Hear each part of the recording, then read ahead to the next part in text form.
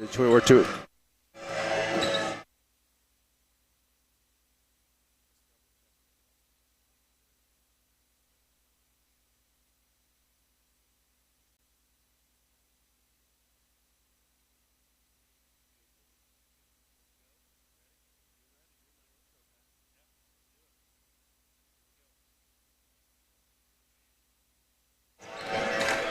Welcome, basketball fans, to the 103rd Winchester Invitational Tournament. Aaron Littig and my forever broadcast partner, Denny Vortman.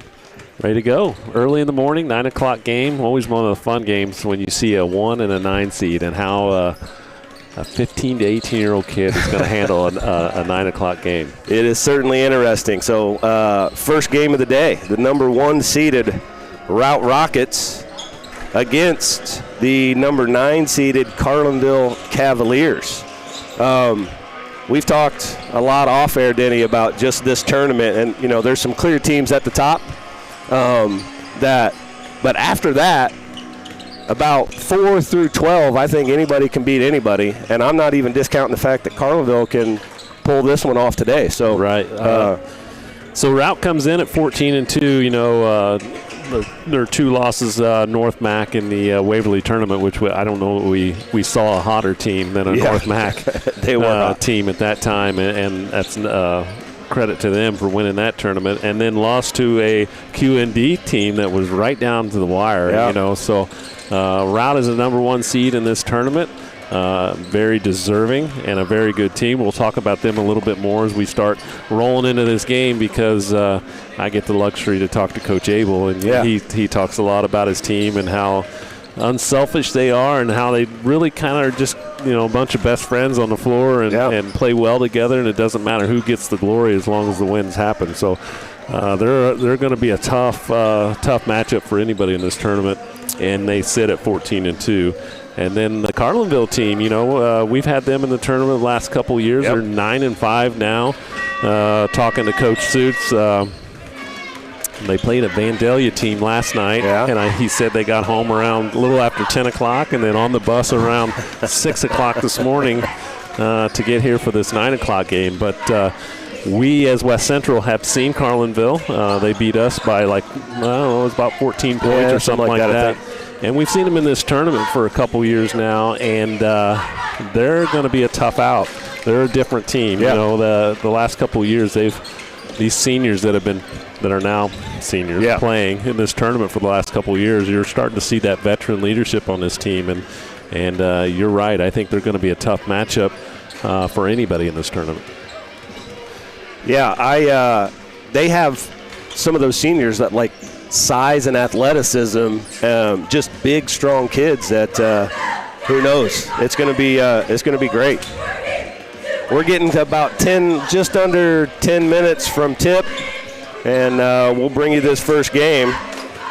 I'm excited, bud. 103 got some new stuff this year. We'll touch on that here in a little bit, but thankful for everybody here that's joining us. Also, all the people doing all the things this morning. It's been a busy morning here. We've got our crew in getting the green screen stuff. Every team that comes, they pick, you know, their top 7-8 players. They get some green screen action that we're able to put on the screen here, and we're well underway. Yeah, I'm a little biased. Like you said, I don't think there's a better tournament as far as hospitality when it comes to either being up here in the hospitality room, the parkers that are outside that we'll talk about. This being, last year was really Jeff Lashman's last year of parking, but he's kind of helping the boys out. I don't know if he can get it out of his system, but we're going to honor him later on in this tournament. But, yeah, all the green screens, the individual things that we do for the teams. But we have something new this year. I don't know if you want to get into that now, but we have the Aaron Littig All Kicks team. Well, we can touch on that. We are going to do an All Kicks team this year, so I'm gonna pick. Denny, are gonna pick our top 5 favorite shoes of the tournament, and going to get a little recognition for those guys.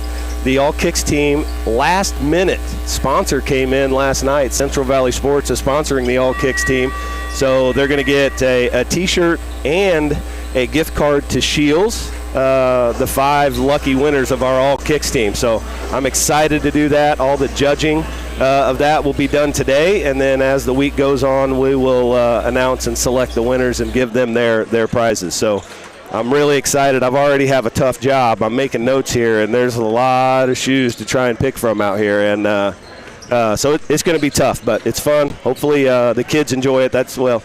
I enjoy it, but then hopefully the kids get behind it too. And again, Central Valley Sports is sponsoring our All Kicks team this year. First annual.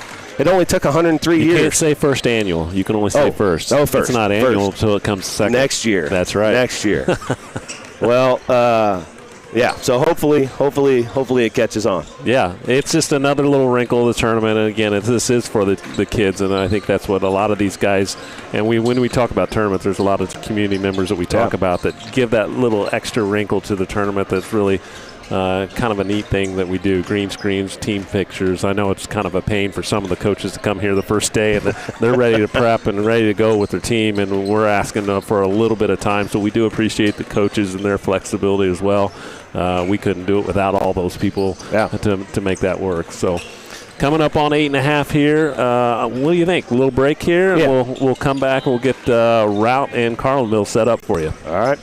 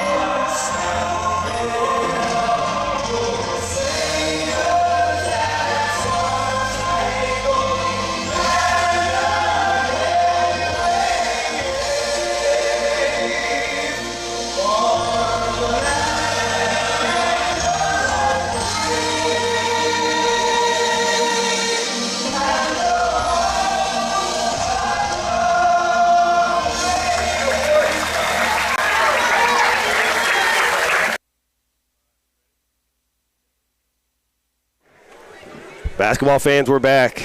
Aaron and Denny ready for the tip here. There will be no starting lineups on the first day, on the court anyway, of course, but starting lineups first for Carlinville. Number 3, Carter Zilm. Number 11, Tristan Thompson. Number 15, Tate Duckles. Number 23, Sawyer Smith. And number 24, Noah Conberry. For your home team, Routt Rockets, number 3, Nolan Mossman. Number 14, Bryson Mossman. Number 20, Owen Gennart. Number 25, Brady Turner, and then rounding out for the Rockets, number 44, Adam Abel. All right, it's the beginning. Here we go. Routt last year made it to the championship game, was upset by our hometown West Central Cougars as they won the title, but again, Rout's number 1 seed, so they're probably obviously the favorite. The tip goes to the Rockets. That's Brady Turner up top starting the offense. Mossman, Abel. Top of the key 3 from Abel. It rattles out. Rebound down to Duckles. We'll see how Carlinville kind of handles this pressure right off the bat. On cue, steal by Mossman, cleaned up by Mossman on the missed layup. Yeah, this 1-2-2 half-court trap the Routt does, it definitely poses problems. They're very long, athletic, so they can trap and cover ground, and it causes teams a lot of problems. That's a three-pointer there, back off the back iron from Smith. Rebound to Mossman. Mossman working, backing in the old Charles Barkley right there. Trying to find Turner, but it goes to Gennart. Now the other Mossman. Elbow jumper from Mossman off the back iron. Rebound down to Smith. It'll be important for this pass right there that they're making a lot of those cross-court passes. That's exactly what Routt will want you to do. Now they're putting Smith down in the middle a little bit to occupy some space. But there for a while there, they were throwing some cross-court passes. I'm like, if you're Routt, you're loving that. For sure. That's Duckles to Smith. That pass can be scary too. Up top, that's Thompson. Shot clock is in effect here at the Winchester tournament. 5 seconds on the clock. They'll get one more. One dribble, pull up, blocked by Mossman. Nice job by the Rockets. Just there's space out there. Everybody out there, I can hear a couple people. They're down low, short corner. I'm like, good luck. Yeah. They can cover some ground, and they're long too. Turner and Abel especially. That's the first possession of the tournament where the shot clock came into play. Yep. Abel, corner 3 from him. It's off the front iron. Turner ends up with the board. Back to Mossman. Good shot fake, step through, left-handed floater goes. Mossman. That's what makes him so good. He's a good shooter. Don't get me wrong when I say that, but those skills that he has, that little step through that he has. Carlinville working across the top part of this zone. That's a three-pointer up. Nothing but net there. That's number 11, Tristan Thompson. And Thompson was the kid that kind of gave West Central fits there at the IC shootout. You know, just when West Central would make a run at Carlinville late in the second half, he was hitting big shots. There's a foul on the play. Are they going to get an offensive foul here? They are. It's going to be on Mossman, Bryson Mossman. That's number 3, Carter Zilm, stepping in, taking the charge for the team, giving up the body. And even there, I love the call because Mossman's hard to take a charge on. Again, he's trying to step around. He's not hitting guys square. So I thought it was a great call by the officials. There's the pass over. Thompson again for 3. No good. Rebound down. That's Smith with it. Smith pivots, spins it out. There's Duckles. How long have we called him? Feels like he's like a 6-year senior, Duckles. He's played here a lot. That's Thompson. Back to Duckles. That 3-pointer from Thompson off the mark. And I mean, I can anticipate a lot in these games there. Gennart down in the corner. Mossman drives middle. Kicks it to Abel. Abel, a little jump hook, no good. Gets his own board off the glass and in. What I was starting to say is I can foresee some shot clock issues with teams with Routt in this zone. It takes so much just to get into the offense. 10 seconds already into it, and they're not even in a position to score. Now they are, but yeah, you're right. Long shot by Duckles, hits nothing but net and ties this game up. It's obviously going to be a key factor, them being Carlinville being able to knock down some stuff from behind the arc. Turner goes hard down the rail. What a shot. What a shot by Turner. Just kind of hung. It looked like his eyes were looking pass when he left the floor, and just makes a tough, athletic shot. 8-6 Routt. What an advantage it is for Routt to be able to have him be their point guard. Yeah. You know? I mean, he's a big kid, and he brings the ball up the floor, and that frees the Mossmans up to play off the ball. Yeah. What an advantage. That's Thompson. That 3's blocked. Turner got his hand on that one. You're right, because as a scorer, it takes a lot of energy to be the ball handler at the same time. That's Abel, free throw line jumper. He has 4 points, extends Routt's lead to 10-6. That looked like a lone in the gym practice jumper there. Yeah. Like he was all by himself. Super took his comfortable, Carlinville works the ball around and looking to attack a little bit more. They've shot a lot of threes early in this one. That's Smith. He's going downhill. He goes to the basket, scores. That's a strong kid. Yeah, him and Convery, 24 for Carlinville. Those are a couple of big dudes. Yeah. Mossman to Turner. Turner heading down the lane again. Up top to Mossman. Rebound down to Zilm. We are talking a lot about Routt, but how about Carlinville already early in this game? This hasn't been easy to get here. Play a late game last night, and again, they haven't been overly successful in this tournament in the past, and they've got a senior group that's a very good group. For sure. I wonder if Coach Suits is going to talk to his athletic director about that Friday night late game. Yep, I agree. If they're going to stay here, yeah. Turnover there by Carlinville. Yeah, going to get a travel call there on Mossman as he drug that foot. Couple subs for Carlinville. Rowe coming in the game, and it looks like Cooper. And then we're out. We got one substitution. That is Samuel Long in the game. Heard a lot about him from Coach Abel, kind of the spark plug in a lot of ways, and we're probably going to see a lot of him throughout this tournament. Gennart has the seat. Now they've kind of shifted into more of a 2-3 zone. Great drop pass there. And there's been a couple opportunities Carlinville's had, for some bunnies, and haven't even tried to look at finishing them. Right. That was Cooper making a great move. That's Smith shooting the ball. I mean, previous one, that was Cooper. He just wasn't comfortable shooting it. There's Abel, little step through, no foul called. Could have been one. Yep. And Carlinville comes away with it. That's Rowe, right, Tim? That is Rowe, yes.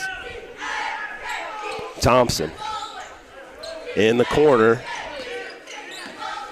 That's Cooper. Rowe back up top. Here's Thompson. Swings it over to Duckles. He's attacks, finishes that. I don't know if I like that, unless he just didn't land with both feet. Well, and that's after I said I don't know if I like that. I felt like maybe he did just kind of do a little crow hop there. Sometimes things look funny. Yeah. And I don't know. They got a better view than we do, so That's right. We're going with it. It's a turnover, Carlinville. Inside it comes to Abel. Kick back out to Turner. Over to Mossman. He's wide open shot. Just can't leave him open. Nope, and not that open. Yeah, it's just too easy for him. Tournament MVP at Waverly 2 years in a row. He's been all tournament here, and he's a good one. Winding down this first quarter, about 30 seconds to go in the first. That's Duckles.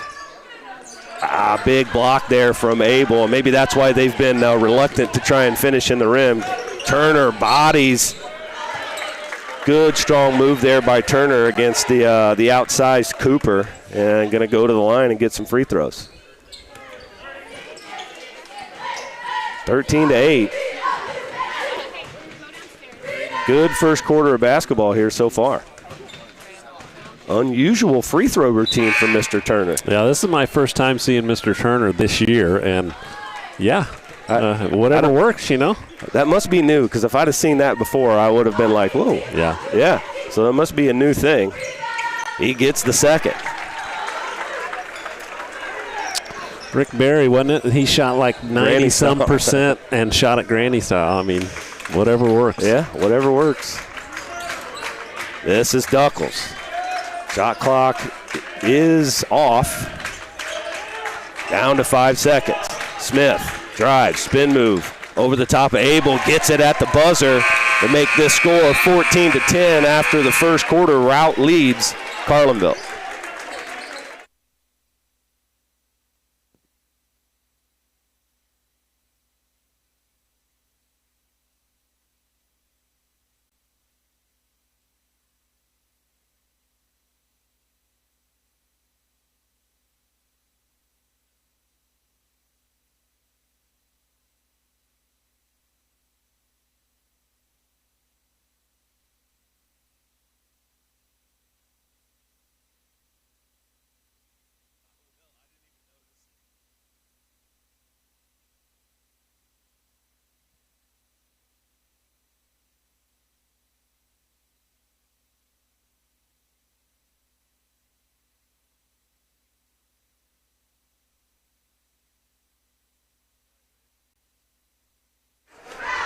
Ready to start the second quarter, 14-10. Routt leads it. It was just pointed out to me, Denny.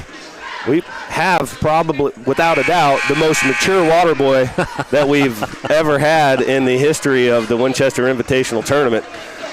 Coach Justin Fuller puts on the water boy shirt and giving some water to the officials. Just another one of those wrinkles, right? You know, the wrinkle of the tournament. Who has a 45-year-old water boy? Winchester Tournament does. That's right. I hope you're right on his age. I don't know what his age is. You know what? It is what it is at this point. That's right. Carlinville basketball. What a big shot by Smith. Not only to get within 4, but they have the basketball, and there's Smith again. Long shot. Ooh.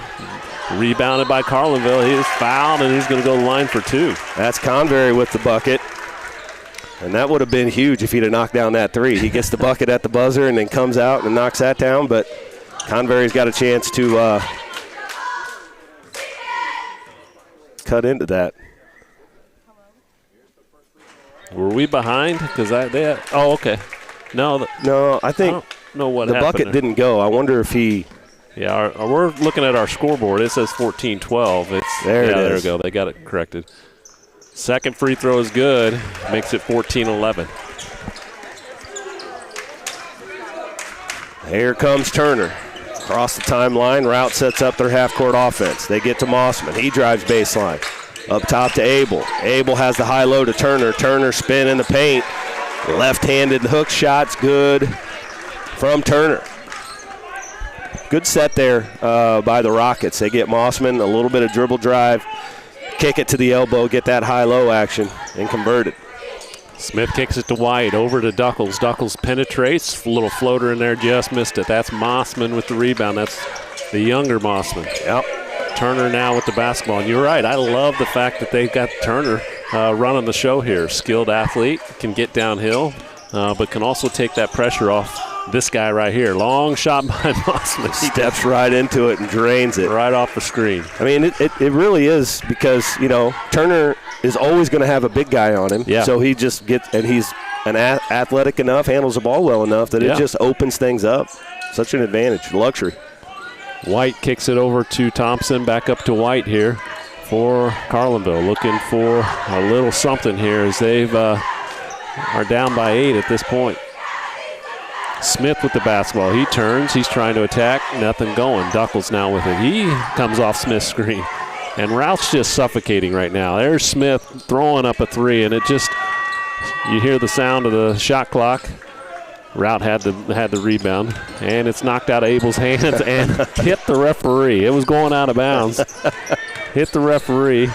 Now we have Mossman. Long shot from him. It's the younger brother. That's his first points of the game. Or did he make a layup? No, that's his first points. Yep. Nolan Mossman hits that 3, 22-11. Death by 1,000 cuts. That's right. And Carlinville, that's White. They're going to leave him unguarded there for a little bit. Back to Thompson. There's going to be a timeout for Carlinville. They want to get some things squared away. They're in a little bit of a scoring drought, and I don't blame them. 17 seconds left on the shot clock. 5:39 left to go before halftime, and it's a 22-11 Routt lead.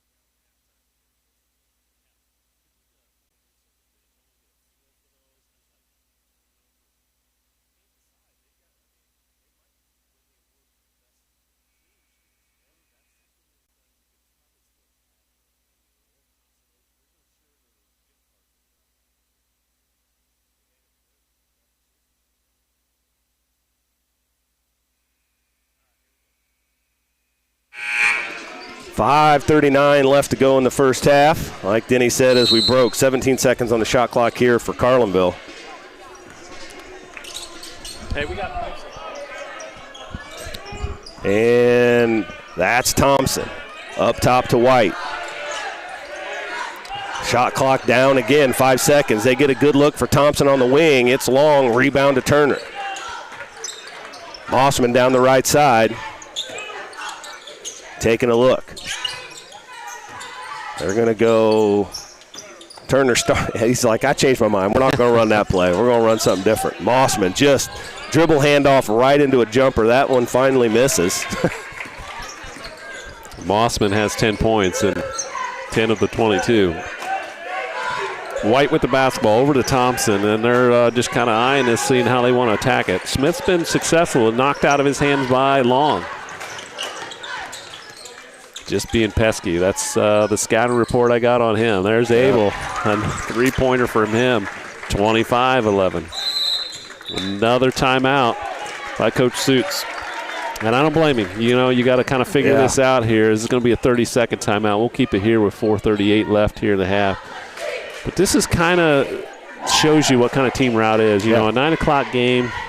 They've had to do this a couple times. The second time this year, as they did this in Waverly too. But early, you have to take their best punch. Yep.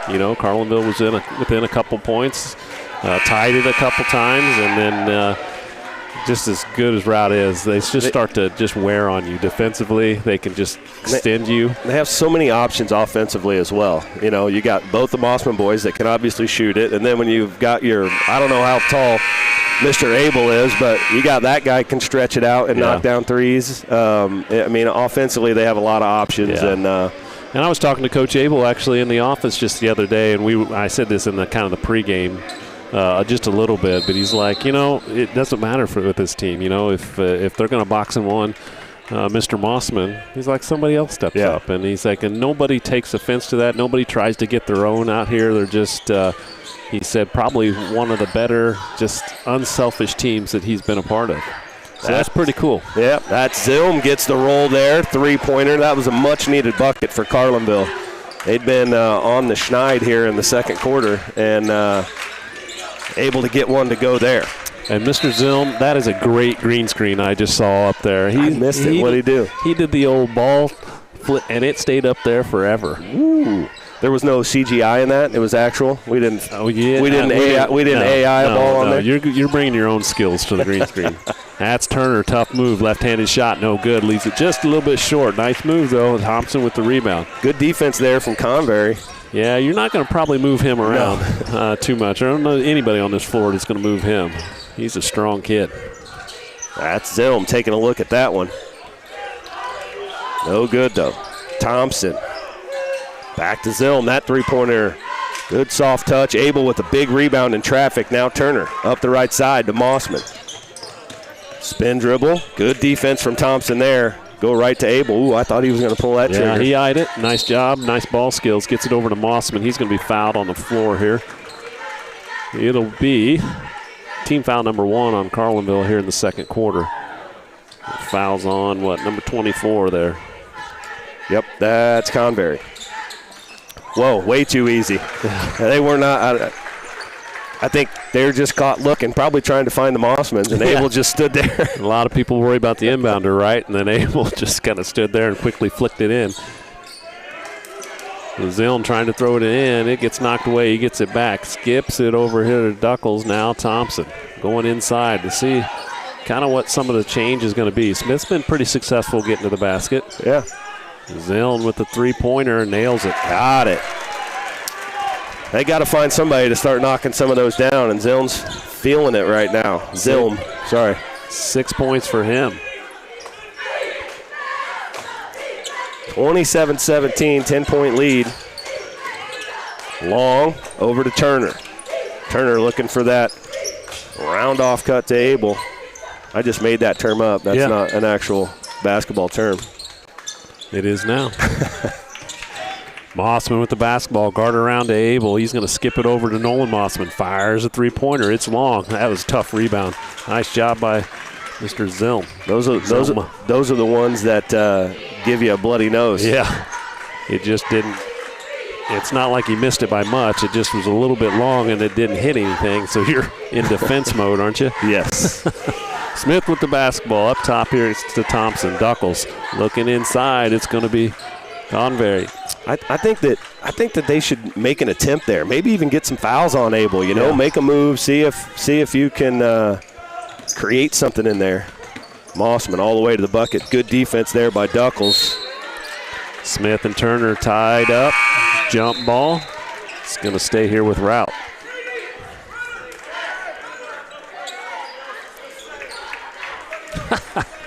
Oh, Abel's over there in a crouch mode trying to give. I didn't even see. It's like he was sneaking up on Waylon. You're not sneaking up on anybody, Mr. Abel. Good shot fake by Mossman. He finds a seam. Nolan Mossman there. Turner, rebound, put back. You got shooters, you got rebounders. Tough to deal with. Yeah. 29-17 as we're getting down to about a minute 20 to go here in the first half.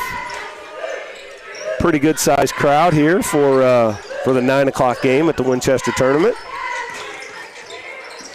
Smith, just like you talked about it, almost exactly making you look good. That's right. Smith attacks the basket, hangs a foul on Turner, scores, and has a chance to get this back in single digits. There's that focus on knocking down some threes, but they've had many opportunities at least to make a move inside the paint area, and they're deferring to kicking it out. I think a little bit of a combination might help open things up a little bit. Absolutely. That makes it a 9-point Routt lead with the basketball as we approach under a minute and a half. Turner post up. This is a mismatch for sure. He goes to left-handed jump hook. Good defense there, though, by Cooper. Yeah, he stayed there. Maybe Turner settled a little bit. Yeah. I like to see him get to the basket there. A nice job by Mr. Cooper. The shot clock is on. 40 seconds to go in the game. About 20 on the shot clock here. So Routt will have the opportunity to get the last bucket. Big bucket here, chance at a bucket by Carlinville. Good finish there by Duckles. Nice. Now you got to get a stop. Interesting with the shot clock, too. You know, I didn't know if Carlinville would try the 2-for-1. You know, in college, they go for the 2-for-1 sometimes. I don't know if that strategy is really effective. But trying to get a couple possessions out of it. Well, I think it is if you have some elite basketball players on your team. That's why it's beneficial in college. Mossman all the way to the bucket, lays it in off the glass, and that's going to do it for the first half. I want to go back a second. I'm not saying that Carlinville players aren't good. I'm just talking about in college you have a lot of people that can score the basketball, so you feel confident you can get a quick one and get another one. Yep. Anyway, that's it. First half, over. 31-22, Routt leads it. It's going to be a good second half. Carlinville's going to have to make some adjustments, and they got the coaching staff to get that done. So we'll be back after about 10 minutes.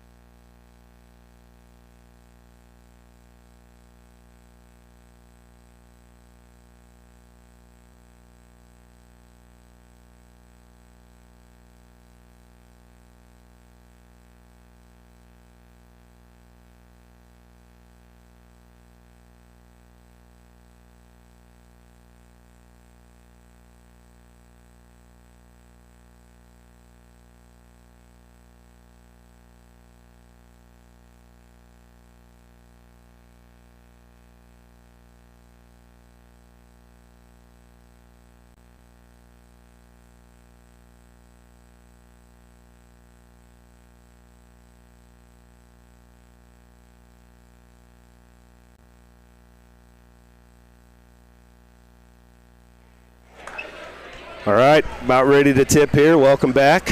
Thanks for joining us. 103rd. WIT. Routt, good first half from them. Carlinville just hanging around, though. Like, they just need, like, a couple of things. And, you know, they can get right back. Well, they already are right back in it, but 31-22. At what point do you think Carlinville starts to maybe change, like, defensive pressure a little bit? It's scary to try and do against them, but yeah, I think right now when you can stay, you're still at arm's length at a 9-point lead for Routt. You kind of stick with it for right now. Rout's just dangerous, and they can put points on you in a hurry. And I don't think pressure is going to be something that's going to sit well with Carlinville right now. There may come a time where a little more desperation calls for those measures, but right now, if I'm Carlinville, I'm not overly disappointed where I'm at. Nope. Good, solid first half for him.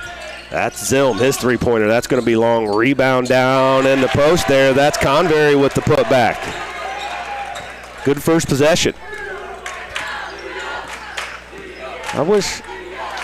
I can't see what they're putting on the green screen up there. Like, I love the idea. They got like a whiteboard that they're writing something on, but my old eyes can't even see what's written on the whiteboard. Gennart with the basketball high above his head. He's going to reset things. Mossman now with the basketball. Bryson Mossman being guarded by Duckles. Routt looking for a good one. There's Nolan Mossman. Little cut. No good. He had the shot. Yep, he did. Just missed it. And Coach Abel talking about that young man a lot. You know, just how he thinks football, being the guy on the football team, has really helped him in his basketball. Okay. That pass trying to hit Convery in the on the opposite side block.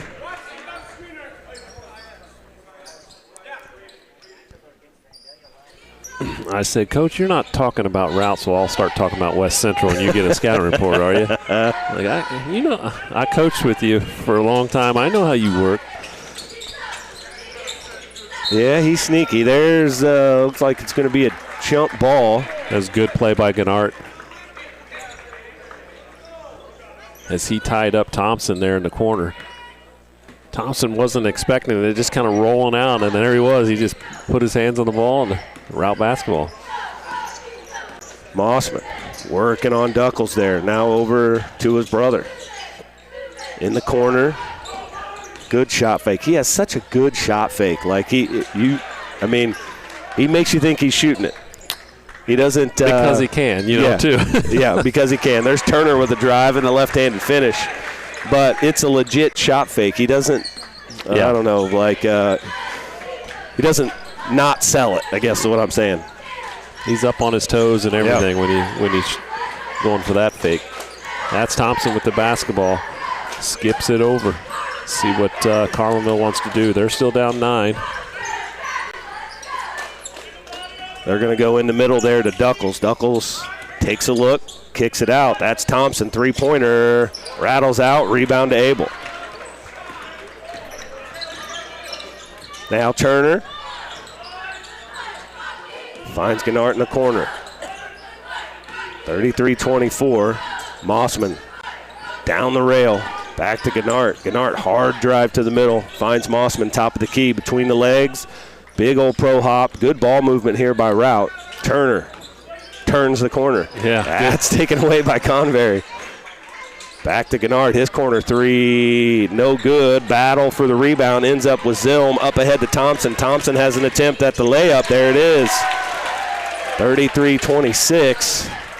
Back within 7. They were within 7 a couple minutes ago. Back within 7 now.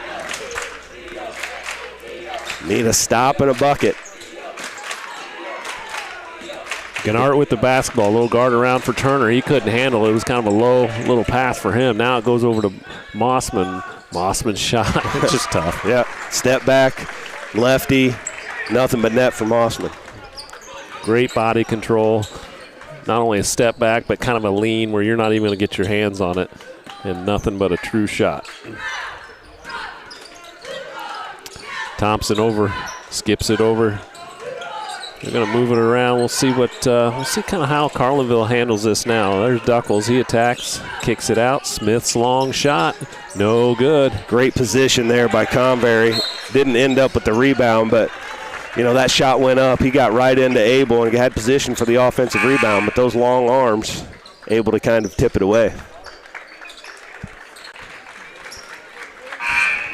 That is Dar checking into the game for the Rockets as Mr. Mossman, Nolan Mossman, going to get a breather. Another one of those young kids. We know Dar, he can shoot. He's got some offensive abilities there. So another little piece for the Rockets. Turner had a step there, picked up good help defense there by White. Mossman another baseline jumper, no good. I think they're going to get Abel there with the push in the back.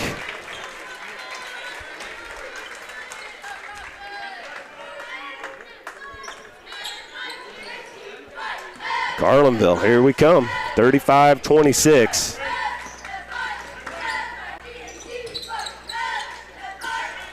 That's White. This is, I mean, I think if you're Carlinville, you were kind of probably hoping that they'd come out and play man maybe. And they seem a little bit like shocked a little bit. Like, yeah. You know, it definitely has thrown them out of their rhythm. Yeah. There's Duckles, bumped by Turner. And they're going to get him on the second one. I love that. It's just being aggressive, but also knowing when to back off. You know, he got the first bump, and I think Dave's like, all right, you know, didn't knock it out of his hand, and then he comes up and gets him again. And I don't think he can let two of those go. Thompson at the top of the keys, guarded by Gennart. Out of Smith. Smith looking for a seam. Spin dribble on Turner. Thompson, 8 seconds. Smith, one of the few ones getting downhill. His shot just missed. Turner with the rebound. They're going to throw all the way ahead. This could be a dunk. Almost was. He just couldn't get his feet under him, and that being able. And I don't know if he just kind of lost positioning on the floor, because as he was going up, he almost rim stuffed, I guess is the way I would put it. He kind of got bumped too. Like right as not a vicious foul. I wouldn't call anything a foul, but just knocked off balance a little bit. There's another bucket. That's Thompson. Thompson now has 7, brings Carlinville back within 7. Up top to Abel. Turner has position down on the block. Good help defense there by Thompson, but Turner gets it back, puts it up. Turner now has 11 points. Mossman with 14. Turner with 11. Abel with 9. That's White now against Dar. Trying to get it in, looking at Smith. But Thompson's going to reset. Duckles. Good driving lane there. Good help defense from Abel. Now Smith, shot clock under 10. That's a layup right there that he kicked it out. Duckles pull-up jumper from the free throw line. Short, rebound to Dar, now Turner.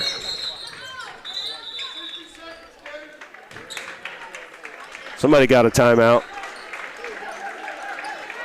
Looks like it's going to be a full timeout. There's 1:38 to go here in the third quarter. Rout's leading this one 37-28.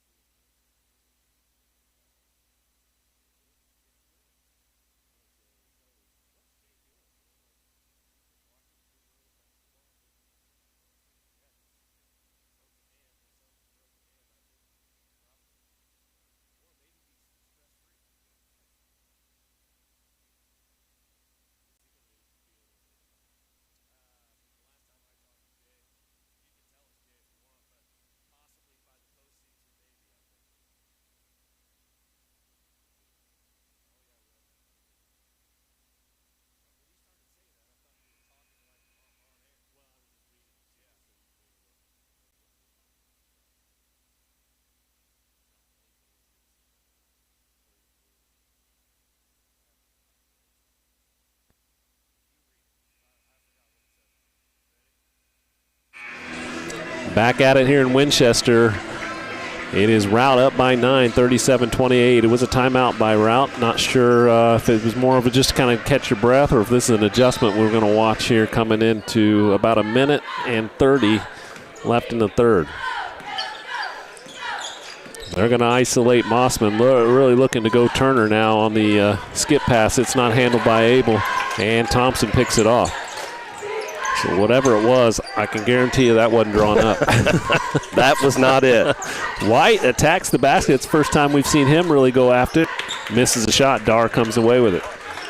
Bryson Mossman, he has a kind of an isolation going baseline on Duckles, creates his own space, misses the shot, and Abel runs it down.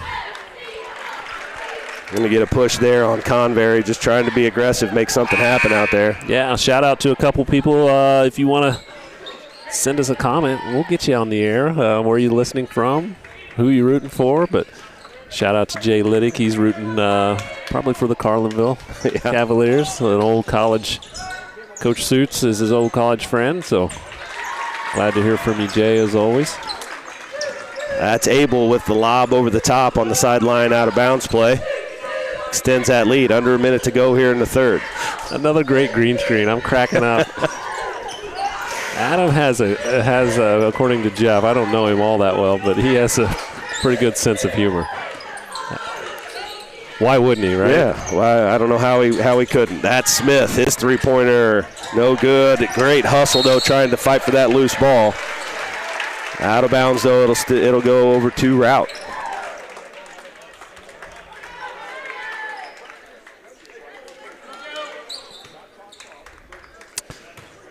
.32 seconds left in this one. The shot clock will be off. Mossman will have the basketball. We'll see if they're looking for one. Gannart, ball above their head, guarded by White. Now Abel has it, trying to go into Turner. Nice catch by Turner. Nice turnaround. And that scores with 17. That was a tough catch because I don't think that's where Abel was trying to throw the basketball, and it ended up kind of on the backside of Turner, and he's able to corral it in and score. White, 5 seconds. That's Smith, his three-pointer. That's going to be short, and that's going to do it for the third quarter. Routt comes out, extends their lead here in the third quarter. It's 41-28. The Rockets lead it.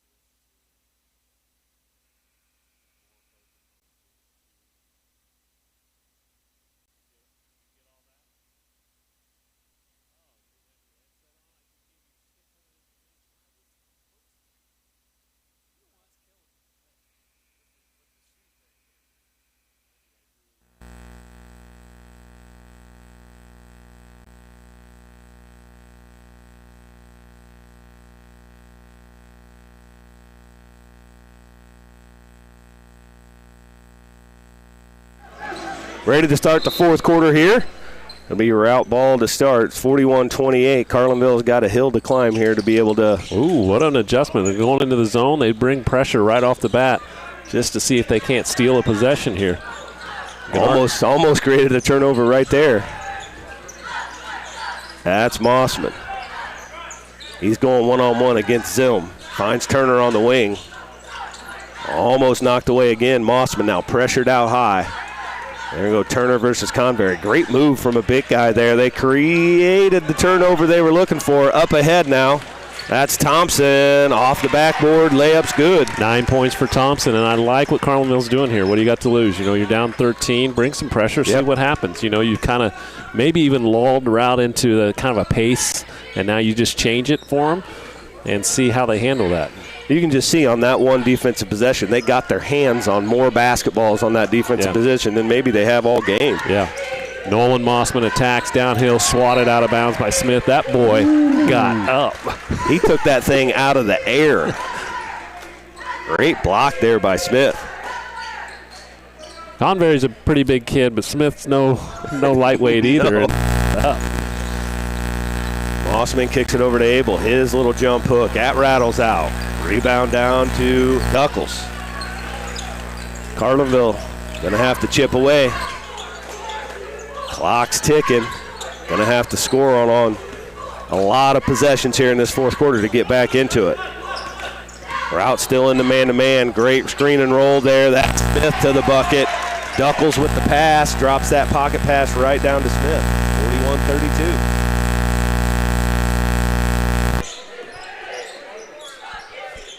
Mossman, Gannart on the guard around. He passes it off to Turner. Turner, back cut by Mossman. They cut it off. Turner attacks downhill. He's going to be called for a travel. There's a reason he traveled. I think, and I love this about a senior here too. He's going to go over and talk to Dave. Yeah. And at least say, hey, what'd you see there? Yeah, play the little get the call next time. You can't change it now, but get the call next time. And you're right. I like the way he did it. He wasn't demonstrative about anything, which was great. That three by Thompson's no good. Rebound to Abel. It's the game within the game. I tell my son this all the time. Like, you can throw your hands up all you want. All you do, you look stupid, one. And two, as there's a shot by Nolan Mossman left short. Abel with the hustle play.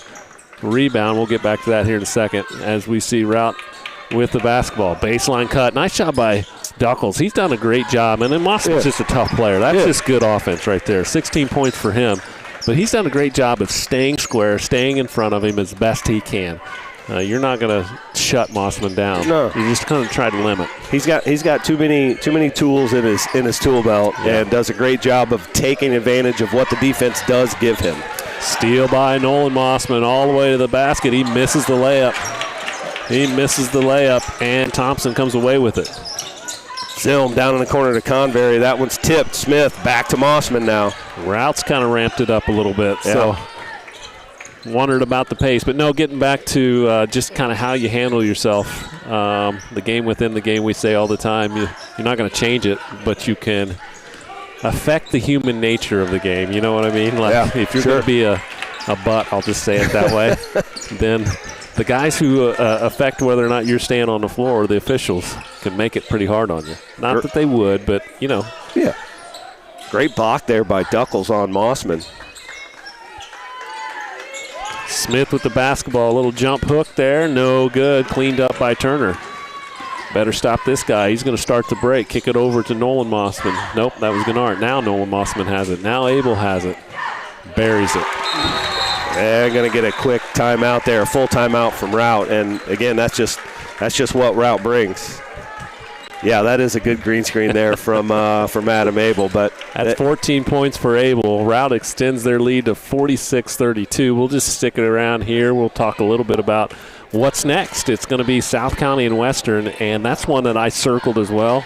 Because, again, we talk about seeding this tournament, and it's a nightmare to seed a tournament when you have the quality, I think, that we have this year in basketball teams, and Western being one of those teams, like, where do you put them? Yeah. At the time, they had struggled. They tripped a little bit, but now you start watching some box scores. I noticed that Western beat Unity. We've played Unity and lost to Unity, and they're the 16 seed. Yeah.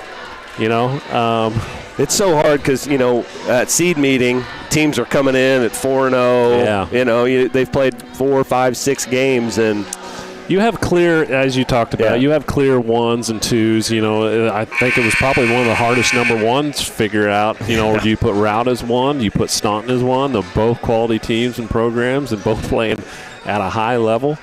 I think you could have gone either way with that. Yeah. And then you got quality teams like Brown County who could take this whole tournament at the 4 seed. Yeah.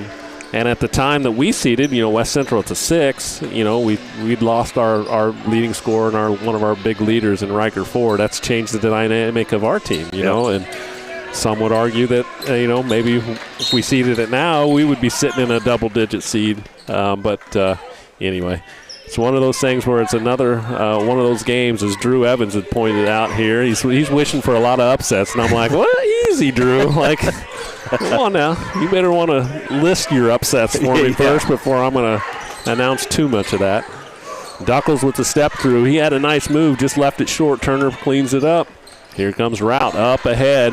Just not enough on it. And picked off by Smith. Now Duckles in the corner. Smith, great catch, ends up with the lane to the basket. That should be a block.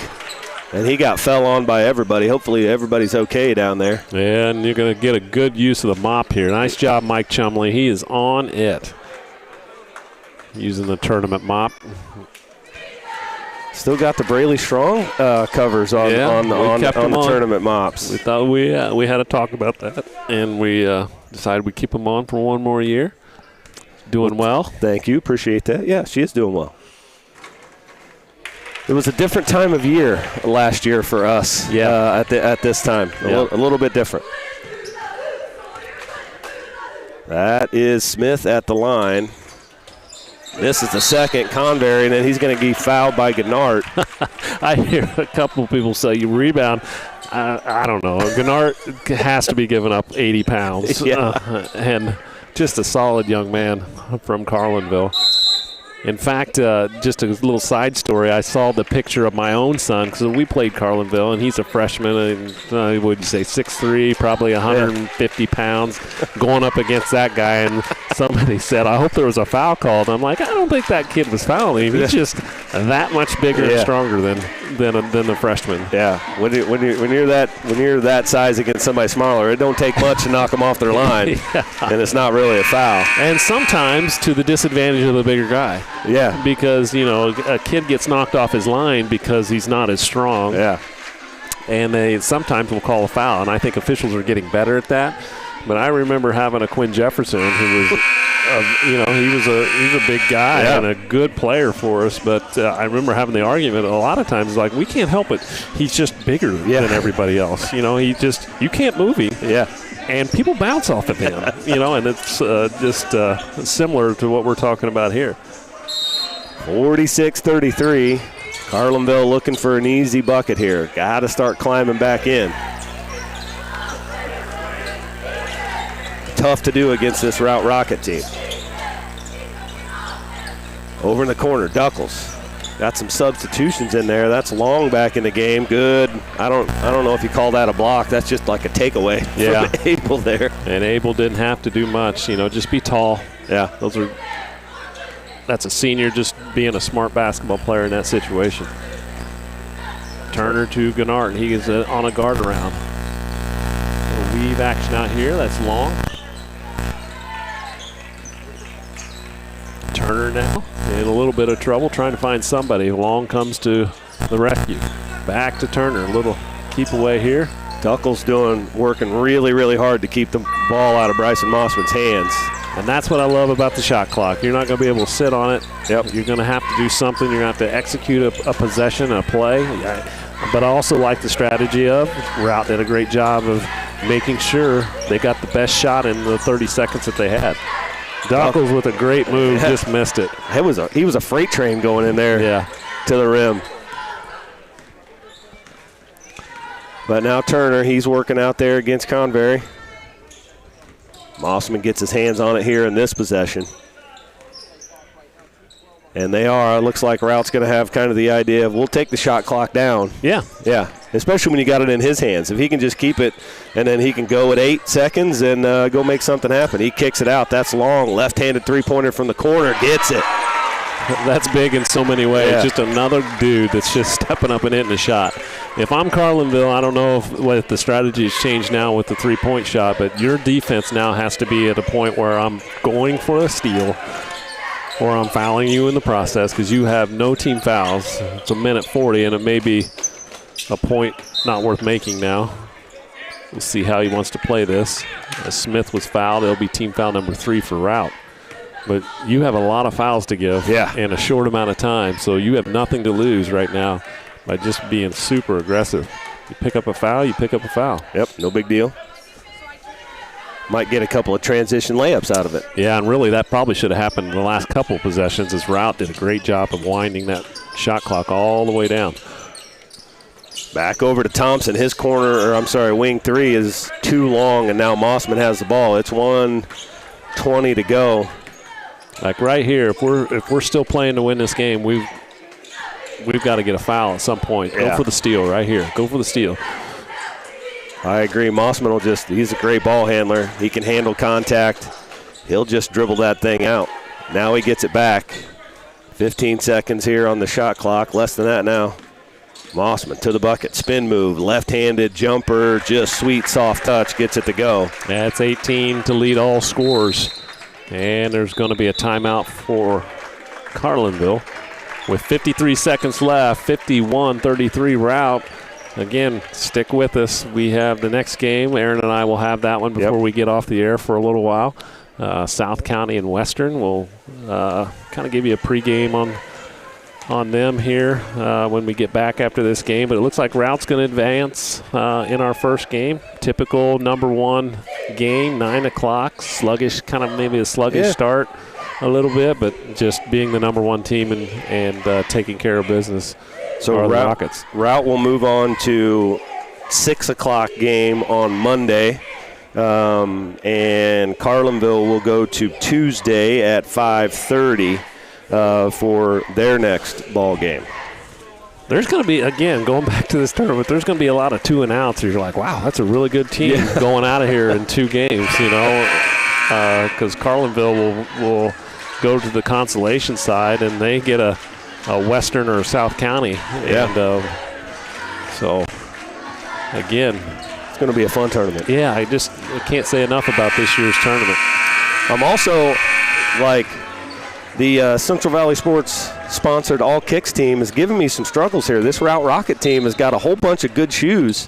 Don't you worry. And if you get caught in the mess, I'll come in and save you. I know nothing about shoes, so it's making it hard right now. That three-pointer from Zilm is short. Convery with the board, off the glass. Oh, I was calling it good before it went. Rout's going to get a timeout, get some substitutions in the game. I got to get some more looks at shoes here to see what we got. So in for, this is an announcer's nightmare. 34 seconds left. Everybody's clearing the bench. We try to give you some love here, but you take Routt, I'll take Carlinville. It'll be Peyton Long in the game. Number 12, is it Mangold? Memphis Mangold? Sure. Number 5, Owen Smith. Number 22, that's Braden Long, who I saw him in warm-ups, can get up. And number 10, Jake Brown for Rockets. For Carlinville, we've got number 1, Keegan Anderson. That's number 12, it looks like. That's C.J. Matthews. 13, Augie Smith. Great first name, Augie. I love that. 25 is Michael, I asked this. Kaganich, I think that's how you say it. And there's the shot clock violation. And I think I got one more to get. Number 20. That's Drew Corton. 2.5 to go. That's going to bring the first game of the Winchester 103rd to an end. Routt Rockets advance. And we're going to be ready to go. I feel better now, you know what I mean? Like just getting that out. There's a lot of things I got to tighten up over here. We got into a pregame. I didn't even get my stat stuff going. That's just. We had a potential camera issue right before tip-off. Right. Hey, this is not Fox. Yeah, I know. Although any production, we don't have a production truck. It's just us. I've heard word that we might win some type of daytime broadcasting award. I don't know. We have a lot of love on YouTube, so I don't know if they're lying or if it's actually true. But we're going to take it as the truth, and we're going to appreciate it. And nominate us for whatever. Yeah, for whatever. That's fine. We'll take it. Yeah. That's great. All right, that'll do it. We'll be back. What do they put up? 10 minutes? We'll be back 10 minutes for Western and South County.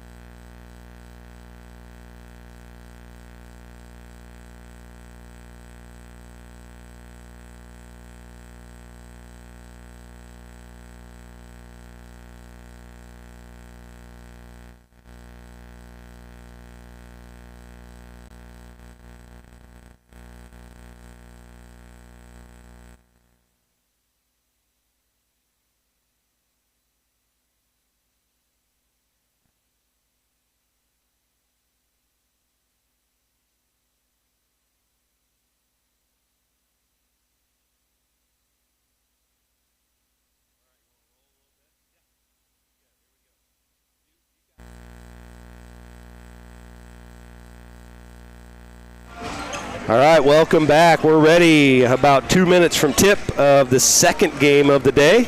You've got South County, who is the number 8 seed, against the 16 seed Western Wildcats.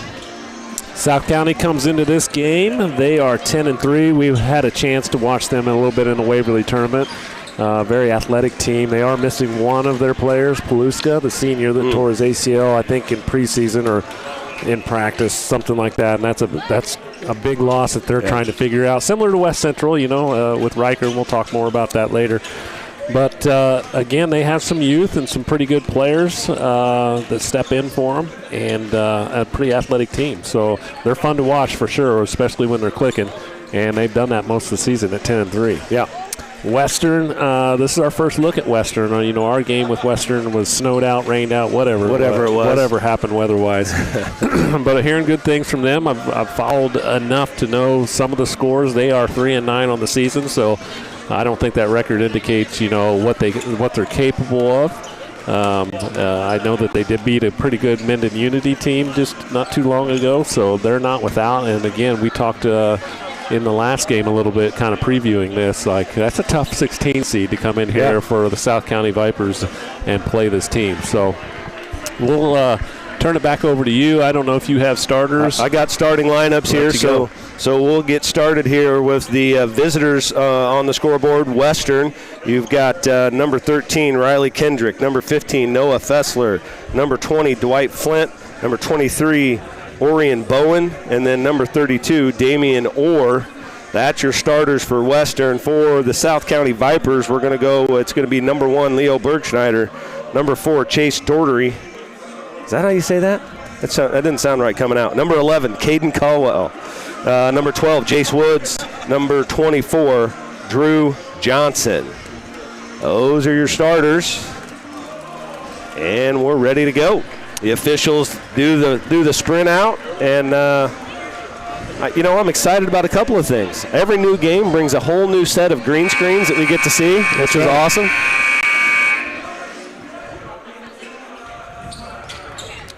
It'll be a Josh Crumwoody-led South County team, and, of course, Dad being – I'm going to have to look this up. Well, the all-time leading scorer or all-time wins leader at Winchester?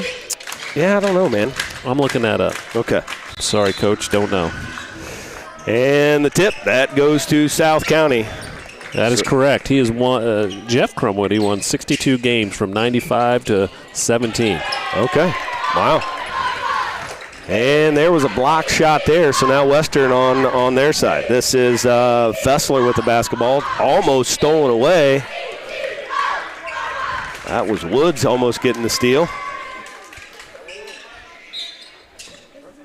Western to inbound. Get the ball in. That's Fessler, looks like, right. At the point. We'll get our names down here, and by the tournament, we don't even need these things anymore. Unless we didn't call the game, then we're back to not knowing their names. That's right. That's Flint, three-pointer top of the key, no good. South County Bergschneider with the board. Nice little hesitation dribble up top. Gets it in the middle. That's going to be – can we get a foul there? Yeah, it's going to be a foul on Bowen, and kind of bailed out Paluska. I think he was a little downhill and out of control. Well, that wasn't Paluska. Oh, yeah. That's right. I just don't want He looks like a Paluska. Yeah, you're right. That bucket's good. Ooh, nice little hang time there from Fessler to get that bucket. That was a tough shot. That's Johnson back up top. Now you got Bergschneider.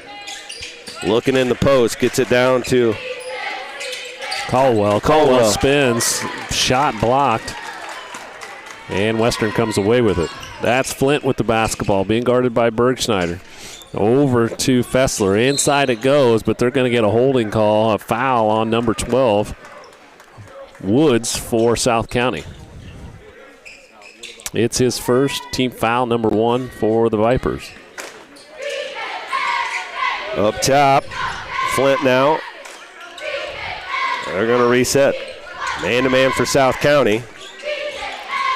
Kind of wonder sometimes, shot clock in play. All these teams have known this. We did this last year too, and I know West Central in the practice runs their shot clock, but if you don't have it, are you practicing it? Yeah. How are you doing it? It's just interesting. And just like there, Flint throws one up, and he had no idea the violation was about to happen, and it did happen because it didn't hit the rim. So it's a shot clock violation, and he kind of throws his hands up. So kind of wondering, some of these teams, how much they practice, if at all, and you wouldn't fault them in one way or the other. But it's coming next year. You don't have a choice. So Bergschneider up top. That's Johnson with it. Looking for a cutting Daugherty. Out of bounds. Kind of a choppy game so far. Both teams just trying to get their feel. Well, we say 9 o'clock, and then we kind of forget it's still 10:30. Yeah. It goes against our nature. I can't imagine playing basketball. Flint with the basketball. Off the screen he comes. Nothing going. Nice job by South County on the defensive end. Looking in at Orr. He's posting up there, but they're not going. That's Flint now back up top. Fessler. They just seem to be trading back and forth. Yeah. They're getting down on the shot clock again, down to 3 seconds. Fessler's going to have to force another one. That one does hit the rim, but is short. Rebound down to South County. Up ahead, Caldwell. Bucket's good. What a pass.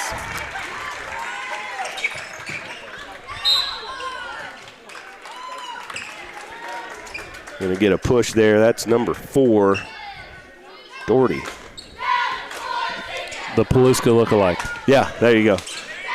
I just had to say that out loud because I would have kept calling him that.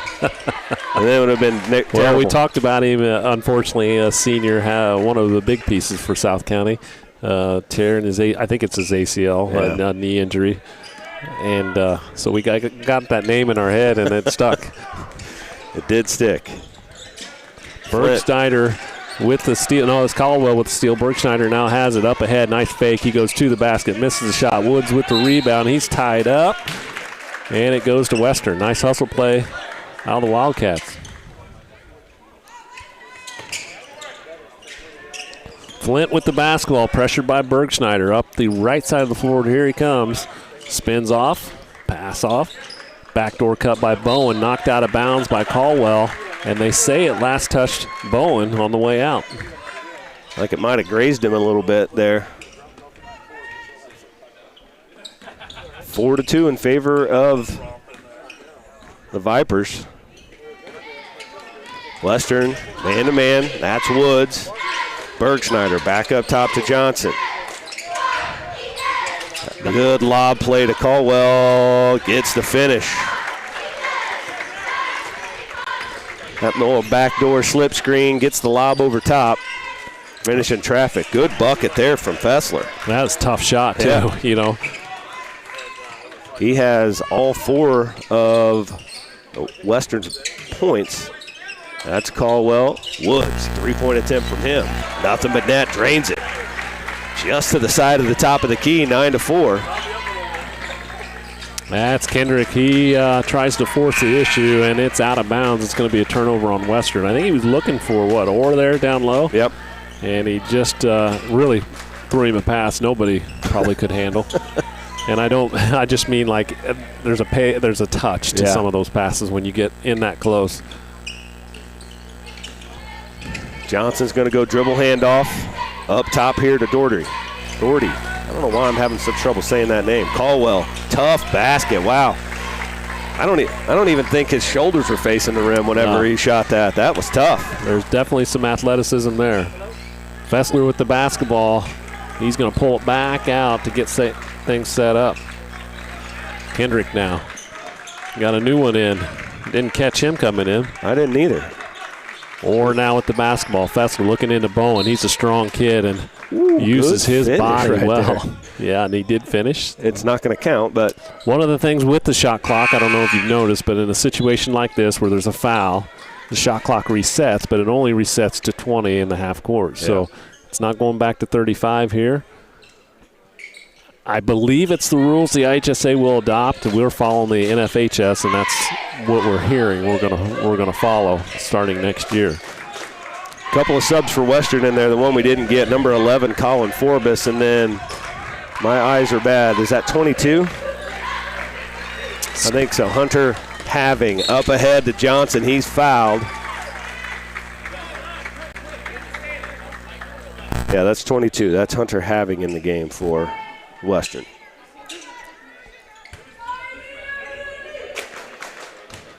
Drew Johnson to the line.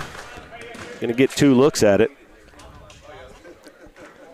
Gets the first.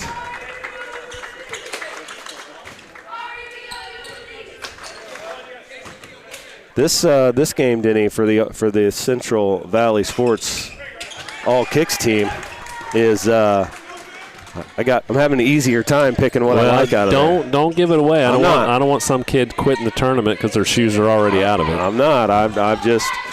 It's a little bit easier time picking what I like. You better tell the South County and Western folks what you're doing. I don't think if they didn't tune in. That's true. We're doing an all kicks team this year, so we're going to pick 5 of our favorite shoes in the tournament, and those 5 selected are going to get a T-shirt and a gift certificate. All sponsored by Central Valley Sports. Another little wrinkle for the tournament. We talked about this, I think, a couple weeks ago. Bird Schneider with the basketball now. He's going downhill, spin move. Nice play by Fessler. He gets some help by Kendrick, but knocked out of his hands, gets it back, scores, and will go to the free throw line for a shot at a 3-point play. But anyway, we were talking about shoes and how the idea of basketball shoes has changed, because when we played, it was team shoes. Even in Bluffs, you didn't wear black shoes. There were certain things that you weren't going to wear, and now kids get to be kind of their own. You can wear whatever you want. Their own dude, when it comes to their shoes and their personality, whatever. Yep. But so you see in the last, probably 5 or 6 years, just the differences in shoes and how popular they're becoming. It's really taken off. I mean, you always had the Jordans and things like that, but now you have all these athletes with their own brand, their own style of shoe. I know, by the way, I'm talking about it, but I know nothing about it. But you can spot a shoe from what you can tell me those are Sabrina's 16s, and I'm like, okay, whatever. I'm not overly, but anyway, we are going to do the all kicks team, so that's kind of a neat little thing. And when you started talking about it, funny story, like my own son's like, hey, Dad, can I get these shoes for the tournament? I'm like, I'm not buying $200 for Analytics all kicks team. That's just not going to happen. He's like, well, okay, well, what about next year if I hold my shoes back until the tournament? I'm like, is it really that big a deal? Yes, I want it to be that big of a deal. That's what I'm hoping for, is that kids are like, I got my season shoes and then I got my WIT shoes. That's right. That's what I'm hoping for. Anyway, back to action here. It's Bird Schneider at the free throw line. He was fouled. He scored. And he gives South County a 10-point lead here with 2:20 left. Make that an 11-point lead. Western now. That's Flint working against Bird Schneider. Across the timeline. That's Bowen on the wing. Driving baseline, tacks the basket. What a strong move out of that kid. Just kind of hung there a little bit, took contact, scored, and going back to the line for him. That's the first take that he had that was really nice ended up not counting, but that's 2 really rim attacks that he's had that's been really impressive. Got some substitutions there.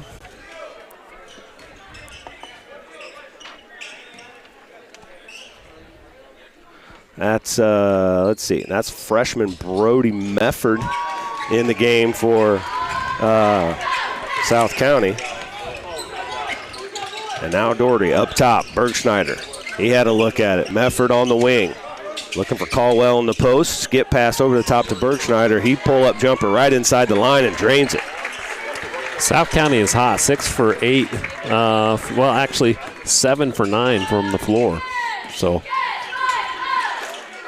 And they lead, a 10-point lead, 17-7. And it's not that Western's shooting poorly. It's the turnovers that are getting them. 3-point bucket right on cue, too. Yeah, that's Orion Bowen. They're 4 of 7 from the floor with that shot. It's just the turnovers that have been giving them fits. Yeah. Not getting near the shots that South County's getting.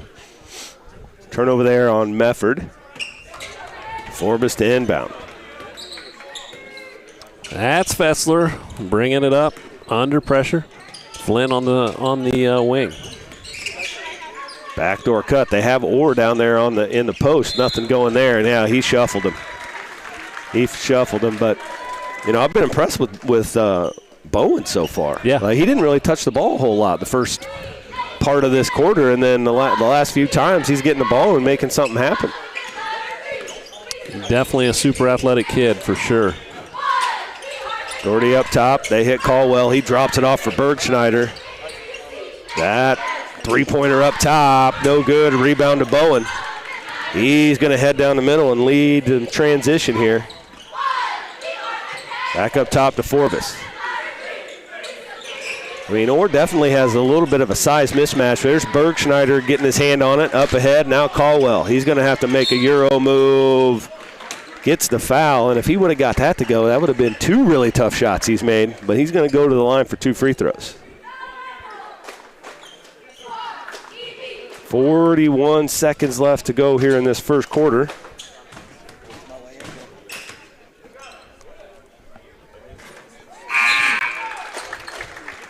He makes the first wall. They'll have another one. 18-10 with 41 seconds left.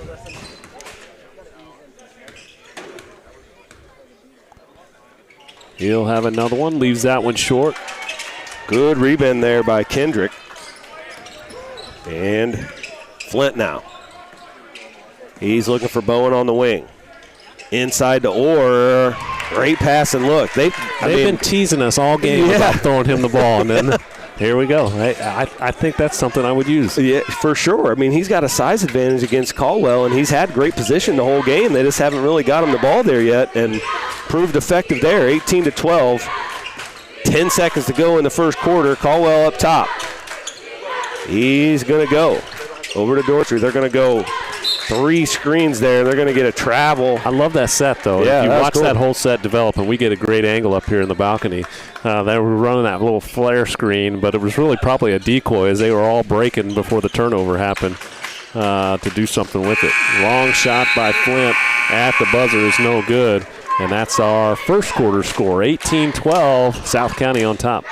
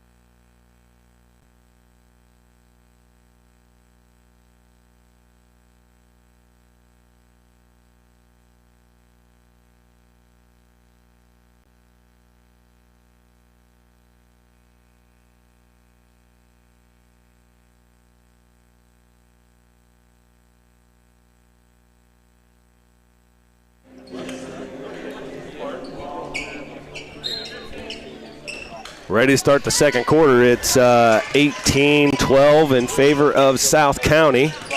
And they get the ball first. First chance to score, Woods. Good ball movement there, Doherty. Kicks it, finds, that's Johnson. Good block there from Orr. Damian Orr having an impact the last 2 possessions. Fetzler into the corner to Bowen. Bowen, little jump stop. Nothing going on there. Pro hop, if you want to call it that. Sure. Big pro hop. Just got knocked out of his hands there at the end. That's knocked away. Good defense by Bergschneider. Up ahead, Johnson to Woods. Woods. That's going to be a tough finish. I think he would have been just fine if he wouldn't have he came down with that hand. He made it easy for the foul to be called. Yeah. Would have been. For sure. That'll put Woods at the free throw line.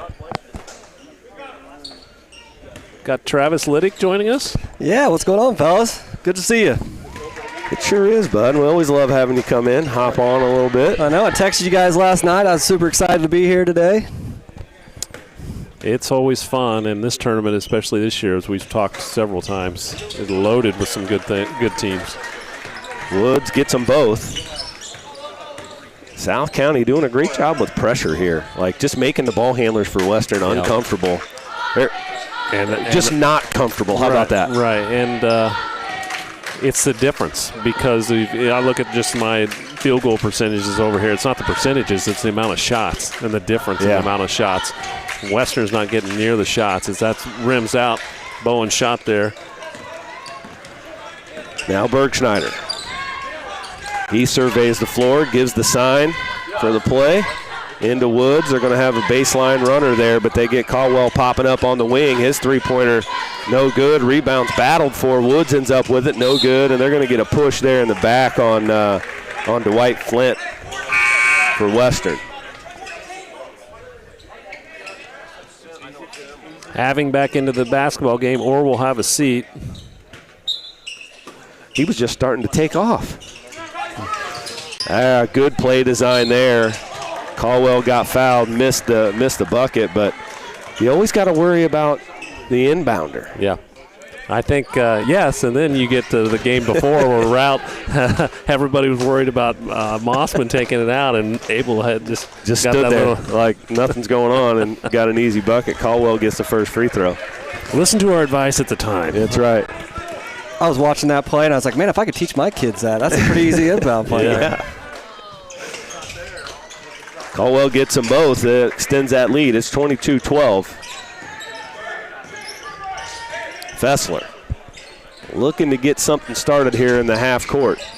South County pressure's causing problems. Flint up top. Bowen. Turnaround elbow jumper. It rattles out. Now we got Bergschneider coming down the right side. I was just getting ready to say, that's an easy one. Yeah. Apparently I'm wrong. Without a doubt, charge block is the hardest call in the world. You're never going to make people happy. It doesn't matter what you call. Maybe it was, Fessler was definitely there. I don't know, maybe it was the aggressive. What I think make charge block calls harder and is that when the space isn't even. So when you meet somebody and then you're only taking up, as the offensive player, I hit the side of you, I kind of feel like that shouldn't be a charge. I have some space. Here we go. Here we go again. Yep. Yeah, I got on here. You can't play defense anymore in air analytics world. That's just no way.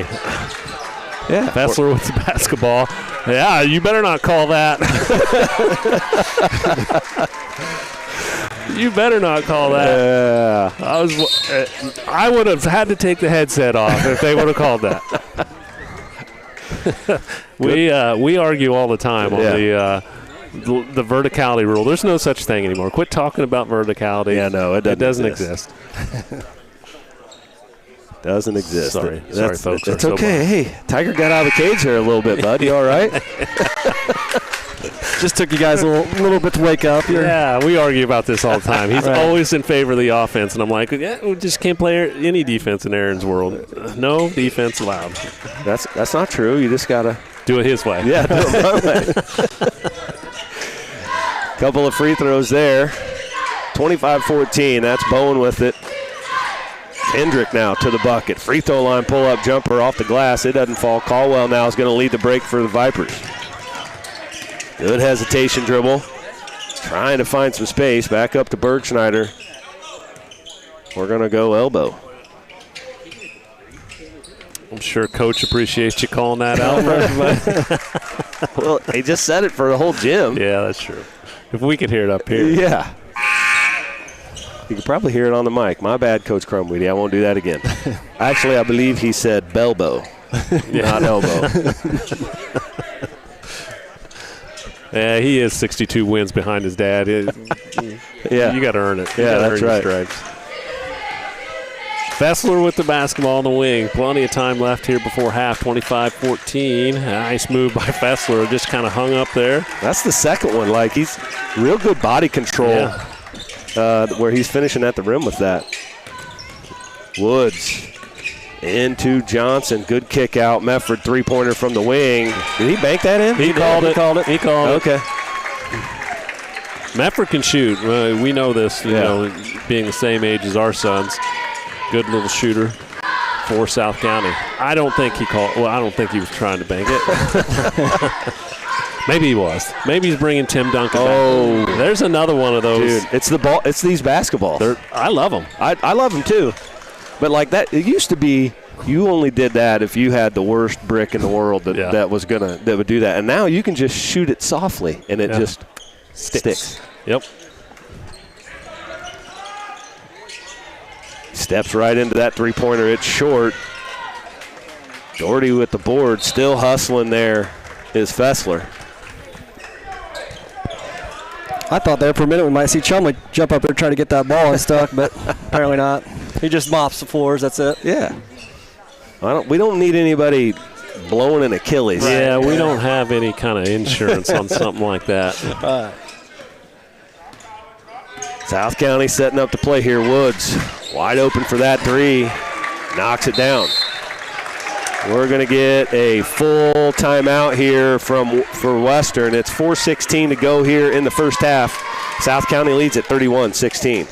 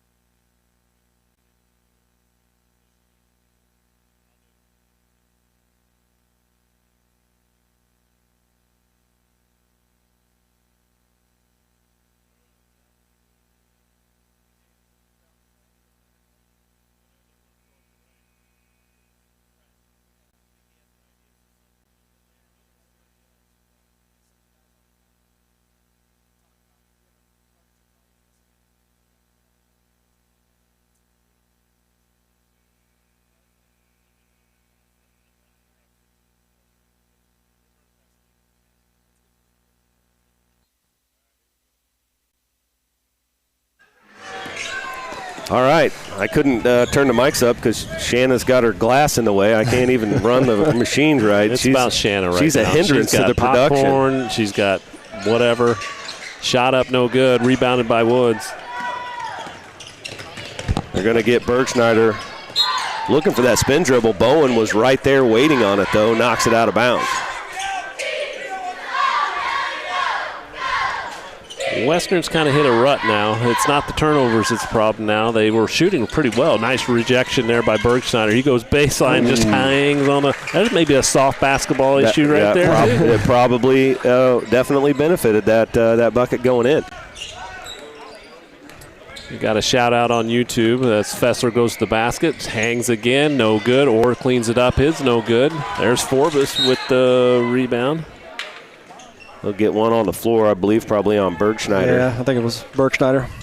But we're getting some thanks for people that can't make it to the tournament. They get to at least watch it on YouTube, and they appreciate that. And we appreciate you guys for tuning in. Yes, we do. You're in charge of reading the comments today, Yep, bud. I'm in charge. So if you want to give a shout out, go ahead. Steal by South County. Up, scored. Ooh, that was a loud backboard smack. That was Colin Johnson. And he snuck in the game on us. I didn't even see him come in. It's 35-16 Western basketball. Forbes looking in, doesn't throw it, skips it to Bowen. He pro hops up, no good. Rebound South County. You know, he's doing a good job of getting to the bucket, just hasn't finished the last few times, but man, he's a slasher. Nice pass. That's Johnson that scores. And another timeout. It's going to be a 30-second timeout. It's not only a hot start, they are shooting really well. We'll give you those percentages at halftime. But yeah, don't give your work away early. Yeah, well, I can't do math, so that's part of it. We are who we are, right? That's right. We did all graduate from Bluffs High School now. Come on. Oh, man. Well, I can do math. I just can't. It takes a cell phone. Right. Now the kids have AI to do it for them, you know? Yeah. Yeah. 30-second timeout, 37-16. We had to learn the hard way. And Mrs. Burns' math class, right? Right. Yeah. Is that aging us? Mm-hmm. Mrs. Burns, Mrs. Bolt. Anyway, enough for Bluff's math talk. We are back to the action here. Just under 3 minutes to go. Kendrick over to Flint.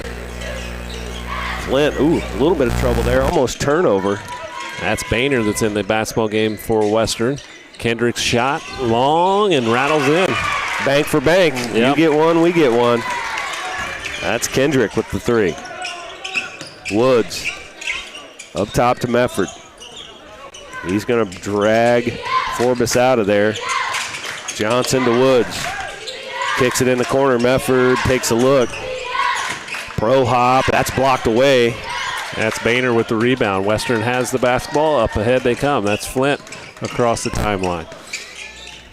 Coming up on 2 minutes before halftime. Oh, nice job. Split the defense. It just got knocked away from him. Orr picks it up. Tries to get it to a teammate. It's stolen. Now it's stolen back by Kendrick for Western. To the wing. Shot fake. Nothing. Nice bounce pass underneath the Orr, and he scores. That was a good pass. Good look. Good pass, good patience, because he was in an area where a lot of kids would just throw it right off the bat, you know, just being in that area. Mefford with the basketball.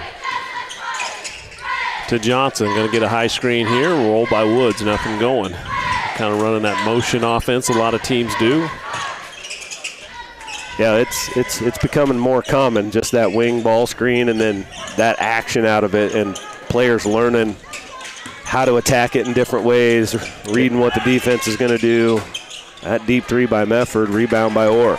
It looks like a simple offense, but there's a lot of reads. It's so much on the offensive player to decide how they want to handle coming off the screen. Orr with the basket. It's going to be a timeout, South County. Coach Crumwoody doesn't like what he sees. 1 minute left before halftime. Are we staying here? Or are we going away for a while? I don't know. Trav, you want to? Yeah, I'll talk drop for a some minute. knowledge? So, yeah, I want to thank you guys again for letting the Air National Guard come out here today. You know, we're having some folks here throughout the day talk about some of our benefits, some of the partnerships that we have going on.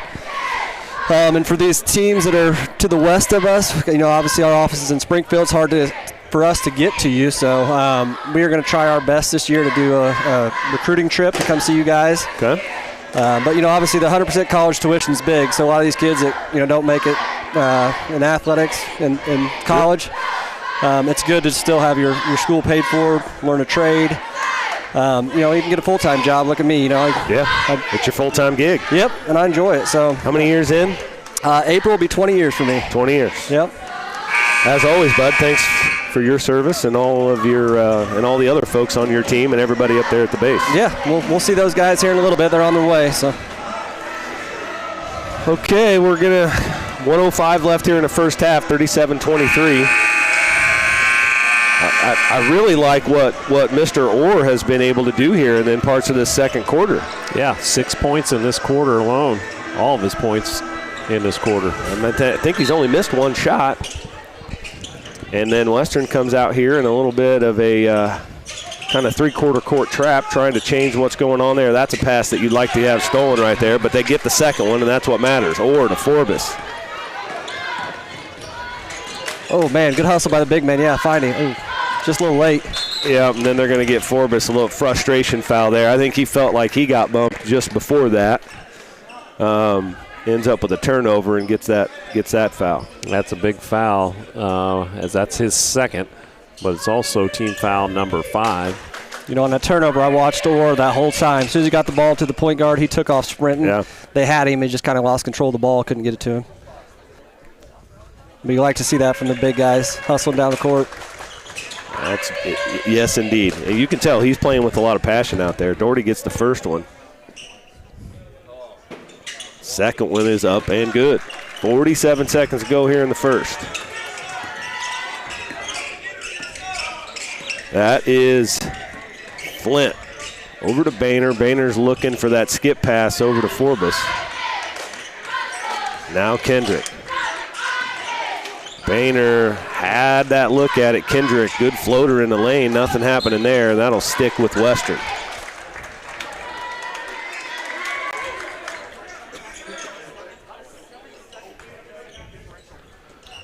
Inbound to Kendrick. Looking at Orr down there again. He's got the position. Yeah. And Flint, he loses the handle on it. Loose ball on the ground. Mefford ends up with it. And they're going to get him going out of bounds. South County fans maybe hoping for a little bit of a bump out of bounds. 11.2 seconds to go here in the first. Western, it'll be good for them to get a bucket here as this half ends. I like the strategy. They have fouls to give. With 7 seconds, they could almost run this quarter out, and that looked like what Coach Crumwoody was kind of doing there. Now you have 7 seconds way out. You don't have to be hurt here. Long shot by Flynn. He nails it, and you're right, Coach. That was a big shot. A big momentum swing going into halftime, and they needed it. And that looked really good. Just his balance and rhythm into that shot, which was tough, and it looked good coming to his hand, and he drained it. So 39-26, that's the end of the first half. We'll be back soon for the second.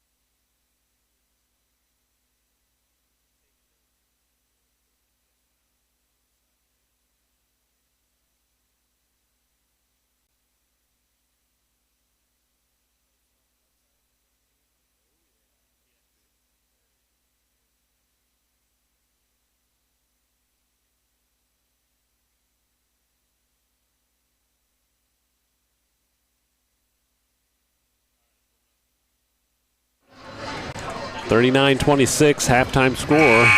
Big shot out of Western right at the buzzer to get them within 13.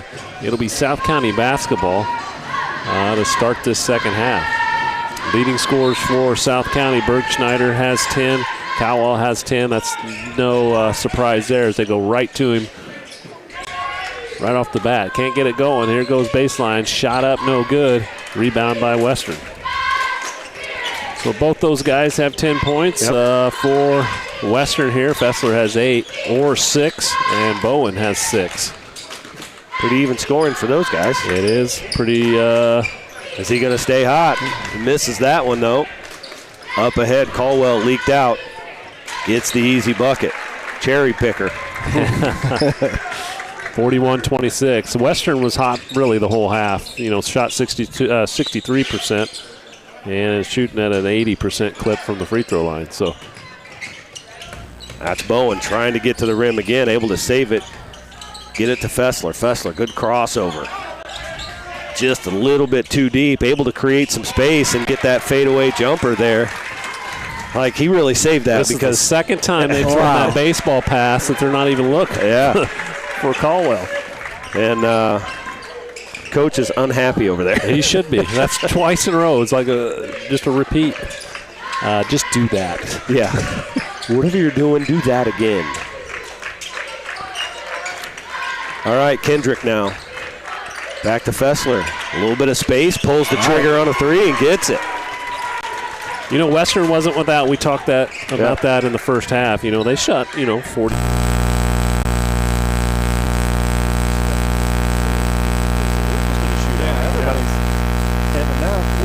Woods getting one from the top of the key. 46-31.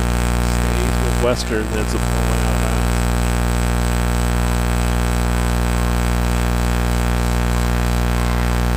That's Fessler up top, waiting for kind of the offense to get set to get it started.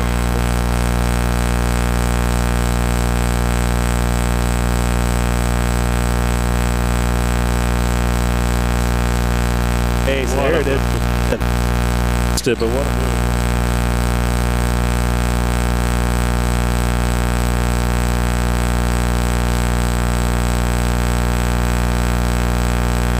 So saved by Bergschneider and fine to Caldwell. Caldwell is, how many points he got? He's got 16, and they've all been easy ones. Well, not all of them. A few of them have been crazy, especially but easy. This third quarter. Yeah. He had 10 and a half, and he's got 6 here early in the third quarter, and you're right, just running the floor. Run the floor, make an easy, pretty uncontested layup. Yeah. South County 48-31 here. What's the next game?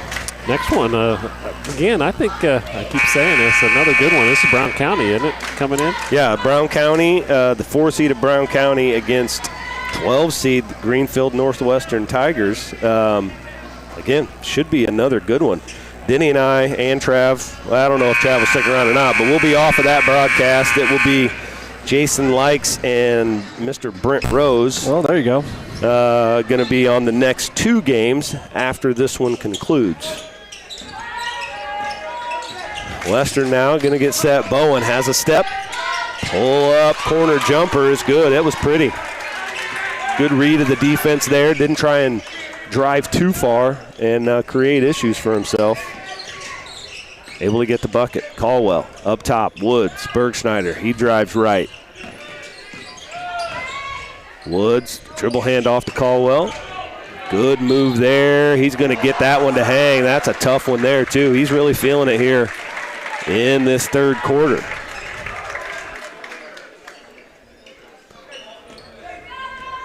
That is Caden Caldwell. Rocking some pretty solid Way of Wade's the D-Lo versions. Understated in terms of color, but crisp. That's Bowen driving baseline. Good find to Fessler. Can't get that one to go. Gets his own rebound, up and under move, and gets it off the glass. Fessler has 15 points come alive here in the second half. 7 just in this quarter. Caldwell's just kind of deciding, I'm going to get it, and I'm going to try and make something happen every single time. He's going to go back to the line here. He's a super aggressive kid, as you know. We've seen him play a couple times this year already. Athletic, and when a guy like him decides he's going to go downhill, it's kind of like the Market kid that we'll see next game. You know, like everybody say, well, you know, Market struggles sometimes maybe from the perimeter. No, he doesn't, because he can get downhill. He's athletic, and same with this kid. He's just athletic, and I'm not saying he can't. These boys can't shoot. I'm just saying their preferred method is to get downhill, and they do it very well. Yep. And this Fessler over to Bowen. Going to get a foul there on Bergschneider. Coach Crumwoody doesn't like it. It's a 17-point lead. There's going to be a timeout, a full timeout out of South County. And maybe it's just a little strategy so he can come out on the floor a little further and let him know what he thinks about the call. Either way, it's a 60-second timeout. We'll take it as well. 52-35, South County.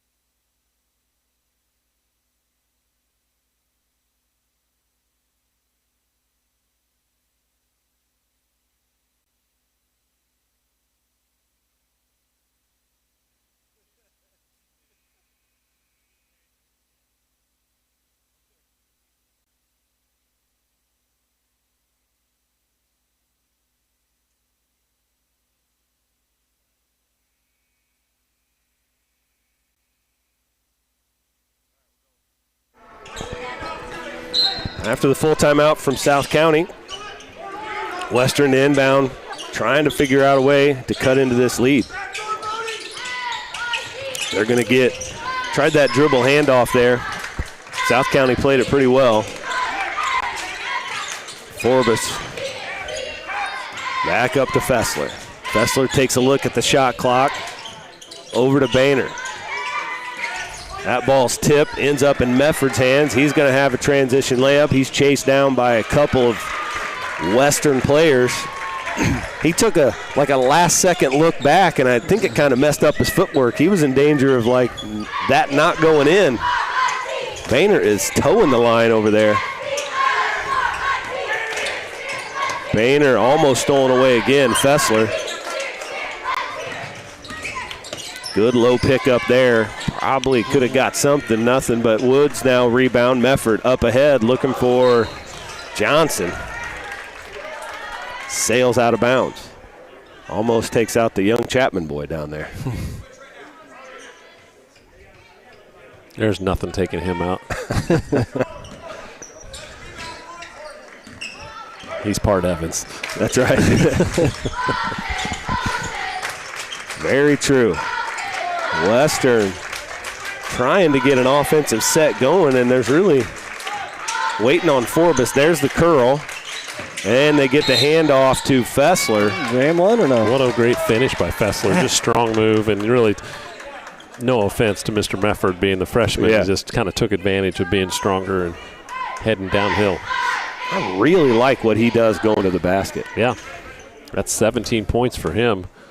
Trying to make it 18. He does. Western now back into some pressure here. Little 1-3-1 pressure just to try and make South County uncomfortable. And there it was right there, Bowen with the steal. Now you get the steals, their turnovers, you got to convert on the other end. I like the idea of just getting the ball back to Fessler and let him work. They're going to get it to him on the wing here, get a chance to do what he wants. There's a three-point attempt. It's short. Caldwell with the board, and now he leads the break. He's got some numbers. Finds a seam over to Johnson. Little jumper is good. Nice transition there from South County. Caldwell made somebody commit to him, found the right pass.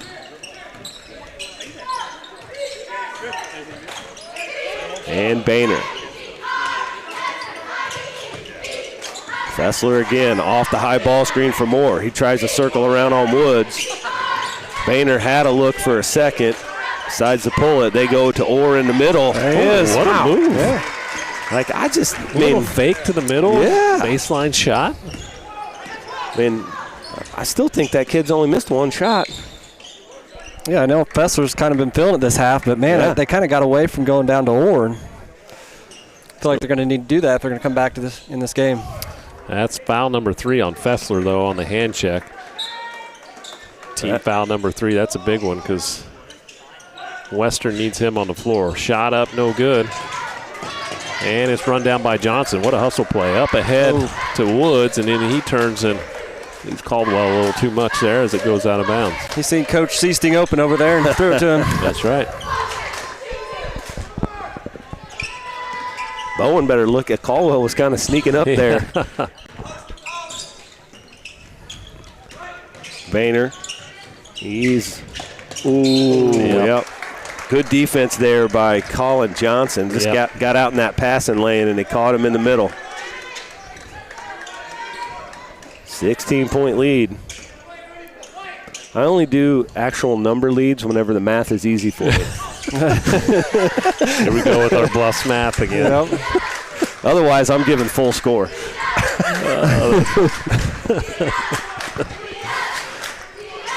1:30 to go in the third. Caldwell, who's had a heck of a third quarter. He almost threw that one in. He's got 10 in this quarter. Fouled again. Back to the free throw line.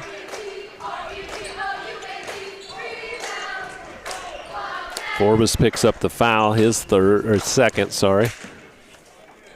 Team foul number 4 with 1:30 to go in the third. So I have South County 15 for 19 from the free throw line, so shooting the ball really well. Somebody asked me earlier, Denny, South County was in this before, right? Not South County. It wasn't South. It was Waverly. Waverly was when I was. Waverly was in, and before they became South County, decided to go to another tournament, and now they're back with us. We appreciate. Yeah, glad to have them. They're the newbies, along with Staunton. So we're going to get to see Staunton later on. Heard great things about them as well.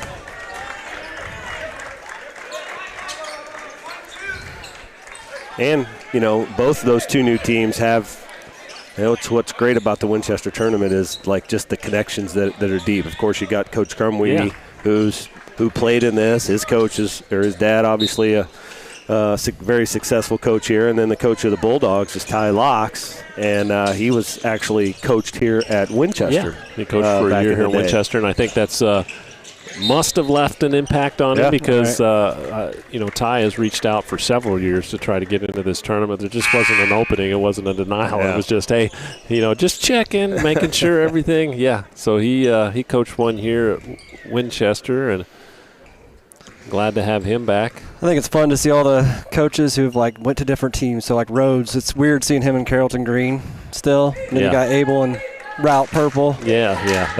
That purple that on hurts, Abel. Man, yeah. But then Crumweedy has a little connection to South County, obviously, because I know his dad started there. Yeah, started Franklin, Yep, so the Franklin side of things. Coach Abel's purple Chuck Taylors, though, are sweet. Fire. Yeah. I commented on it earlier. Now, that's a good question. Can a coach win? I don't think so. The all-kicks team? I don't think so. Why not? We'll get into that later. Yeah, I don't think coaches can be in. Boehner with the basketball up top. It goes to Kendrick. Bowen trying to get downhill. He's fouled. And that's somebody that snuck in on us, Mr. Spencer. Might be a conflict of interest if Abel won it too, because he might coach a route, but he still is employed by Winchester here. So we let that slide for 1 year, maybe 2. I know he's got some other Chucks he's going to unveil, I think, today as well. So I'm excited to see those. That's Bowen in the corner, 3-pointer for him. 58-43. Kendrick's got to be careful up there. Pressure in Caldwell. They're under 30 seconds here in the third quarter. South County stacked up on the elbows, running this down. under 20 on the shot clock. There is a difference. So Western conceivably could get the last shot. That good take there. That's number 3, Evan Spencer. In the game and going to go to the line. That was the first outside shot I've seen Bowen take. I was kind of busy earlier, but yeah. I mean, he usually when he gets the ball, he gets downhill. But that shot looked pretty good. Yeah. He had a really nice pull-up jumper in the corner down there earlier, too. And I seen the really strong move in the first half when he took it to the rack. And that is 4 fouls on Dwight Flint for Western, so he's going to have a seat here. And it's, he's done a lot of ball handling here for Western. So 5 seconds here. Boehner trying to find some space. Three-pointer had to adjust at the last second. Forbes with the rebound. I think they're going to get a foul here.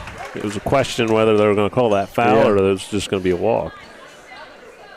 Forbes, great hustle there from the corner, coming in and getting that rebound. Giving Western a chance to get some points on the board. Makes the first.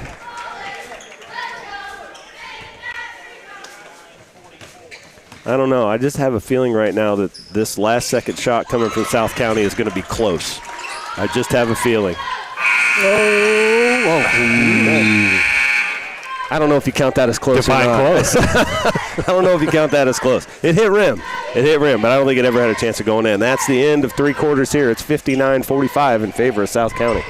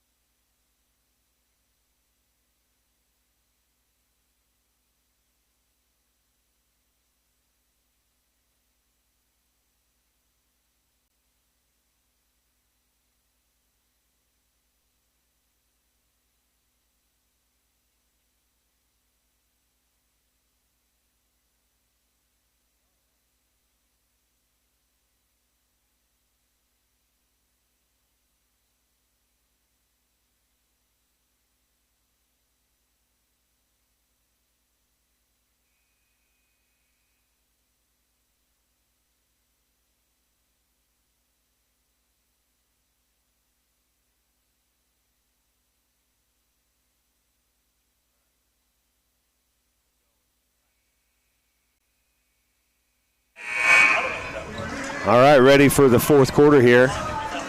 Our wonderful Dakota Chumley just pointed something out to me, that our Western cheerleaders, they're working overtime. Having to work overtime. There's not 2 sets of cheer squads here, so they're getting all the timeouts between every quarter. They're getting their work in.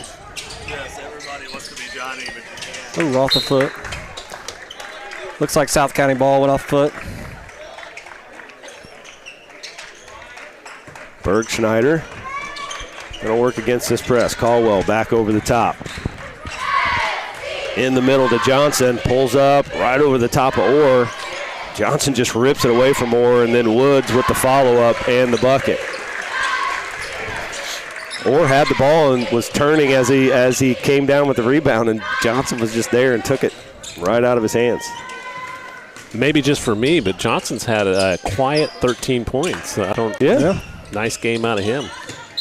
I'm sorry, Woods. Woods is who I meant. I got you. I'm picking up what you're putting down. Yeah, I just didn't want to give him credit. Yeah, for sure. Not that Johnson hasn't had a great game. Now I feel like I got You're doing great. Boehner, that attempt a little bit long. Bergschneider, nice in and out dribble at half court to get around that defender, and it gets knocked out from behind. Good hustle there from, I don't know if that was Bowen or Boehner that got that, but they were both there.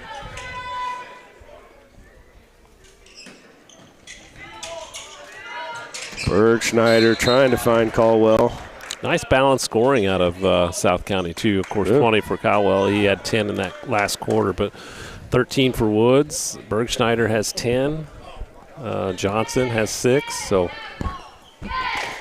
spreading it around.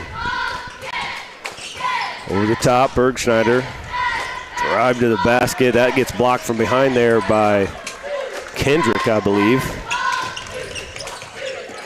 And now Bowen. Kendrick, three-pointer, top of the key, no good. Ends up in Boehner's hands.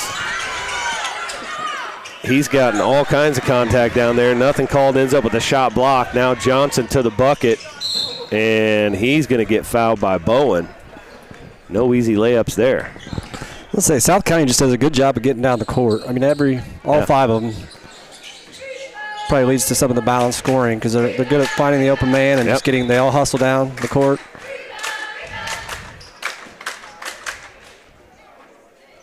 Looks like I don't know what we got going on. I think they're maybe trying to get the scoreboard correct or whoever the foul was reported on. Anyway, it doesn't matter. Mr. Johnson's going to have 2 free throws. South County leads this one 61-45. First one's just a bit short.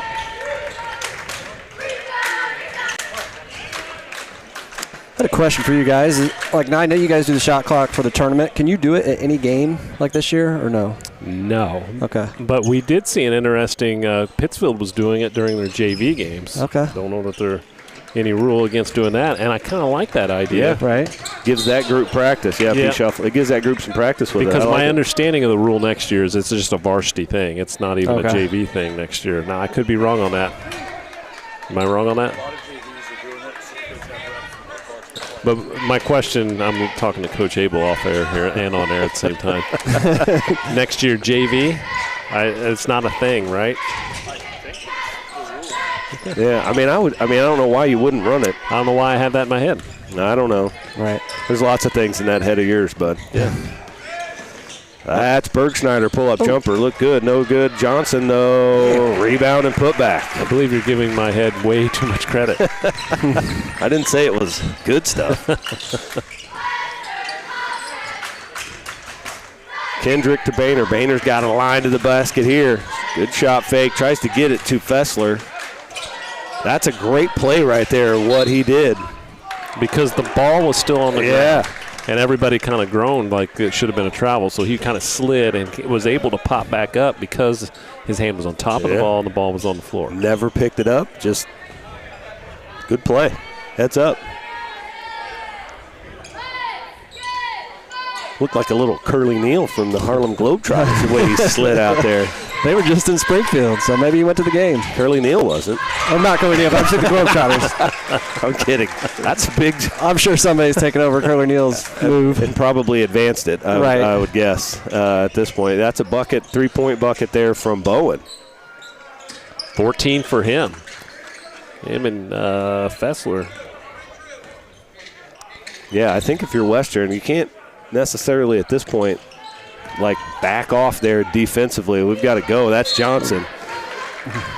Nice spin move to get himself to the bucket, and Orr's going to get himself called for a foul.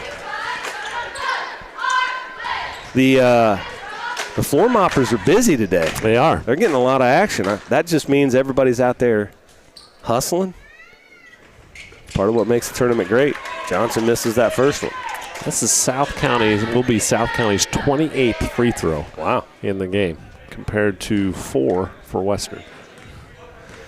I think that speaks to their veracity in taking it to the rim. Absolutely.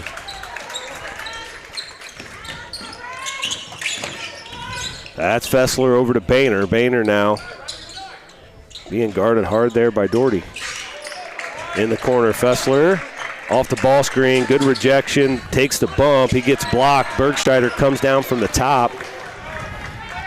Gets the block, and South County now, with 5 minutes to go, into their half-court set.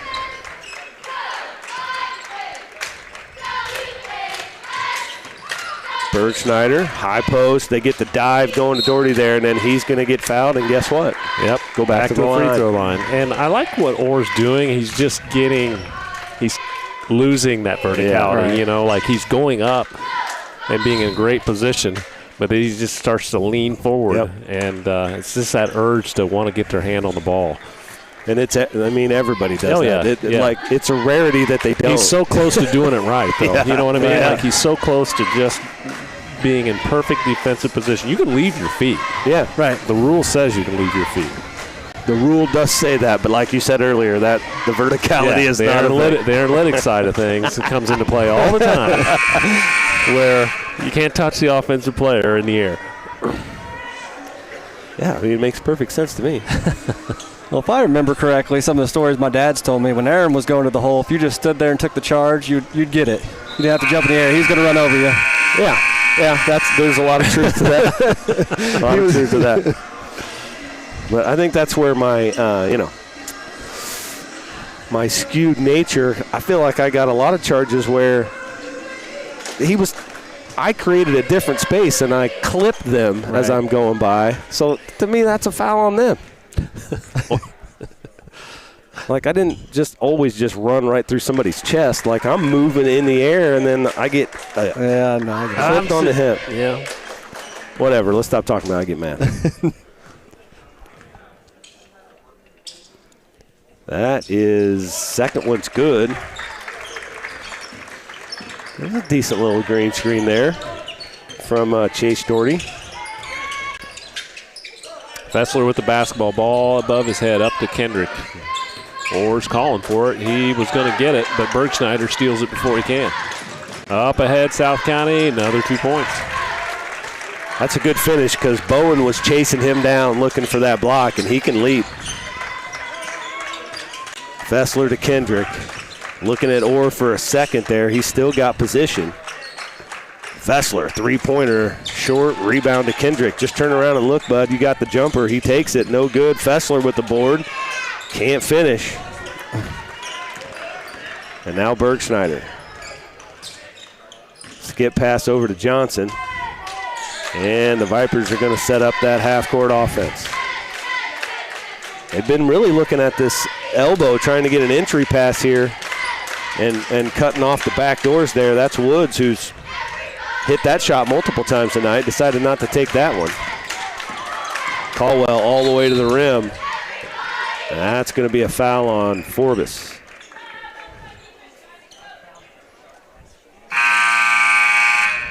Some substitutions coming in the game for South County. That's Spencer and Mefford.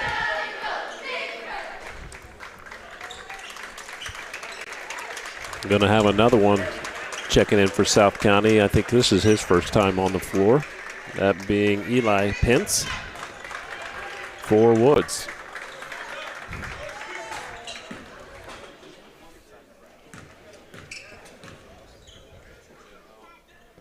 Did that ad up there just say you can't outfuel the Phil? Yeah. Phil Pratt, you know. That's so he good. fuels America. I've seen some good ones up there. A shout out to the Dieter boys for putting an ad up. Yeah. Gets that free throw. That puts the lead at 20 with 3:35 to go in this contest. Now they get one down to Orr. Back to Bowen. His corner three. No good. Rebound to Pence. I know he didn't make it, but nice job by Bowen. Passed it in, relocate, Orr doing a great job kicking it back out. Good offense. Bergschneider drags Fessler out top. Going to go off that elbow. They're doing the old Carrollton Hawk 4 to score right here. This is a little dab here in him. A little Jeff Crumley play. All right, there's Bergschneider. Had a look there. He's going to go all the way to the bucket. Gets a tough finish over Bowen. And that's what that play will do. You kind of get you lulled into a rhythm of something and then just reject it and get an easy layup. 70-48 South County. Bowen pulls the trigger on another three. No good. Rebound down Fessler. Off the ball screen. They're going to get Bergschneider there. Got him on the hand. So Fessler's going to get 3 free throws.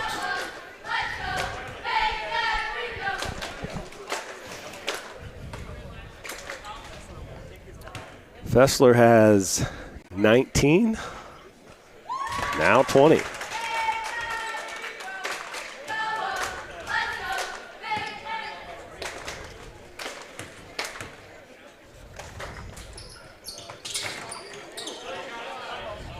Everybody forgot. Even I did. I'm Yeah, like, why I know. isn't everybody moving? That was Western's first miss from the free throw line. They haven't had a lot of shots. This will be their 7th attempt. And he makes that one. 21 points for Mr. Festa. Tied for the game lead for high score, right? Looks like it, yeah. I think so.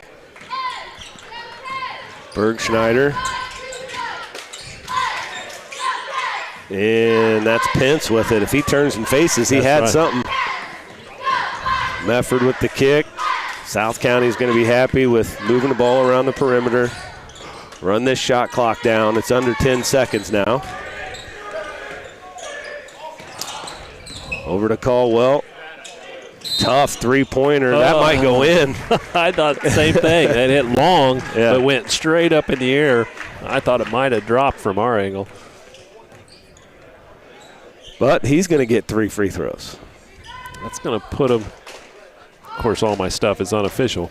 3 free throws. That's 35 attempts at the free throw line for South County. And unofficially, how many have they made? 21.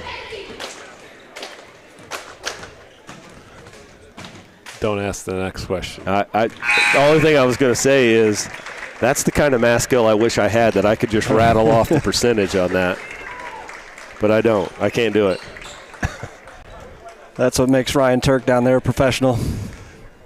Well, it's obviously 65%. Anyway, obviously. And Caldwell there. That will probably be his last action. He's going to finish up, I believe, with 24 points. Under 2 minutes to go.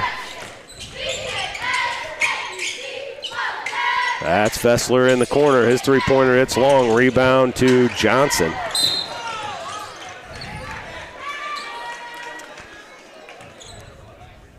I looked down. I don't even know what happened. There's a foul on Johnson will go to the free throw line. The foul is on Kendrick, I believe. Yeah. Yeah, and he was just hustling, and Just the yeah. South County player just stopped, and he couldn't get stopped quick enough. That's number 2, Colin Johnson. Gets that first free throw. We've got some substitutions coming in. That is 22, Hunter Having. We got number 3, Corbin Foss. Boehner's back in the game. Kendrick is in the game still. And there's a gentleman on the end that I can't tell. Is that 14? That's Jacob Schwenke. I can't help but really enunciate the when I say Schwenke. I'm sure he appreciates it. It's a cool name. There is Flint. That three-pointer from him, long. Schwenke with the board. Looking for a teammate. Back to Flint. Yeah, just shuffled him a little bit there. Got a little off balance. That'll be a turnover for him. Another new body in there for South County. That's number 14, A.J. Harris.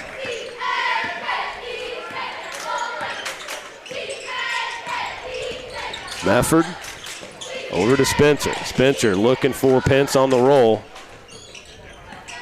Mefford elbow. Pence up top. Johnson, South County just running this motion offense, looking for a seam. Johnson's going to back it out under a minute, but 5 seconds on the shot clock. Spencer's going to get a corner three. It rattles out. Harris to Pence to Mefford with the bucket, 77-50.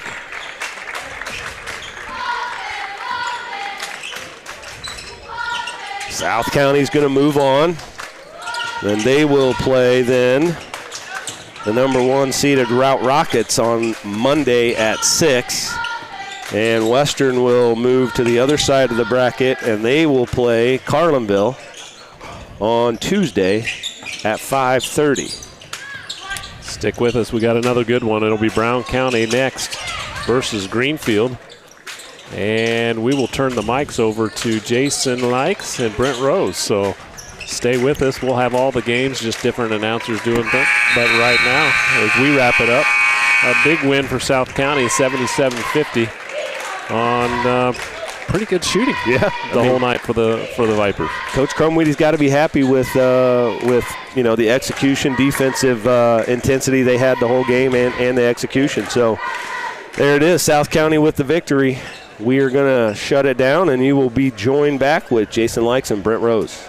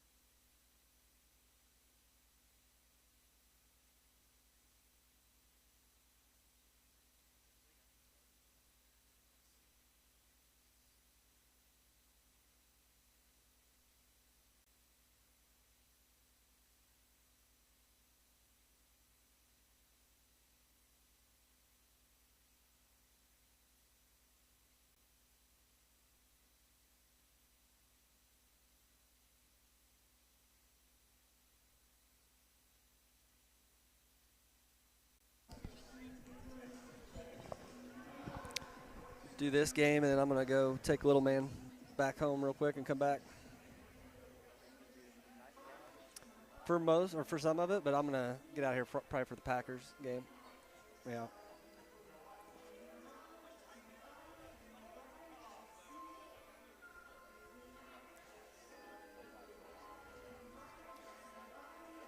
That works.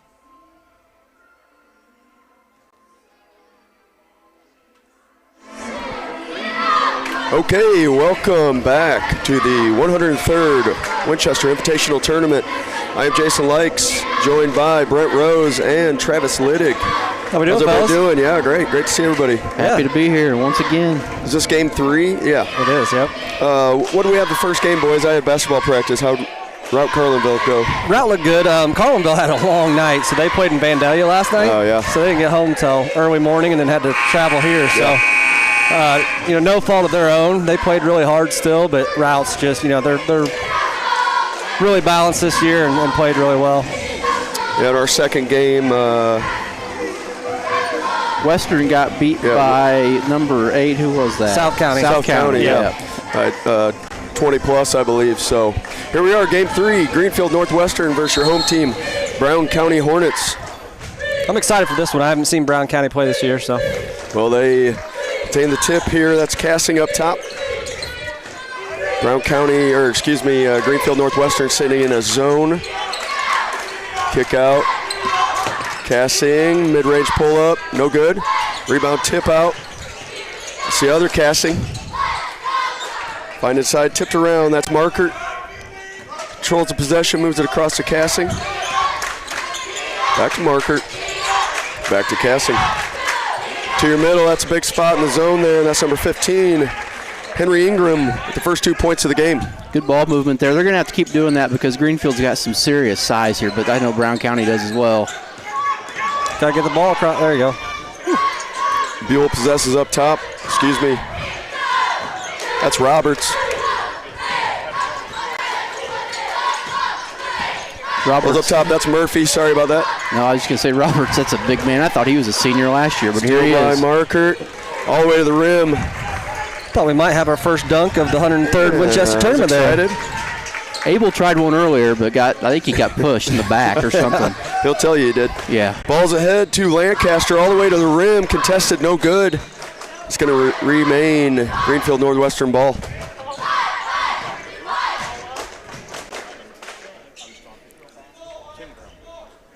I wonder if White these teams play a football game against each other. Same conference, but that'd be something else. Yes, it would. Ball's up top with White. Swings it to Murphy. Murphy for 3.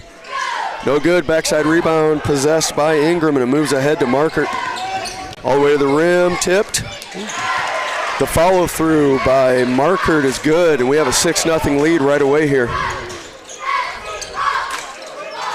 Pressure on. It's going to ill-advised pass cross court. Going to be stolen by Cassing. Pushes ESU to the middle. Finds the backside, but Roberts is there. Good steal, just gets caught with a travel there. Greenfield brought everybody up there on that press breaker, and I feel like they could have gone, for a long pass or something just to try to keep them honest, but they didn't do that yet. Yeah, I think that press might really hurt them because they're not real lanky besides the big guys. Right. The point guards aren't very tall, so. We got Wyatt Cassing hitting a 3. They're making it 9-0. And we've got a quick timeout here for Greenfield Northwestern. Try to regroup and talk about what they're seeing because they've had a couple good looks, but otherwise it's been turnovers and rebounds quickly going the other way. Brown County's listed at 9-4. Greenfield's listed at 5-8 on the season if Max Preps is up to date.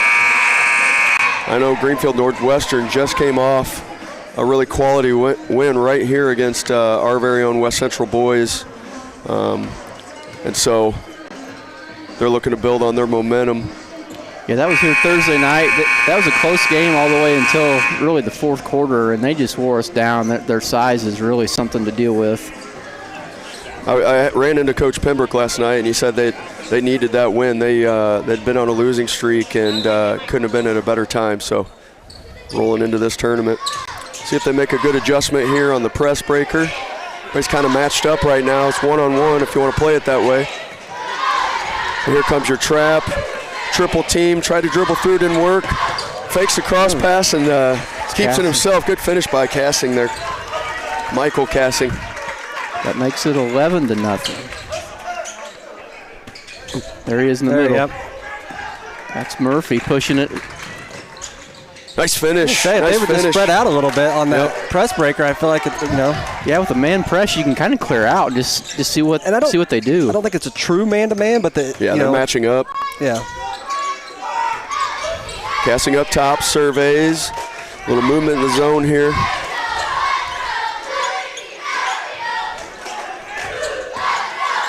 Hop through, short corner. Big body inside, nothing there. And three's good. It's Wyatt Cassing for his second three, his 6-point. There's your middle beater. All the way to the rim still. Ingram gets back and that's a tough ask. Yeah, that's probably a good contest by Ingram, but it is called from the weak side there. So they will get 2 free throws. So young man's rewarded for taking it to the rim strong. Brown County's got a lot of size. They're the 4 seed. Man, this is the top 4 seeds. It's a tough tournament this year. Absolutely. First one was no good for Murphy. Second one's up, and it's good. 14-3 with 4:54 in the first quarter here of Game 3 of your 103rd WIT.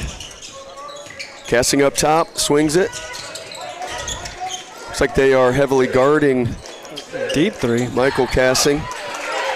Rebound by Roberts. Finds Lancaster. Gets picked up. Here comes your double. And that's going to be tough. Got to get that in the middle of the floor. Wow, great steal, great finish. That's McNeff with his first 2. Just a battle all day of how we're going to beat this press. There it is. That's Good the long deep pass. Good chase down there by Roberts. And he'll stay with Greenfield Northwestern, but fast and furious. 16 points in the first 4 minutes here for Brown County.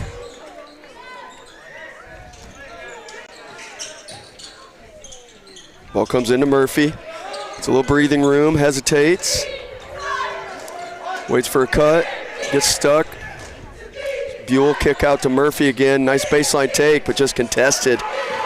So hard to get to the rim against this team. We're gonna have a foul here. Marker's going up. Be a foul on Buell, his first, team first.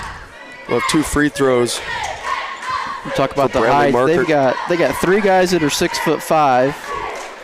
Another one that's 2 guys that are 6'4". So you said it. It's going to be hard to get to the basket. And of course, you got Buell and Roberts, who are 2 just monster men in there. But Brown County's got height and just the athleticism. They can all jump up and block a shot. They can all really contest, and it's just a big difference maker. Both free throws are good. 18-3, under 4 here in the first, and Greenfield doing all they can to muster the storm here at the start of this game. Skip across, got to have it. We got a set up by White. Man-to-man defense by Brown County. There's your high-low. Inside to Buell. Push off, gets away with it. A little hook shot, nice finish. A little touch. 18-5, Buell's first 2.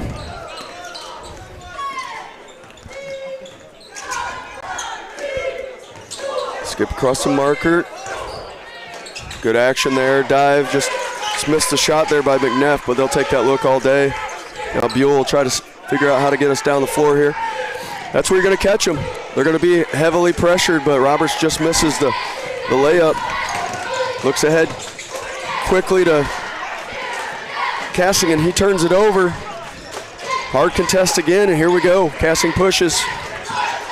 Turns a turnover into a fast break.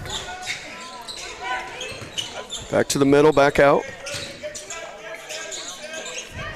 Cassing surveys, moves it over to Markert. Back to the middle to Ingram, just no good. Good rebound by Buell. That's Rimby White bringing it up this time. White reads the floor, moves across to Murphy. Murphy fakes, attacks middle. Nothing doing. Back out to White. To Lancaster. A screen and roll. Denies it. Comes back and uses it. Good cut there by Murphy. They just missed him. Yeah, but great defense and leads to trouble at half court. Greenfield Northwestern trying to not get a over and back, turns it over. He's casting from the corner, no good, but nobody's boxing out. McNeff, tough finish. Probably a lot of contact there, tough finish for him, but Greenfield takes it the other way. Buell says, get me out of this track race.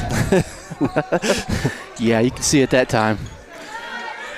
And then you come down and you have a good look and you miss it. It's just deflating when you're playing a team like this, when you work so hard. You need every bucket you can get. There's a pull-up and good. That's Rimby White. Yeah, and that's going to force a timeout for Brown County. 18-8, 1:34 to go in the first quarter. We got a 30-second timeout, but we'll catch our breath. We'll see you in 30.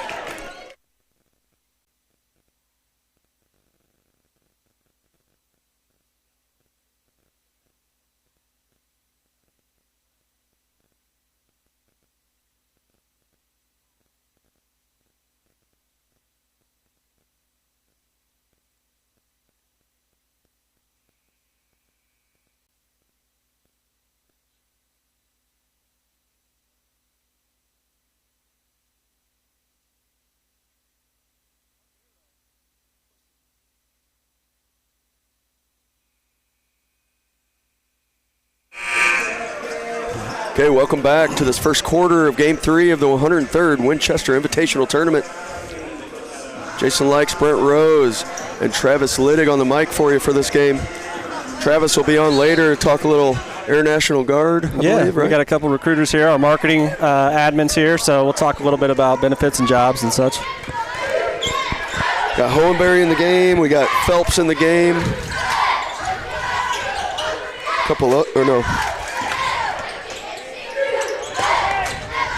Hohenberry comes across.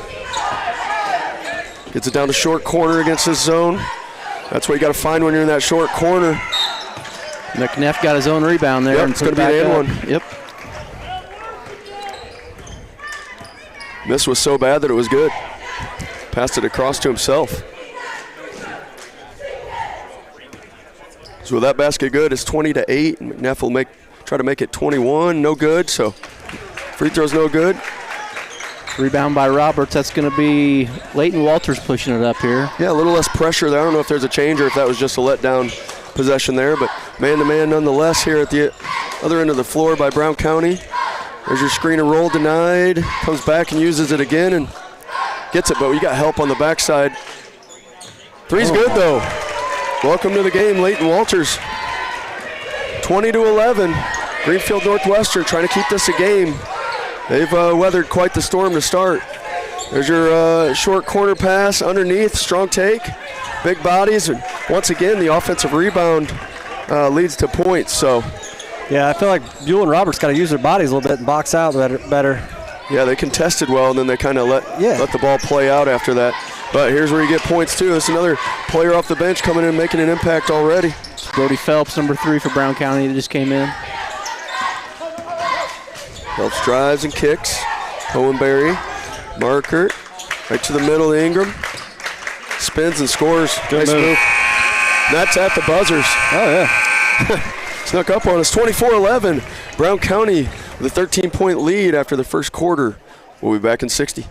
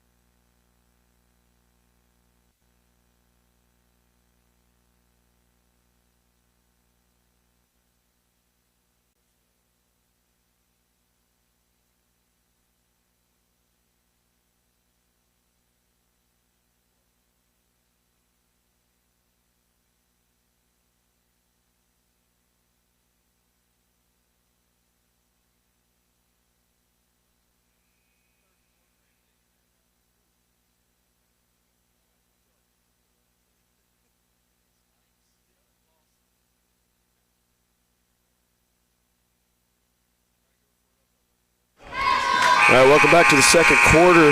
Want to acknowledge quite the crew we have today working for in Stripes. We got an all-time crew with Billy Hickox, John Deering, and Steve Keene. So always love seeing those guys in a basketball gym, and they're doing a great job in the first quarter, that's for sure. Yeah, some of my favorites. I remember having them when we were playing, Brent. Oh, yeah. The thing in here that's different officials every game. Yep, nobody works 2 games. Not in the same day, anyway. A quick turnover by Roberts, just miscommunication there. Ball turnover to Brown County. And we have the same 5 we left the first quarter with. Phelps and Hohenberry subbed in there. 2-3 defense by Greenfield Northwestern. To Ingram up top, looking to try to get it corner inside. Phelps jump stops, moves it across. Back to where they were. There's your short corner. That backside if he wanted it. Ingram fights that ball. Brown County having a little harder time getting it down low now. We'll see if they take advantage of maybe getting that outside shot. But he drives in, and Greenfield's going to get that one. Yeah, heavily contested. Good try on the finish there. Good rebound by Greenfield Northwestern. But quick pull-up by Lancaster. We're going the other way. Ingram brings it down. To the wing to Phelps. It's a slow cut here. Just methodically working it. 24-11. Don't have to force anything. And then sure enough, they nearly turn it over. There's a pull-up by Hohenberry, and it's good. 27-11. 6:44 left in the second quarter. Press remains. It is his own press, but you'll see them match up pretty well. There's your middle feed. Just an amazing finish, but that says a lot about the Brown County press. You got to do something magical sometimes to just even beat it. What a finish. That was. Short corner, back out to Hohenberry. There's your middle to McNeff, and there's your short corner dive. Easy finish there for Markert. 29-13, 6:08 to go. Ball gets through the middle with White. Keeps his dribble, gets all the way down to Murphy. Well, he had Buell open there. Yep. Another 3. He's been hot out there, and he stays hot. Nice shot. That's deep. It's Rimby White for 3. 6 points, both off of 3s here. Pass cut to the corner. There's your short corner. You got to overload and make them make a decision. Back to short corner. Hohenberry back to short corner. Ball swings across now, all the way out to Ingram. Back to Ingram, short corner to Markert. Kick out, swing across. Hohenberry takes it to the middle. There's your dribble drive, floater, no good. Another offensive rebound by Brown County. That's the name of the game. Yep. And honestly, no excuse for the big guys for Greenfield Northwestern. Want to see them body up. Every shot, they have every right to have that rebound. Part of it, too, I think, is Buell is a little bit gassed. Oh, for sure. This is not the type of pace he wants to play. No. His size is quite the gift, but it's also frustrating when he's got to run up and down the floor. They're going to call a simple push here at the post. It's going to go on Ingram.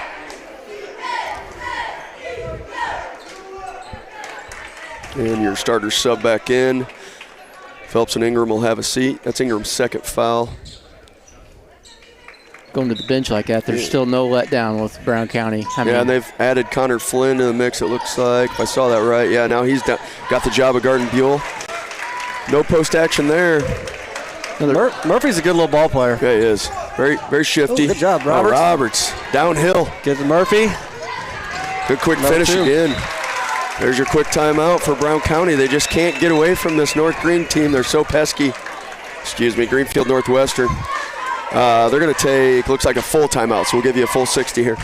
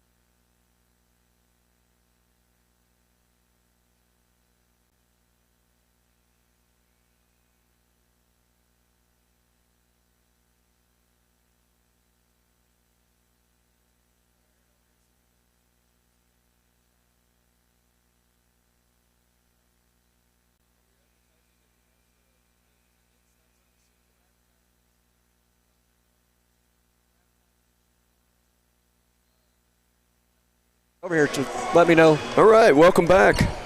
31-20, 4:30 left in the second quarter. Brown County's had a couple spurts where they've started to pull away, and Greenfield Northwestern's answered. They still have an 11-point lead, though. It's like Greenfield Northwestern's added a little pressure here in their zone. They're still playing the zone, but they've added pressure. Another offensive rebound, though. Absolutely. Everything's been at the block. It hasn't been long rebounds. It's been right at the block. So I don't know if anybody's keeping track, but the offensive rebound number for Brown County is a big one. Yep. Yeah, and it's pretty much led to points every time. It's one of the first times it's not led to direct points, but they still have the ball here. Oh, Marker good job, gets the Murphy. take, and Murphy. Tough finish, tries twice. That's got it. And then we have a nonchalant jump ball here. That was Connor Flynn, just kind of grabbed it. Oh, Flynn did get hurt there. Maybe that's why I only used one hand. I was just trying to flex while he was getting the getting the jump ball there, but I think his left shoulder acted up, and that's why he was stuck with one hand. Yeah, he's grimacing down there. Ball will stay with Greenfield Northwestern, out to Murphy. White's been your hot hand outside, and Murphy's been the slashing or attacker, so it's kind of what's kept him in the game here. Those guys with 6 and 9 points. To Murphy, to the corner. Ooh. We've got a shot clock violation. You jinxed it, Brett. I know. We need a shot clock this game, but Yeah, Just that was a the first fraction, one. just a fraction before the buzzer. I kind of forgot about it because it has not been in play Right. until just now. So we're going to call that our first shot clock turnover. Why not? Yeah. okay, I think it is. I've been here all morning. I'm pretty sure it is. Okay. There was a couple close calls, but All right. Let's see if they continue to ratchet up the pressure here in this 2-3, or is this actually, I'm calling it a 2-3, but I think it's more of a box and one type deal. But Murphy again with a leak out. No good. There's your steal. Just uncharacteristic turnovers here by Brown County, leading to more chances for Greenfield Northwestern. He traveled. Travel. He was really hoping Roberts was going to cut, and he never moved, and so they were just miscommunication there. Quarterback, running back there. Murphy and Roberts talking on the way down the court here. A little friendly talk. So, yeah, they're in more of a one. I don't know. Diamond and two? I don't know. No. It's a box and one of some sort of defense that makes sure you're guarding Markert out here. Deep three is no good, and there's a nice rebound by Buell. Outlet just turned over. He tried to get that out to Lancaster. Lancaster was going one way, ball was going the other, and just went through his hands.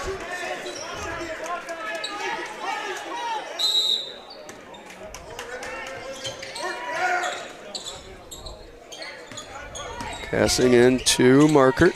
Fake handoff back to Wyatt. Cassing. Back to Markert. Back to Wyatt. Owen Berry. Ball movement. Wyatt Cassing's ready to pull the trigger. You can see him just waiting for this next pass. Shoot, he dribbles in. Well, I think you jinxed that too, because he was wide open and chose to not shoot it. Yep. And again, we have back-to-back shot clock violations, more or less. Something all these teams are going to have to be ready for next year. It's just don't see it enough to probably be refined with it yet, but love that they get to mix it in here. oh, should have let that go. Wow, that's questionable there. Yeah. Yeah, just a late call there by John Deering, but was over and back. It got tipped, then what you have to call that is repossessed on the sideline there. He had full possession, then threw it back court. If you just tip it, it's fine, but Ingram will check in for Markert. Got 2:18 left to go here in the second. Brown County up 11. Yeah, and if Greenfield Northwestern has taken advantage of a few opportunities they've had lately, this is a closer game. They've had a few missed layups down there in the fast breaks. A couple turnovers that weren't necessary, and there it is. That's what I'm talking about. There's Hohenberry for three. That's his second three, 6 points on the night. There's your middle fine, but high hands. Hard finish with McNeff, left hand, then goes back to the right. And what do you score off again, boys? Offensive rebound. Offensive rebound. And of course, another turnover for Greenfield Northwestern. Just both of those stats are costing them this game. Drive kick out. There's White. Back to Murphy, and they reset. Screen for the guards. Away action. There's your high-low. He's a little late on it. Oh, he's actually knocked Roberts out of the way. Yeah. Three is no good from the corner by White, and here comes Cassing. Just open all the way coast to coast. Wyatt Cassing for 2. Frustration timeout here for Coach Pembroke. Yeah, so we're going to take a full here with 1:10 left in the second quarter. 38-20, Brown County has the lead.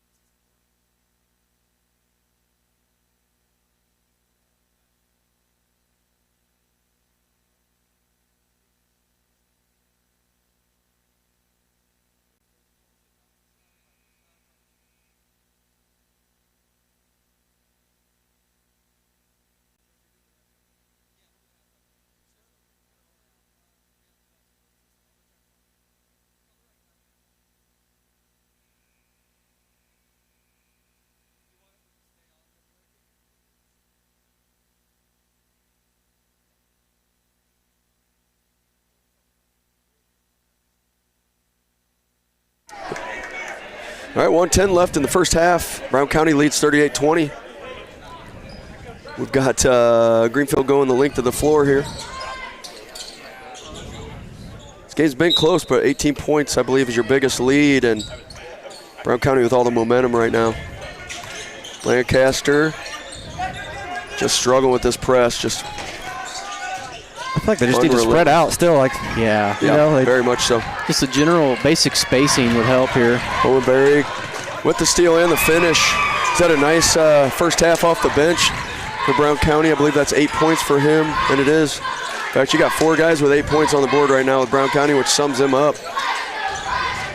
Still struggling, got to get across. Just heavily contested, and Buell finally gets a good look, but still contested and misses. Owenberry loses the handle. That's Lancaster. We'll get the jump ball, but it'll retain. Brown County will retain the ball. 25 seconds here. I'll get you in a second there, Trav. That works. Ball's up top. Let's see if Brown County will settle for a last shot. They will. So I want to tell you guys to stick around. At halftime, we're going to have Travis Littig and a few of his, what do you call these guys? We have Tech Sergeant Martin Tintori here, recruiter, and we have Tech Sergeant Katie Rivera, who's a marketing admin. Great. They're going to talk a little bit at the half, and Murphy's going to try to get a chance. Oh, man. No good. 40-20 is your first half score. Brown County leads Greenfield Northwestern, game 3 of the 103rd Winchester Invitational Tournament.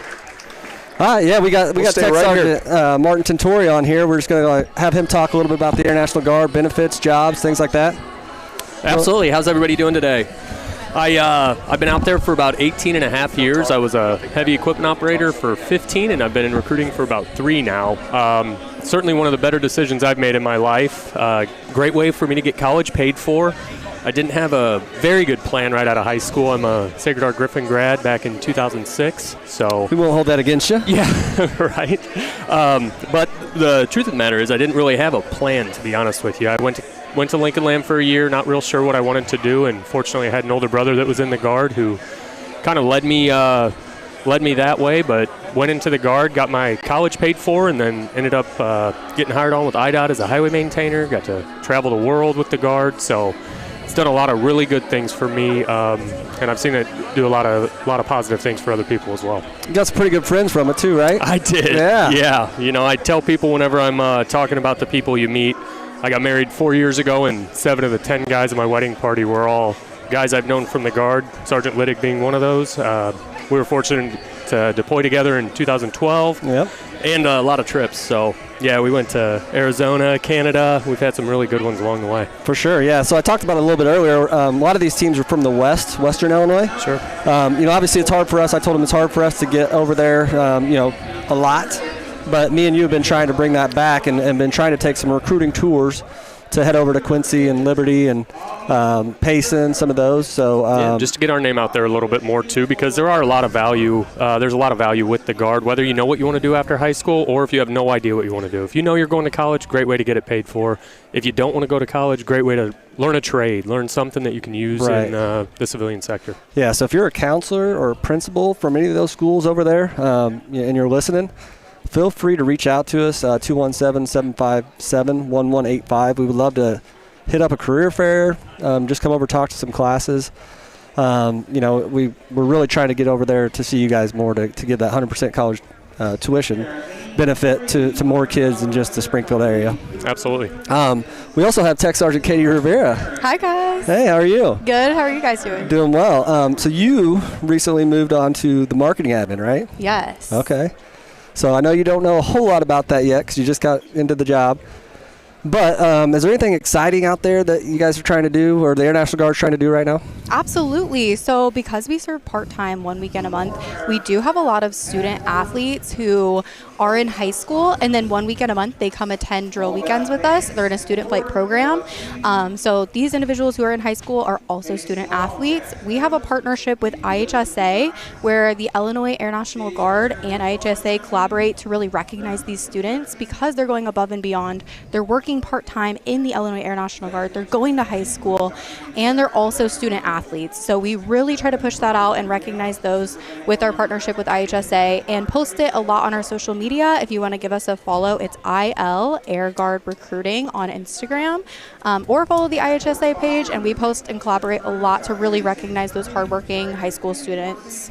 Yeah, and I know we just to give a shout out. I'm probably going to forget somebody, and they're going to be mad at me, one of the student fighters, but I know we have a couple from New Berlin, which is the school you recruit for, Martin. Yeah, it is. One of them that was just at the Waverly tournament, Gabe Malloy. And then we have great point guard that's over there at New Berlin, and then also we have Wyatt Oshwald. Yep. Yeah, another great member that we've just recently gained, and also participates in a couple sports in high school. So I know he's in track and football, I believe. And football. Yep. So, well, hey, I appreciate you guys coming on here. We will give this a quick break, let everybody at home, go get something to snack on. It's about lunchtime probably, or just a little past. But we appreciate, like I said, the Winchester tournament, Denny Bortman, everybody that's involved with this, to have us out here. We appreciate them letting us come talk on this. So. Yeah, we enjoy watching a little high school basketball as well, and thanks for having us. Okay. Absolutely. Thanks, guys. Thank you.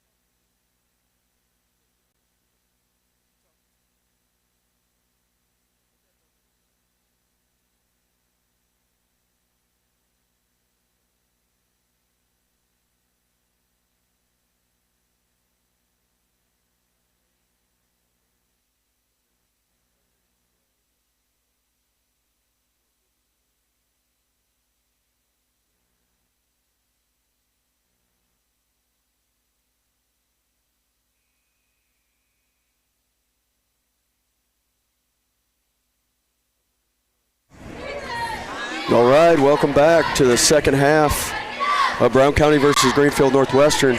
Brown County leads 40-20 as we start this third quarter.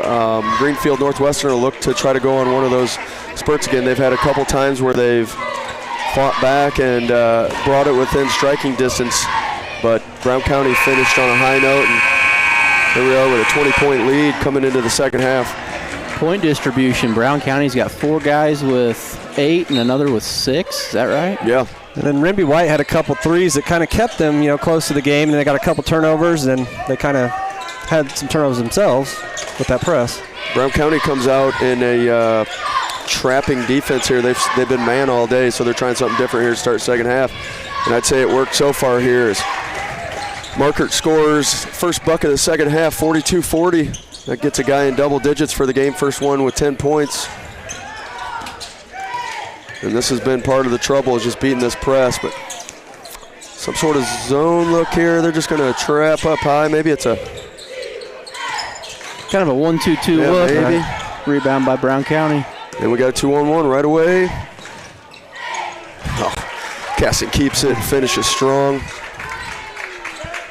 44-20, 7-10 left, third quarter. There's your middle pass, and that's been there. Yeah, and Murphy's been solid today, and that puts him at 11 points for the game. 44-22. Can't trade buckets here at this point, though. If you're Greenfield Northwestern, you got to get some stops. They're still in that box and one on Cassing, looks like. Yep.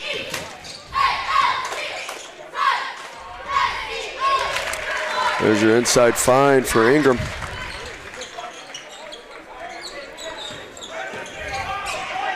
Murphy splits the middle. Lancaster keeps it himself. Finds Murphy in the corner. Good shot fake, pull up jumper. Way long. Had to adjust his shot just to get it over. Casting up ahead to Casting. Mid-range pull-up's not there, but there's the theme of the night, which is offensive rebound. No good, though, by McNeff. And White brings the ball up the floor. One-handed pass cross court. Thought about it, decided otherwise for Lancaster. Maybe travel, got away with it. Play on. Lancaster in the corner. Speaking of Lancaster, probably relation. Halftime shooter was Walker Lancaster. The ball was online, but no good. I'm going to go out on a limb and say he's related. If I'm wrong, I owe you $100. Oh, shot clock. And I'll do you one better. I think their dad is in the guard, actually, or relative, Zach Lancaster. If he's not, Travis will give you $100. Right. Pull up three, no good. Crash board, though. That's Markert. Kick back out to Casting. No good. There's another contest. There it is. Their offensive board finds Markert inside. Finally, Buell brings down their 4 shots for Brown County. Excuse me, that's Roberts. Nice spin dribble there between the legs. Kick to Murphy. Ripped the net on that. Player of the game here for Greenfield Northwestern. That's his 14th point. Doing all he can to stifle this Brown County defense. Brown County going to slow it down here a little bit. Shot clock to contend with, but it's 35 seconds, so. Neff with the offensive rebound, no good. Buell eats it up, moves ahead to White, skips over the top to Lancaster, and I don't know if he lost the handle or it's a bad decision, but McNeff controls it. Good shot fake by Casting, pull up at the free throw line, no good. Another second chance. Every shot is a battle for the rebound. Finds Ingram, kicks across to Casting, thinks about it, and decides why not. Nobody came and got me. Another 3 for Brown County. May have misheard a timeout here. Oh, no. So a warning on Casting, maybe? I'm guessing somebody touched the ball on the way out. Gotcha. It's that simple. I don't think anything tough happened, but the problem with that is, especially, and they're going to pull it off, but when a team presses and you knock the ball somewhere out of bounds and then you got to go chase it down, it gives a chance for the press to set up. Exactly. So they got to have what's called a delay of game there. Yep. There's this 1-2-2 we spotted. Move to the corner to Roberts. He spies. Moves it back up top to the middle. Back out to Murphy. Why not? Give your boys a chance to get some rebounds. If not, McNeff chases down the tough one. And on this end of the floor, Brown County doesn't hardly ever give a second chance. No, absolutely not. And you do have some size in there. Roberts goes down. Hopefully he's okay. He gets back up. And he seems to be okay. Good movement here and short three. But at this point, it's just getting over the top. We've noticed every possession, it's been two-plus chances. Yeah. If they don't score on their first, not going to win a lot of ball games playing that way. No, I feel like you sound like a broken record, Jason, over there, just repeating yourself every time down the court for Brown County. First one's good for Markert. They've got them doubled up now, 50-25, 3:41 to go here in the third. Caleb Sheets checks in for Greenfield Northwestern. And Tegan Hohenberry, who had a great first half off the bench, checks back in. Had a couple threes. And a 2 to make it 8 points. Good tip rebound there for Roberts.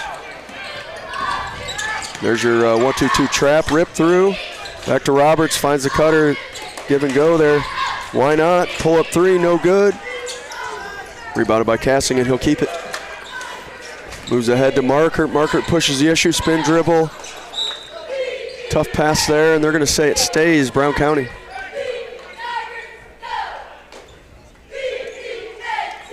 (50-25), 3:19 left.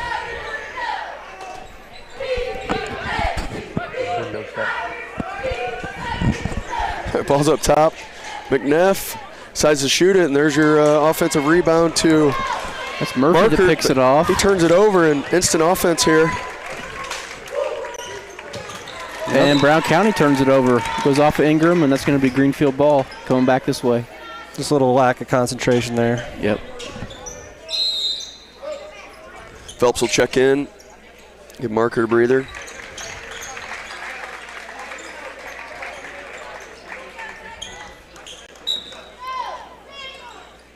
Murphy, the man of the hour for Greenfield Northwestern right now.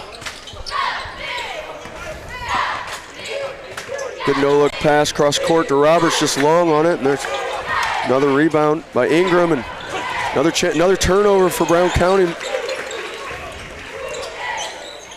High pressure. Walters swings it to Roberts. Thought about the middle, decided to keep the ball, swings it back out.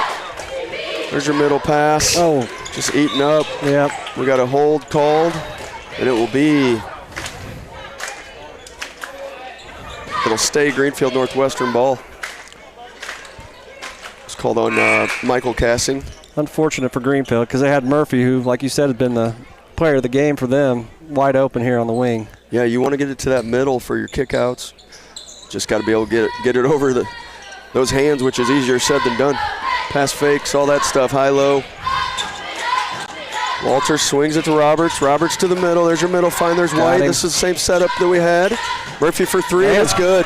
He's closing in on 20 points. That's 19. That cuts the lead to 20. Yeah, Carter Murphy. Phelps holds up top. Greenfield needs a stop here. Yeah, they do. And if they get a stop, they need the rebound to follow. Yes. Phelps dribble drives, finds the middle. There's another turnover for Brown County. And what a great stutter step, stride step, hit the brakes, let the two guys go by, and that puts them at 21 points. 50-32. With all that being said, we still have an 18-point game here, 1:49 left. Brown County still in a comfortable lead, but I'm sure Coach would like to see them settle down and get a shot out of the possession. Multiple turnovers here in this little stretch. Murphy picks up the defense.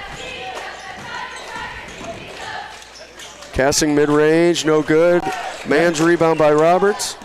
That's the type of rebounding I'm used to seeing out of him there.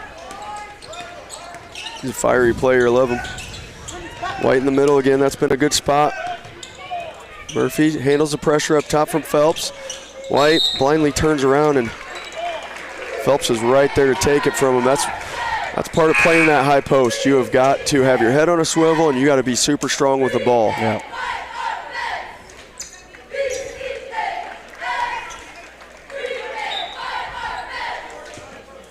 I don't think Brown County is the type of team maybe you just don't press them. I don't know. It's it's a risk you could take, but they're already down 18. I don't know if that's something you want to do or not. And get up the floor in about 3 seconds. Yeah. It's just the tough spot you're in when you play a team like this when you get down. But they have shown that they will turn it over. Action inside, a lot of contact, no whistles, so we play on. And White cleans up the mess out of that, moves it ahead to Walters. There's your middle. Shot from mid-range is no good by Murphy. And what feels like his 300th rebound today, Ingram. I'd like to see the rebound stats after this game from some of these Brown County players. Ingram and Markert have been tearing it up and right on cue. Good strong Ingram move right there. Puts him at 10 points. So Brown County has 3 players in double digits to counter the 21 points coming from Carter Murphy. Murphy fakes the 3. Blow by, finish, no good. Great take, 10 seconds to go. They're going to look to push here, get a last shot. Ingram surveys, dribble drive. Marker loses it, and you're going to get. That's just sums Roberts up. He can't handle not shooting that ball. Got to shoot it. 52-32, 20-point lead remains that we started the half with. Brown County comfortably in the lead as we enter the fourth quarter. We'll see you in 60.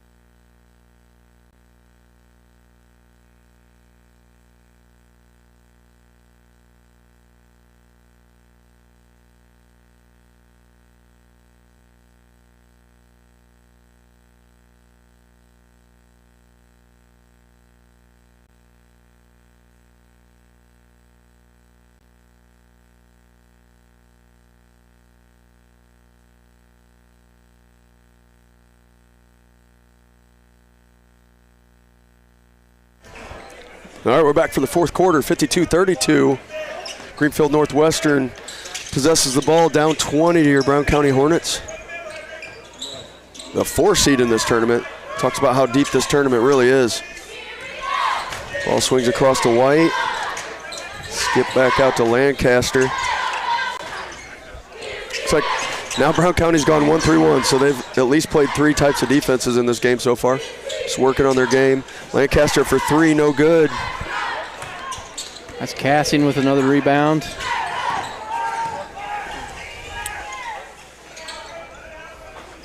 A couple new faces in this game. I mean, they've been on the floor, but starting the fourth quarter, a little lighter than they were. We got some of the bigger bodies are off the floor for Greenfield Northwestern. And sure enough, they get their first good defensive rebound of the game from their smallest player on the floor. Nice block there by McNeff. Murphy says, why not? Nobody picked me up. Gives him 23 on the night. Say, if nothing else for Greenfield, Murphy's got a chance to be the leading scorer after 3 games. I don't remember who the top scorer is right now. Thought he played really well against West Central when I watched that game the other night, too. He's a really nice player. Yeah, up top to Cassie.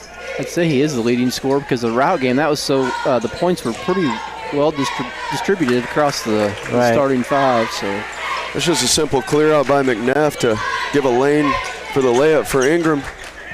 Gives him 12 for the day. That's Caleb Sheets in the game, number 34 for Greenfield.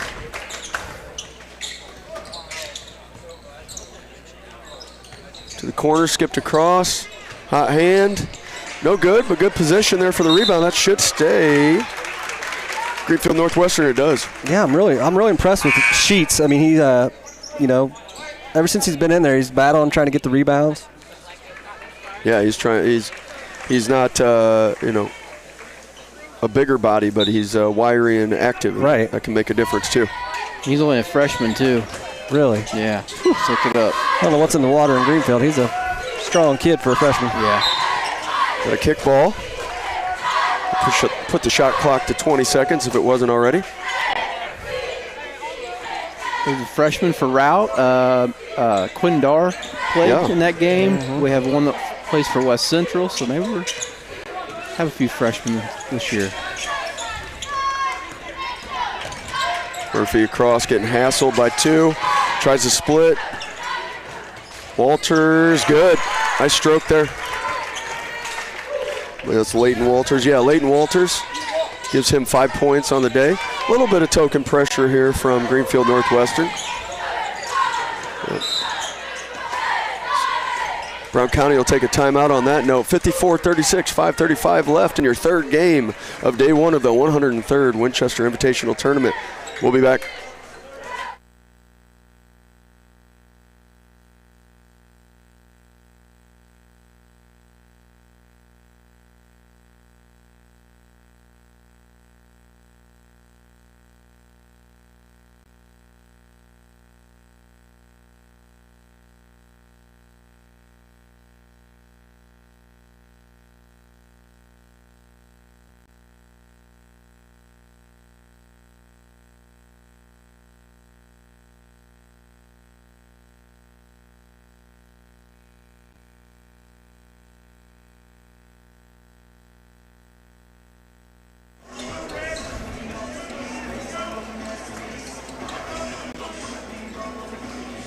Right, it will be Greenfield Northwestern ball. No, excuse me, Brown County ball. Leading by 18. Ingram in the corner, had a really nice game. Kessing's been heavily guarded. Still having a nice game. Swings across to Markert. Underneath the McNeff. Tax middle. Nice turn and finish there for McNeff. He hasn't had to do much today. But 10 points quietly. Walters in the corner. Back up top to Lancaster. He's stuck on this right side. Go baseline. Floater. Good. And Walters had a nice fourth quarter here to start. 7 points for him. Off the bench. Cassing. Oh, yeah. Carry. He's going to get called for a carry. Wanted to one-hand pass it, thought otherwise, and You're not going to get that one past this reffing crew. he probably wasn't even looking and called it. All right. All right, back up top to Lancaster. Walters getting hounded by Phelps. Yep, still bringing the pressure. That's bench on bench, and it's good basketball. To the corner of Walters, hot hand for the fourth. Stays high. And we got a flat tire. White lost his shoe, but don't let that bury the lead. That's 10 points now for Walters off the bench. We've got a 15-point game. Cassing for Cassing sub here. Closest it's been in a while. Absolutely. 20 points was your halftime lead. 20 points was your fourth quarter lead. So a little 5-point burst here for Greenfield Northwestern. Find your middle. Just another good look in the middle. This time it's Ingram. All of these guys can finish. A pure shot there. Very nice. And Greenfield Northwestern is doing this without Murphy in action here. It's been Walters. Inside look. There's a good kick out. Murphy's going to stick with it. Got to get out of the lane, fella. Gets away with it because he's small. Walters shoots again, but here comes contest. Never mind. Man's rebound for Ingram. Very strong rebound right there. He had 3 guys hounding him and compliment him on keeping that rebound. And once again, Sheets had the position, but I think Ingram just said, hey, freshman, get out of here. Yeah, he did. Sheets is battling pretty hard. I mean, for a freshman, he's impressed me. Possibly action there, but they didn't call anything, so play on. Lancaster says, we got to go. Hey. Got a 14-point game now. You know, back to your point, Brent, earlier, I wonder if without the shot clock, does Greenfield press? You know what I'm saying? Because, I don't know. I mean, down 14, I think at some point you have to start pressing. Yeah.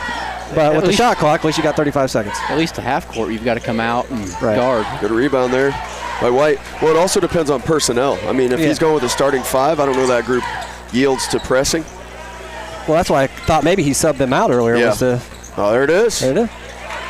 So high run. And actually, Coach Pembroke's going to take the timeout. As we got ourselves a 12-point game with 2:53 left. Brown County leads, but they see their 20-point lead dwindle down to 12 here. So, looks like they're going to take a full timeout, so we'll see you in a few seconds.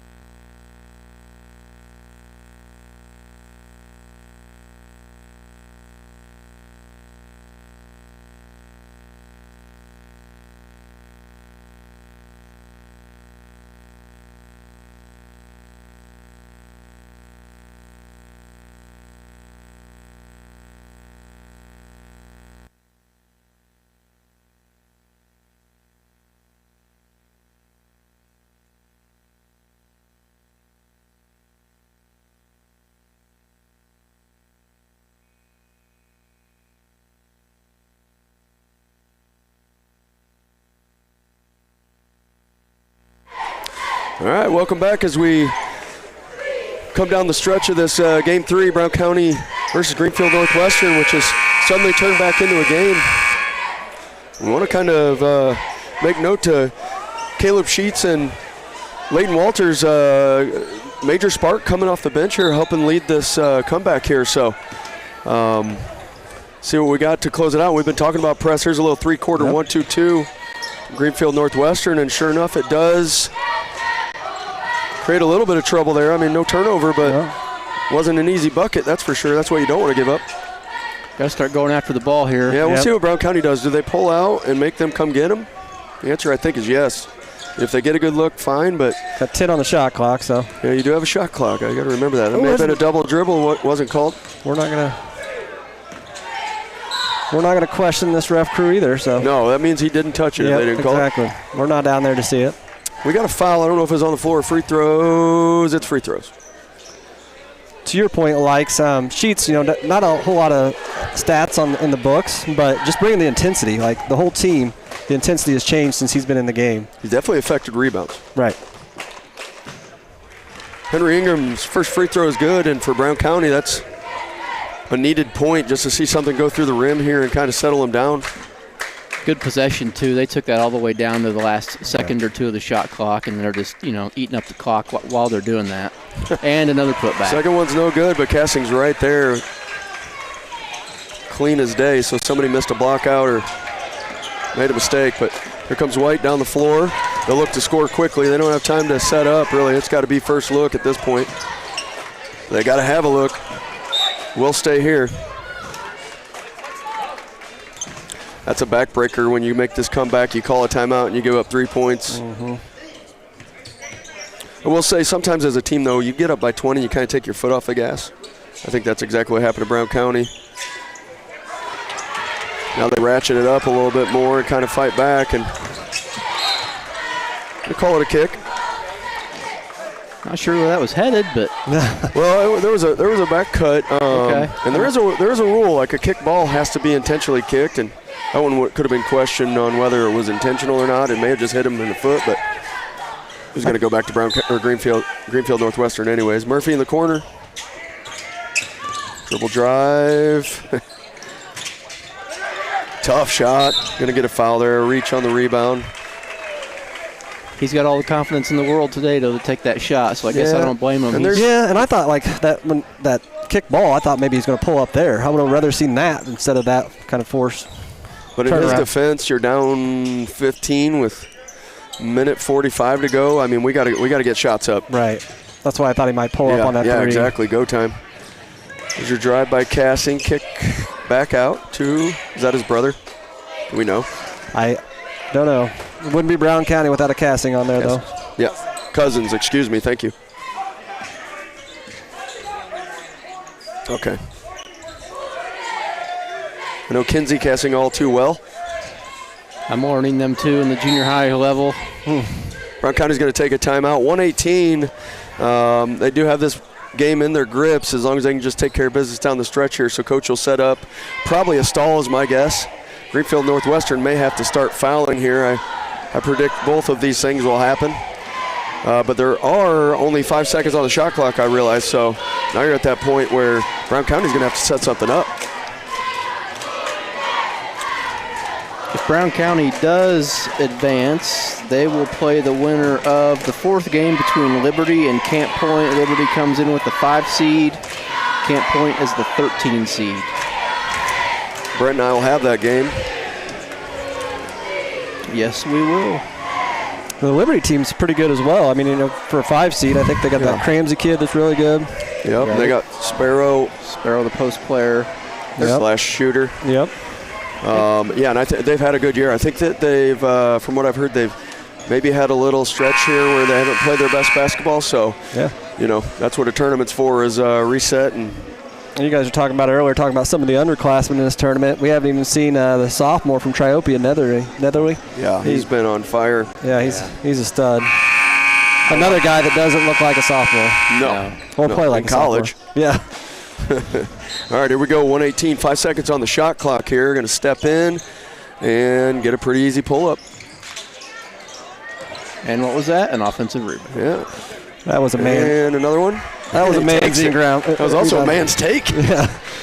Walters. Why not? Yeah. I mean, somebody's got to stop ball, right? Back out to Lancaster. Why not? Good looks. Another offensive board. It's our guy Sheets. 3rd three, all good looks. That'll probably ice this game. We'll see what Greenfield Northwestern wants to do. Definitely got to pressure. Do they want to foul or do they want to just play it out? It's up to. Looks like they're going to play it out. Orange. Yep, we're going to let this clock run out maybe. Cassing says I'm not. Goes to the basket. McNeff and one. That'll put an exclamation point on this game. 63-46. McNeff climbs to 12 points for the day, I believe. Maybe it's 10. I thought he already had 10. Either way, double digits. Late sub here for Brown County, and boy, am I glad we asked about this. This is Vlad Rybarczyk. Got it. Yes, Rybarczyk. And now here he is guarding the ball. Coast to coast, Walters. Man, got to give him the wingman of the day, man. He's been great to helping out Murphy here along with White. So kudos to these 3 guards. Played really well in this game. Forced a turnover, it looks like. Greenfield Northwestern will have at least one more look here to close this gap. To the post. Walters cross court. Looking for an opening. 9 seconds. No choice but to pull up, but why not? It's good. 63-51. We got a 12-point game. That's where it's going to finish. That shot was from the home, on the home of the WIT logo. Sure that was on the H. Love it. Rimby White. Rimby White. That was close to a $100 half-court shot right there. Your result here, Brown County 63, Greenfield Northwestern 51. Great game played by both teams. And as Brent said, Brown County will move on to the winner's side of the bracket and face the winner of our next game. Liberty Camp Point and Greenfield Northwestern will move on to the loser's side of the bracket. We'll face the loser of our next game of Liberty Camp Point Central. For Jason Lykes, Brent Rose, and Travis Liddig, appreciate you guys for listening. And we will see you guys in about 15 minutes. Real quick, you guys got the next game then? Yeah. Okay, I think I'm going to take a quick break because I've been on here for a couple games, and then I'll be back after a while. So always good to see you, Brent. Good working with you, man. Yep. All right, thanks, guys.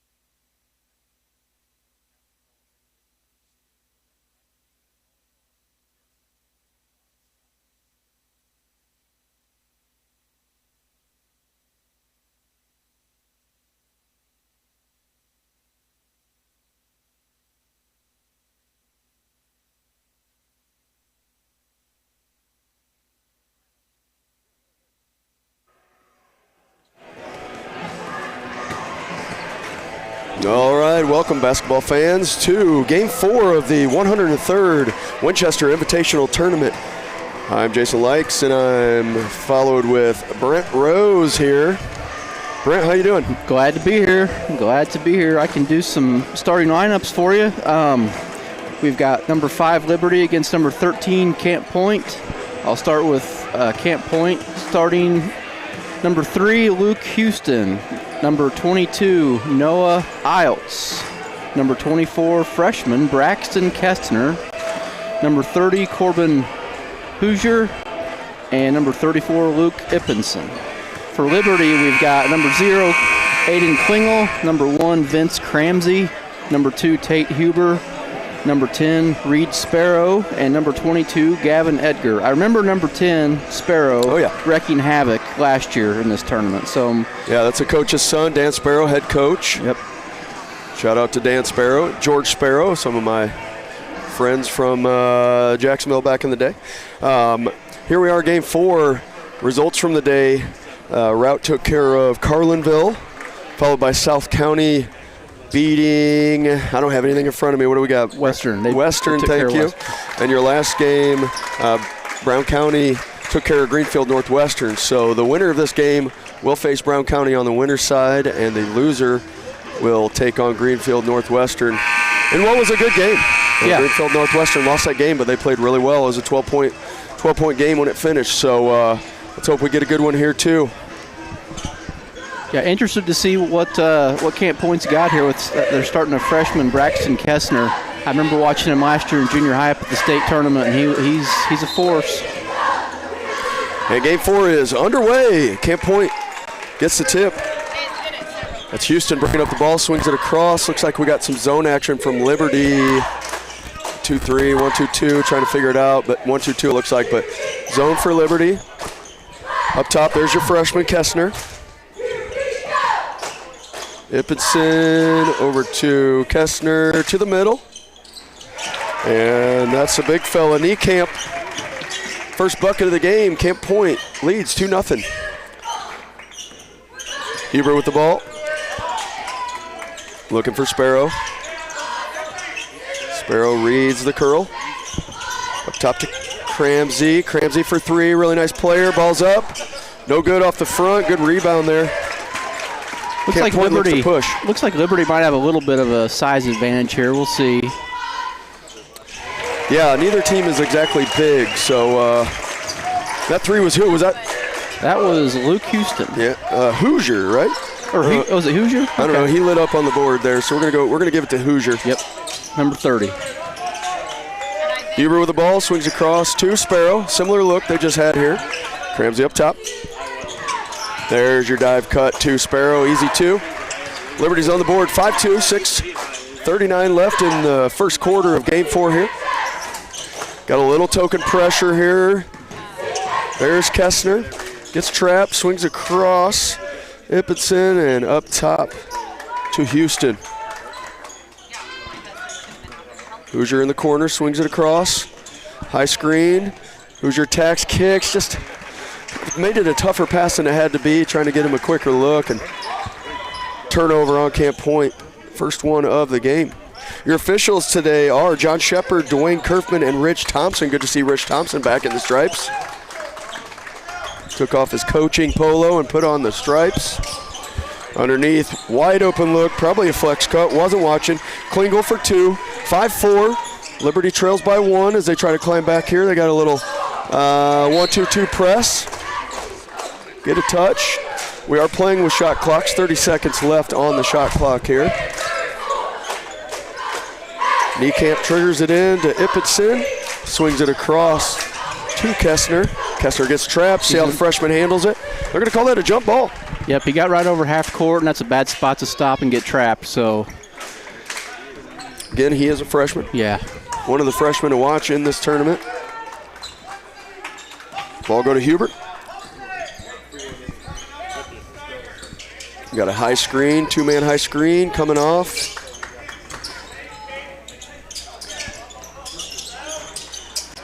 Long 3, long rebound, going to be controlled by Cramsey. They're going to call him going up. Mr. Kerfman says shooting 2 here. Just kidding, he says underneath. Bad call by me. Look to get it in. Bobble up top. Huber recontrols it. He tells him to clear out on the right side to Klingel. Kick out to Sparrow, shot fake. Got to contest that. He is a good shooter, and he ends up getting fouled on the follow-through by Niekamp. I think this one will be shooting, and it is, Rich Thompson says. Camp Point's definitely got a couple football players down there. I said they're not, tall, but there's some big boys down here. That's Niekamp and Ippenson. And Sparrow ties the game. Talking about the youth movement, Liberty's on the other hand, loaded with juniors and seniors, so you won't see much freshman action out of this team. A lot of experience. A lot of these faces were here in this tournament last year on this floor. So 6-5, Liberty finally claims the lead. There's your press. They're calling over and back there on Hoosier, number 30. I believe that's an incorrect call. They did not possess the ball in the front court to get a backcourt violation. So play on, and I'm not here to make a big deal out of the officials, but you have to have possession. That was not an over and back, but so be it. Liberty's ball, play on. Over to Cramsey, it's stolen. It's gonna go coast to coast for Houston, makes it a tough finish, gets his own rebound. And 2, and some might say ball don't lie. Back to Liberty it goes. Huber brings it up top to Sparrow. Sparrow will pull this from anywhere. That's got to be part of the scouting report that you can't sit on him. He will pull up. Liberty gets their own rebound, offensive rebound. Ramsey thinks about entry pass, decides to skip across to Edgar. Back to Sparrow, high post. Good ball movement here by Liberty. There's your kick out. To prevent the violation, shot clock went off there if you heard that buzzer, but as long as the ball's released, it's not a violation. It hits the rim, so play on. Ball's going to be dangerously skipped across. It's just tipped away by Liberty, and it will retain, Camp Point will retain the ball. Sub in the game. Who we got? That is, if he turn towards me. 15? Number 15, that's Tommy, is it Shoot? I'm going to say Shoot. Shoot. We're going with basketball themes today. We got Hoosier, we got Shoot. Yeah. We've got Trap is what we got right now. Yeah, Liberty's doing a great job of trapping right across half court in that corner. Wow, a lot going on there.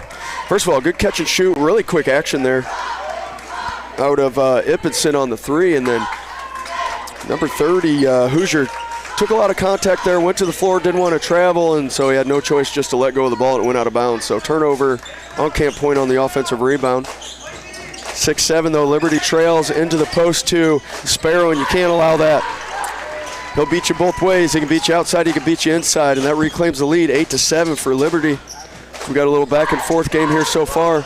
There we got the ball middle of the court that time. That's how they need to get across half court. But probably ill-advised to go back with Kessner, and strong take, just short on the finish there, and so Camp Point will come the other way again.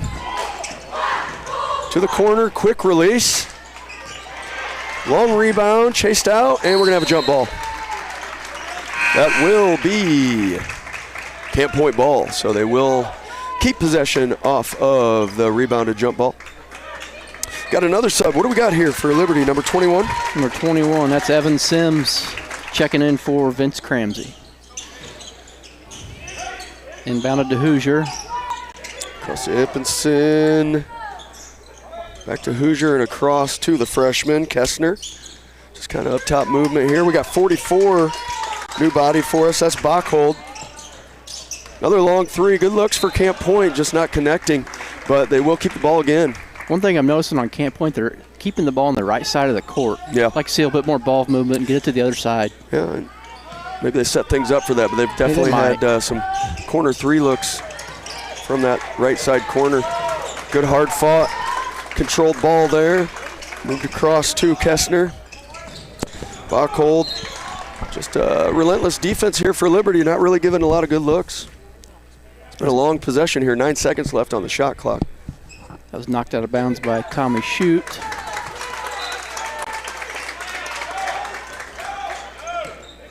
High pressure there, creating a tough possession. 3 seconds left on the shot clock. Kessler's going to have to trigger it, and why not? Got to love the shot clock. You get looks that you don't normally see, and you got to take shots you don't normally take, but you always want to take.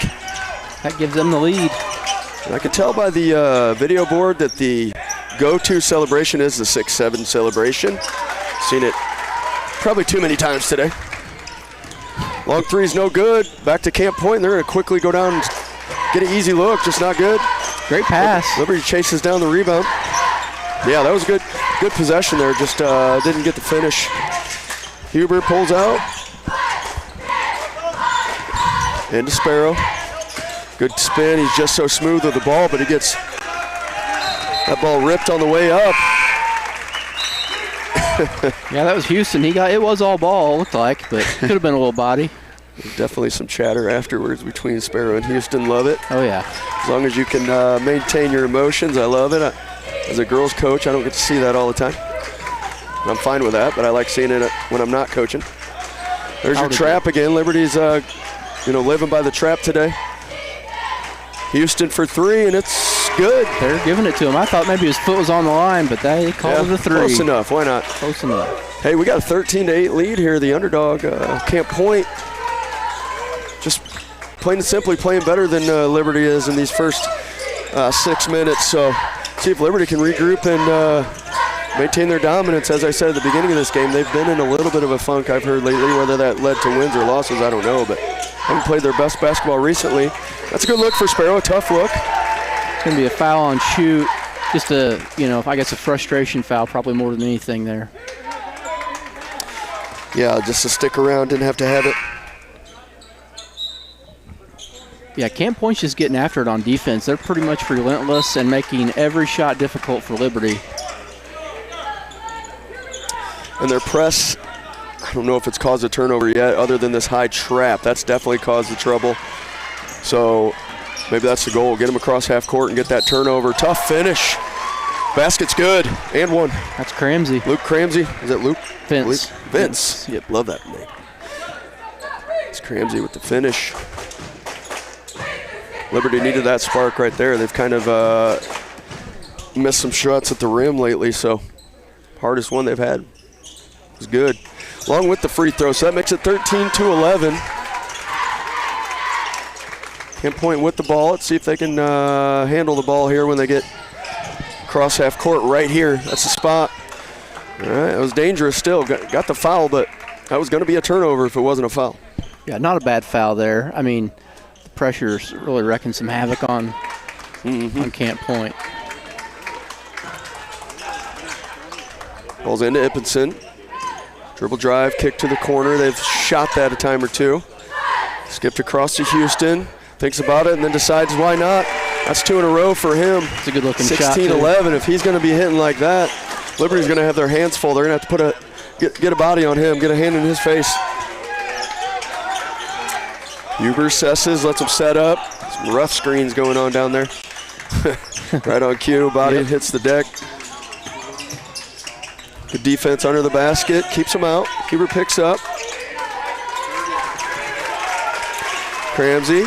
8 seconds on the shot clock, which is a little bit ahead of the game clock. So we're going to see what happens right here. No good. And get in. Had a good angle. Yeah, the Camp Point fans are really getting into that there at the end. Yeah, defense was going. When you got that shot clock, it also helps. I mean, the game was running out too, but 16-11, Camp Point wins the first quarter of a game where they are the huge underdog by seeding. So quite the game we got measuring up here. So we'll see you in 60.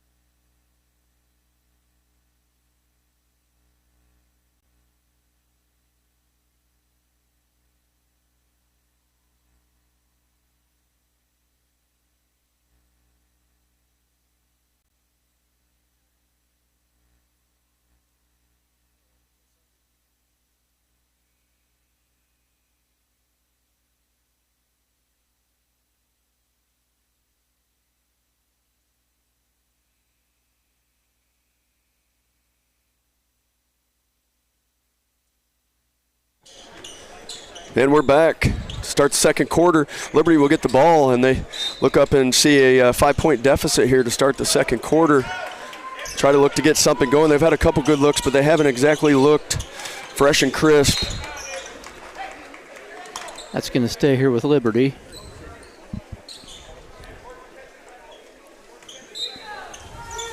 Shout out to Matt Olson, a local wonderful referee. He agreed that you got to have all 3 points across half court to get a backcourt violation. So just to clear that up, but long free throw or long three is no good. But the offensive rebound led to a travel. He just caught it and started stepping with it too quick.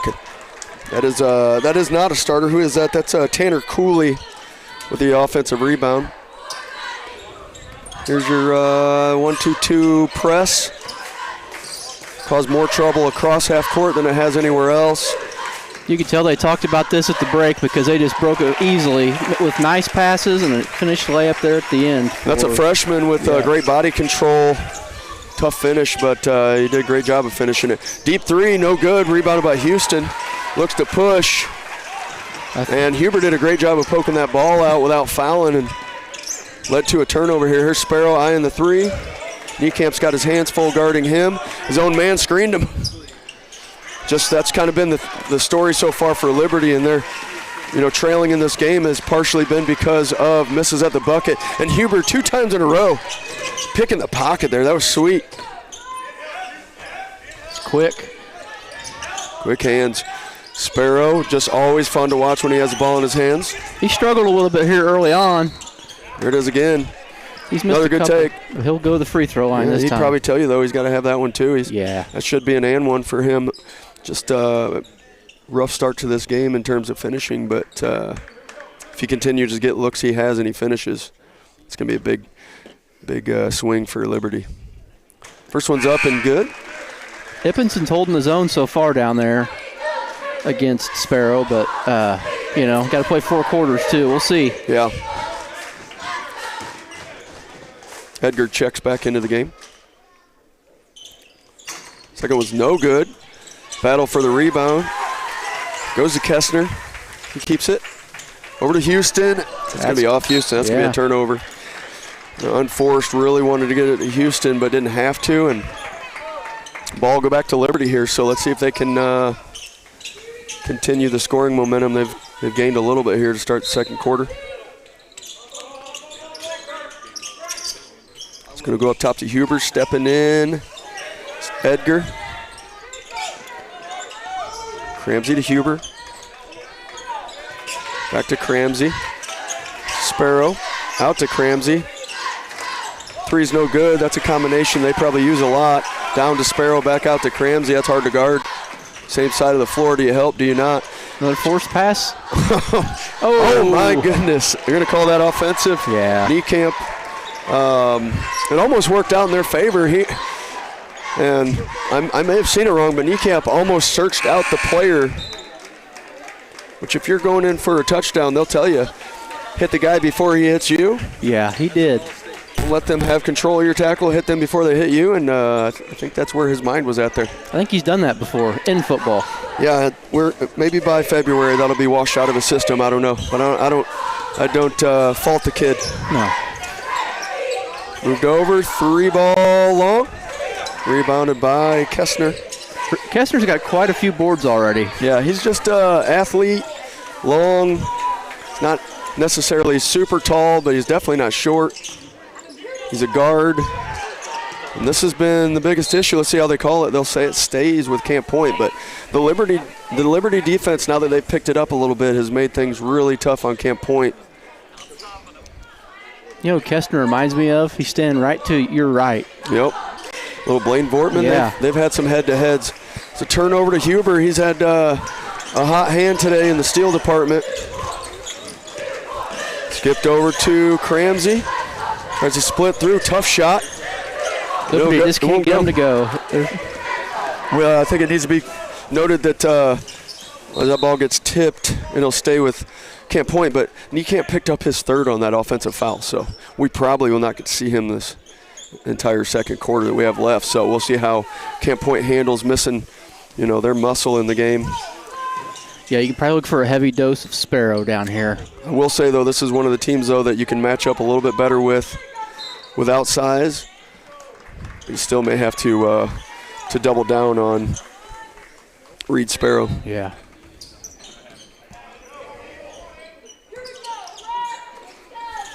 Ball's up top to Houston. Camp Point enjoys a 6-point lead here. Really slowed down the scoring here. We had some action early, but this second quarter, and that's going to be another turnover. Yeah. The scoring's kind of slowed down in the second quarter, and you've seen a lot of that. A lot of tip balls by Liberty, whether it's off them or not, but in that case it leads to a Camp Point turnover, and that leads to a Camp Point timeout. And that leads to us taking a 60-second timeout.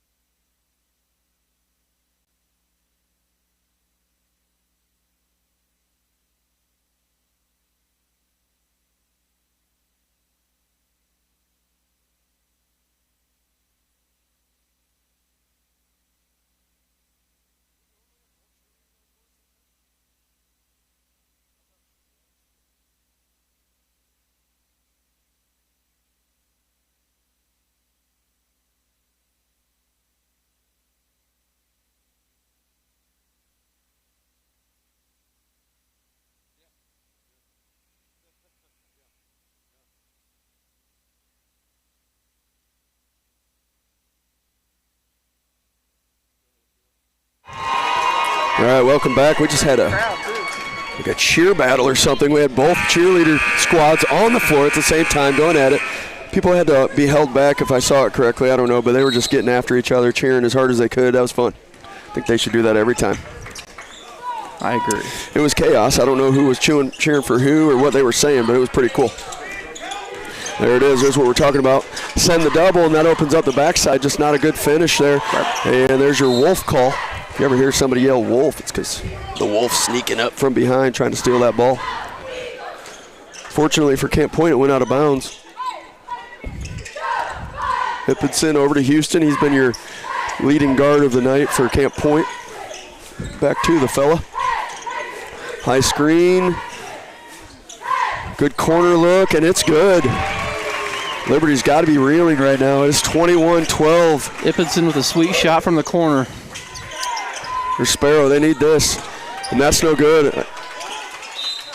Houston says, fine, you want to come guard me? I'll throw it off you. We got a new sub here for Liberty, Brody Klauser. Just seems like Liberty hasn't found their mojo right now. 12 points as we approach halfway through the second quarter is probably not where they were hoping to be right now. Camp Point, I like it, aggressive. It's the offensive end that's really Liberty's problem right now. Defensively, they're doing fine. They just can't get anything to drop right now. Yeah, Camp Point's had a few timely threes or looks here or there, and 21-12 is your lead. So it's a fun game to try to watch as a coach, that's for sure, picturing yourself in both shoes when you're the underdog and the favorite. So Huber up top to Sparrow. Klauser has it, back to Sparrow. Back to Huber. Spread the floor, backside screen, flex cut more or less. Huber up top. Let's see Huber push the issue a little bit more, be more of a factor in this. Shot clock's at 1, and that's going to be a turnover. That's not going to be allowed there. So turnover Liberty, another 35-second violation. We've seen multiple in the last few games. When it hadn't been any in the first two. So Camp Point's half-court defense is just really good. They're not pressing, but when they get the half-court D, it's. Which is why I'd like to see players like Huber and Cramsey force the issue a little bit. Yeah. Maybe use their dribble to change it up. Had an open floor travel. It looked like maybe drug a pivot foot. And I feel like Camp Point actually, even though they're winning this game by 9, they've made a lot of turnovers that they didn't have to make. Yeah, Liberty's just not capitalizing on it yet. For sure. It's a good look, but I think it's at that time of the game where you're questioning yourself on whether you should shoot or not. Back up to Sparrow, he won't question. There's Cramsey. Much needed three, no good, and then we're going to have just a ticky-tack off, 90 feet away foul. No effect in terms of free throws or anything like that, but just frustration, I think, again. They're just trying to make stuff happen. I will say there haven't been a lot of offensive rebounds, so they've shot a lot of threes. Haven't got anything to show for it when they missed either. There's your press. Ball's held and then picked up. Dangerous spot right here. Works his way out of it and gets it to Houston. Houston, quick trigger off the backboard. Late action on anybody trying to get that ball. And then finally Huber takes control. 2:48 left in the second quarter, 21-12. I think Liberty has maybe scored 1 point this quarter on a free throw from Reed Sparrow. Speak of the devil, there it is. There he is. Big bucket for them. Make it 21-14 and maybe just feel like they have a chance offensively to do something. Ball's pushed by Hoosier, excuse me. And that's Colin Bachhold that checked in earlier. He's pretty much guarding Sparrow the entire time, doing a pretty good job. I think Liberty probably needs to keep going back to him, though. Oh, for sure. Here's your lob deep to Kessner. Hand off. Lob. Play was set up, but Sparrow was right in the right spot. If that was where the pass was supposed to be, Sparrow was ready for it. Quick trigger to the corner here. That's Edgar. Edgar for three, and here we go. Now we're down to a 4-point game. We got 21-17, yeah. 2 quick buckets, 5 points, in a matter of 30 seconds for your home team, Liberty. A ball pressure, a little body up, rotate, kick out. Houston's been hot from three. Decided not to. Here's your freshman. Kessner is same man. Offensive rebound, going to swing it. Never mind, Houston's keeping it. Then finally gets it out. Kessner pulls up mid-range. Tough shot. Yeah, nice shot. Tougher than the three. Big bucket for them to answer this little quick push by Liberty. And there's what I'm asking for. Oh. People wanted to travel. I don't think anybody wanted a jump ball. No. The call was a jump ball. Kessner's shot down there, I like to see. You don't see the 15, 16-footer that often from the wing area. Well, sometimes there's good reason for that. But yeah. There's certain people you don't want to give that shot to at all. But right. He's clearly one he's a good probably shooter. Be okay with it. Yep. He's a good shooter. Here's your press breaker. He's going to dribble split. No call there on the heavy pressure. But it leads to pretty good look at the rim. Got a flop call. Kick out. Man, Liberty's just getting after it here. Oop, they're going to call that on Kessner. It was every man for himself there, but they are going to say that Kessner got a little too handsy there, the push. Yeah, and Liberty's been bringing it on defense the whole day. It's just they're finally getting something going on offense here. We also have a Dwayne Kerfman with the flop warning. The way that's handled, if a referee feels like a guy falls backwards and try to sell a call, they'll make the gesture. They will not stop the play. And then next time the play stops, they'll go to the table and say flop warning. And so anytime there's another delay of game, whether it's a flop or a tip ball out of bounds or one of those calls, it will be a technical. So no big deal yet. Swung across the Sparrow. Sparrow's bodied up nicely. Buckhold. Swung across. Edgar, wide open look for Cramsey. Over the back on, is that Klauser? Yeah, that's his second foul down here. He's just lucky that they're not sitting in the bonus because it's 2 fouls he's committed a long way from home. So see how they do against this press. The post players kind of back up, leave the guards to themselves. That split's happened a couple times, and then that tip's happened a couple times. Yep. Good fight back, though, by Ippenson to just will that ball back to their possession. Liberty just wants them to dribble through it. I mean, and he gets a travel there. I don't know about that, but they call it travel. Well, as a coach also, Houston held that ball for a long time. He had some open players and held it, let them kind of get comfortable in the trap, and then tried to split it. Yeah. Coach Sparrow wants to get a late sub here. 26 seconds to go here in the first half. Tanner Cooley steps in for Klauser. Shot clock is off. 23-17. 5-seed Liberty in a little bit of trouble in this first half, and they have decided to go last shot. Spread the floor in a 5-out look. 15 seconds to go. Got Sparrow as a man to watch. He flashes high. And that was supposed to go to Cramsey on a handoff. Hessner gets it back. You don't have to do anything dangerous here. 2, 1, at the basket. Tip. They say no good. No good. Good try right there. Nonetheless, Camp Point Central surprising the Winchester Invitational Tournament world with a 23-17 lead over the 5-seed Liberty. First upset alert here. Yeah, upset alert indeed. 8 minutes on the clock for halftime, so we'll let you go grab a sandwich. We'll grab one too, and we'll see you in 8.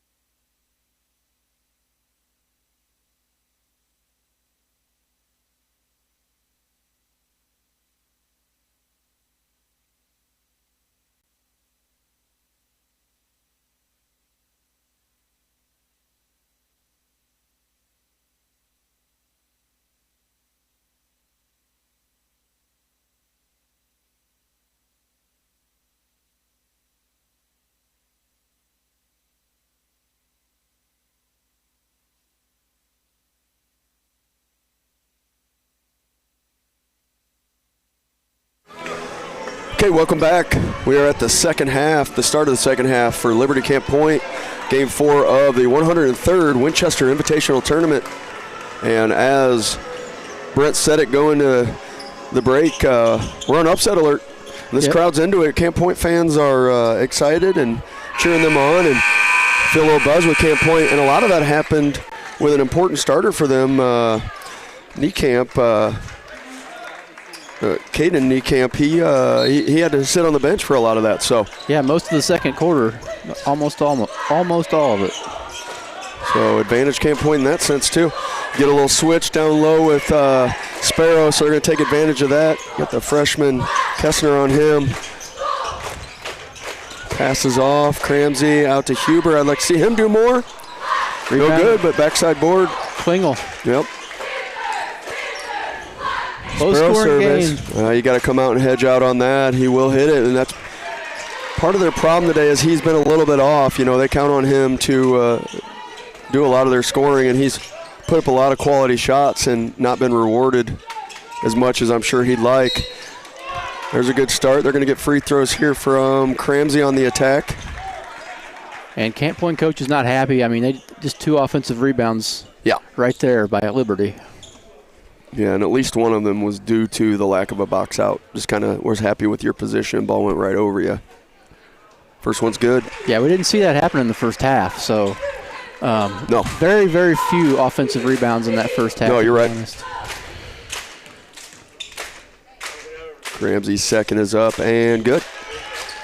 Puts him to 5 points. And he's going to look to be a factor if Liberty's going to come back and seize control of this game. Niekamp. Press continues. Skipped across, getting close, and shot clock was at 25. They called it. 10 seconds. So 2 points and a turnover to start the half for Liberty in their favor. Couldn't ask for a better start. Huber up top. Man-to-man defense. Really fighting hard down there. And against Sparrow. Sparrow takes it up over Houston, who for the second time got a mismatch defensively, which is what they're trying to do. Kessner all the way to the basket, followed by Ippinson. Great follow. Yeah, great aggressiveness there by Kessner to take it. It just rolled off, and then it was cleaned up by Ippinson. What they're trying to do here offensively is screen and switch so that Sparrow gets stuck with a mismatch. And I feel like this is a mismatch here as much as it is. They're about the same size, but senior versus freshman, along with big body versus younger frame, a smaller frame, and he wins this battle as he goes to the free throw line. Sparrow's free throws up and good. 25-20, 6:23 left in the third quarter. And that's going to be the third foul on Kessner. All right, we'll keep an eye on that. They need him on the floor. Yeah. Swung across, Niekamp steps up across half court. Fakes and crosses. Skips to the corner. That's tipped away by Sparrow, and Klingel's going, passes it out to Sparrow, up top to Edgar. Cramsey fakes, drives, kicks. Wide open look for Huber, but the 3 ball has not been there today. I don't know what they are from the 3, but that's... Yeah, only 21 points. Yeah. We're a couple minutes into the third quarter, not hitting really from anywhere consistently. They get another offensive opportunity, though, as the ball swings across to Huber. Cramsey posts up. Decides to pull it out. Oh, that's going to be number 4. A big foul there. Caden Niekamp, he's going to come out of the game, and that's going to be Colin Bachhold, who came in for him in the first half, is going to replace him. Colin Bachhold, though, did a really nice job. So as much as they want Niekamp on the floor, they have a viable replacement there. Absolutely. Good action in the middle, but the ball gets taken away by Houston. It's going right at Cramsey, goes to him. Cramsey blocks it, saves it, kicks it out. We're going to have free throws here. Yeah, looks like Edgar fouled Ippinson when he went back up with it that time. And that's partially because Ippinson went up strong. Yeah. Didn't hesitate, didn't try to fake anybody out, just went up. It's going to result in a foul most of the time. First one's no good. 25-21, Camp Point clinging on to a small lead here in a game that they've led pretty much since about 8-7, first quarter. And even though Liberty's been pressing the entire time, they're in no foul trouble at all, so they can stay aggressive. Absolutely, especially when they need it. Look from three, no good. Houston gets it, fights out of it. Looks ahead, nothing really there. Pushes, pulls out, goes short corner, swings it across. Ippinson back to Houston. Sets something up. Swing across action here. There's your freshman Kessner. Great take, and it's good. Yeah, rewarded. Nice. Kind of tucked that ball on the attack, which is great, and then finished one-handed with a left hand. It might be a lefty. We're seeing him in 8th grade. Yeah. Oh, miscommunication there, and Sparrow's going to make him pay with an and one. That cuts it to 4 with a chance to take it down to a 3-point deficit here. Just gave Chris Stewart awesome footage, too, on the and one celebration. Yeah, he did. Watch for that for your highlights tonight on, what is it, Muddy River? Yeah.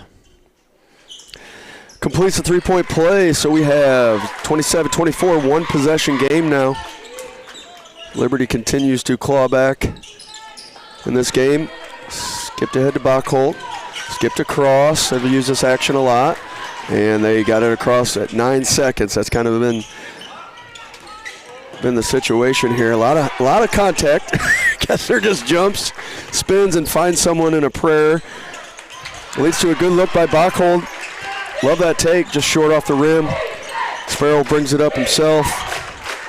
Chance to tie it up here if they hit a 3. That's a charge. They did no call. No call, okay. All right. Wow. Completely shoved him on that. Yeah. And then now they're going to get him on the softest call of the night. But yeah. Is what it is. It all plays out in the wash. Yeah, we've got a ball game now. Sometimes when you're that underdog in the lead, you can tighten up too when you feel that lead start to go away, and you can start to really press. It's a good step through there by Bachholt. Ippinson takes on the trap too. Huber D's him up. He's going to meet another man across that top. When they go across this half court, somebody's going to jump him every time. So Kessner has it, steps through. Good job by the freshman. Another. Oh.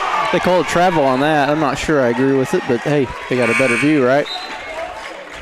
No comment? No comment.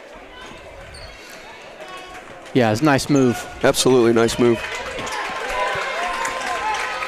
Huber's ball, Liberty's ball nonetheless, with a chance to tie with a 3 or get it within 1 here. High screen action, Huber dribbles, reads, comes off, Ippinson meets him. Got Sparrow in a mismatch down there with Houston. Houston just swipes at him, misses, thankfully. Houston with the rebound there. Yeah, playing a lot bigger than he is, that's for sure. And he just somehow gets through that. Good look for Ippinson. No good, backside board though. Brought down by Camp Point. We got a foul on the floor. Job by Kessner in there. Yeah, he had to back dribble there just to get the position. And he was fouled as he did that. Fouls have picked up a little bit in this second half. We got a timeout, Camp Point. Looks like they're going to they're going to take a full. We'll take a full with you.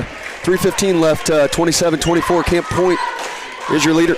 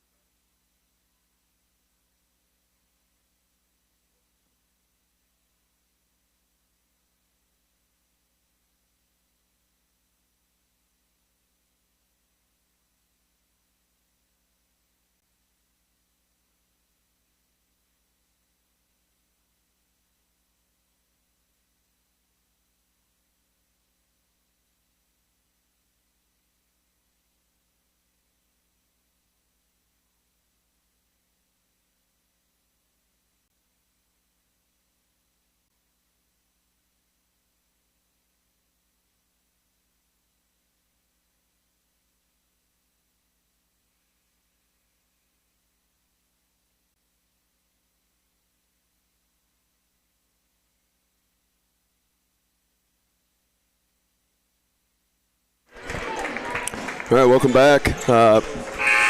Jeff Abel chimed in. He says unofficially Liberty is 1 for 18 from 3. I'll take his word for it, and it feels like it, as they are just struggling to find points in this low-scoring defensive affair here, 27-24. There's your trap. Popped out to Houston. Quick three. No good. Ball tipped. Possessed by Liberty. There's another good look for Sparrow. In and out. Going to come back to Ippenson, who tries to take it all the way. Pulls up. Sweeps through. Tries to kick it out, but beats 3 Liberty players. Suffocating defense by Liberty here. Yeah. Kester with a pretty good take. Defense made it a little bit tougher there. Cramsey pushes himself. We got an offensive foul. That's definitely sold by Houston. I don't think there was too much there, but there was enough that it can't be called a flop, I feel. So does Rich Thompson.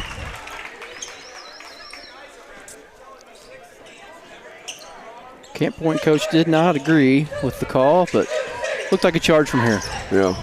We call that play dragon. I like You're it. trying to get that, take that charge.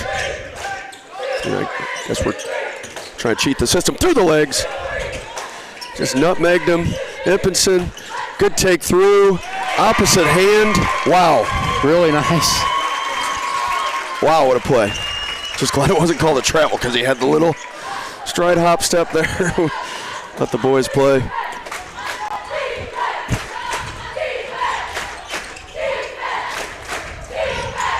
Top to Sparrow, looking to get going here. Spin dribble, looks, no call.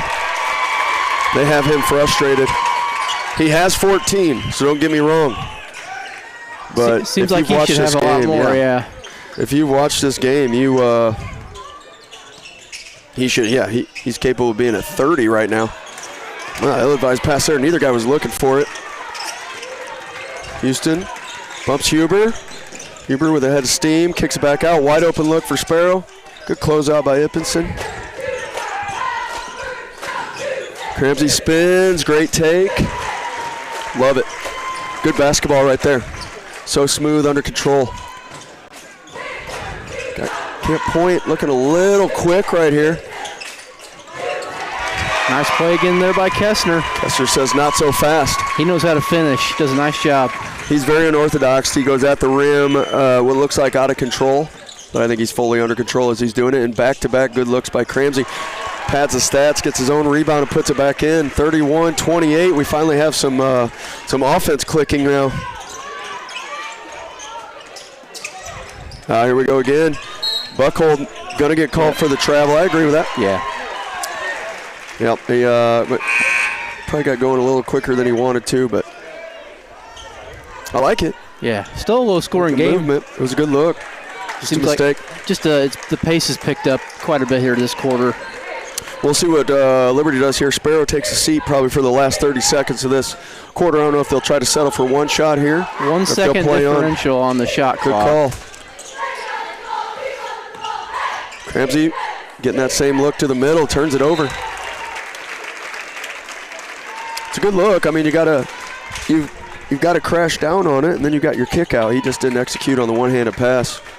I would say Camp Point's going to hold here for the final shot, but they might do whatever the Liberty's defense dictates. Yeah, sometimes you're not always in the driver's seat. No, they're probably not here. Tipped out. They'll give him a look at half court here. Shot clock is off now, so 12 seconds left in this third quarter, and Camp Point feel comfortable that they'll probably take a lead into the fourth. Just how big that lead will be here. Ippenson steps through, not going to him. Forced to Houston right when I said they'd have a lead. About turned it over. Ippenson stepped through. A lot of contact, no call. 2, 1. That's going to hit the roof in our round-shaped ceiling here. 31-28, Camp Point still holding on to a slim lead as your underdog in the 5-12 seed, is that right? 5-12, 5-13, 5-12? 5-13. 5-13. So quite the game here going, upset brewing. we will take a break and start the fourth quarter.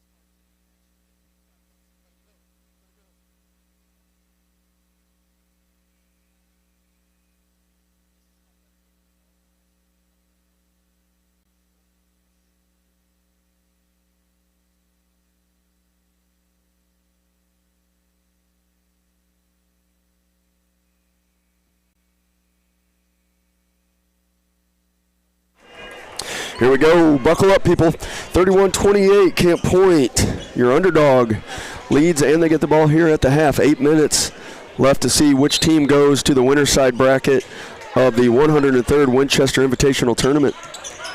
There's your trap. Seen it all day. Camp Point's done a nice job of dealing with it. Kessler for three would have been big. No good. Huber possesses and pushes. Hesitates. Now they're going to set up. Cramsey's had a hot hand in the third quarter.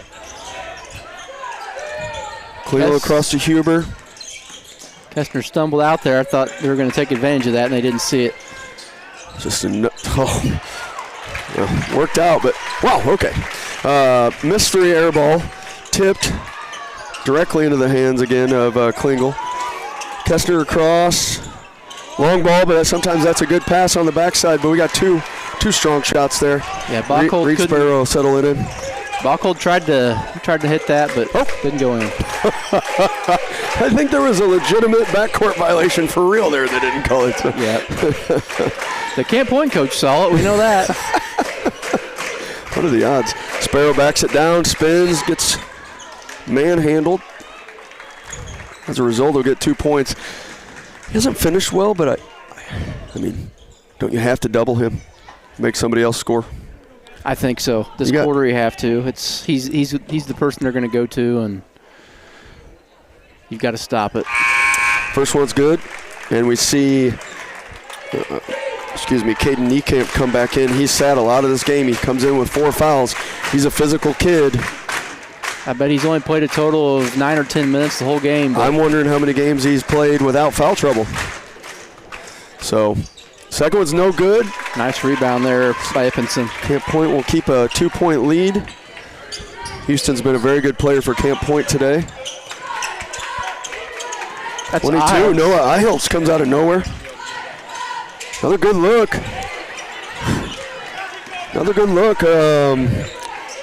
That's Kobe Hoosier. He's had a lot of good looks. He just hasn't capitalized, and Liberty finally gets this game back to tied. It's been about, I'll say, 20 minutes of basketball.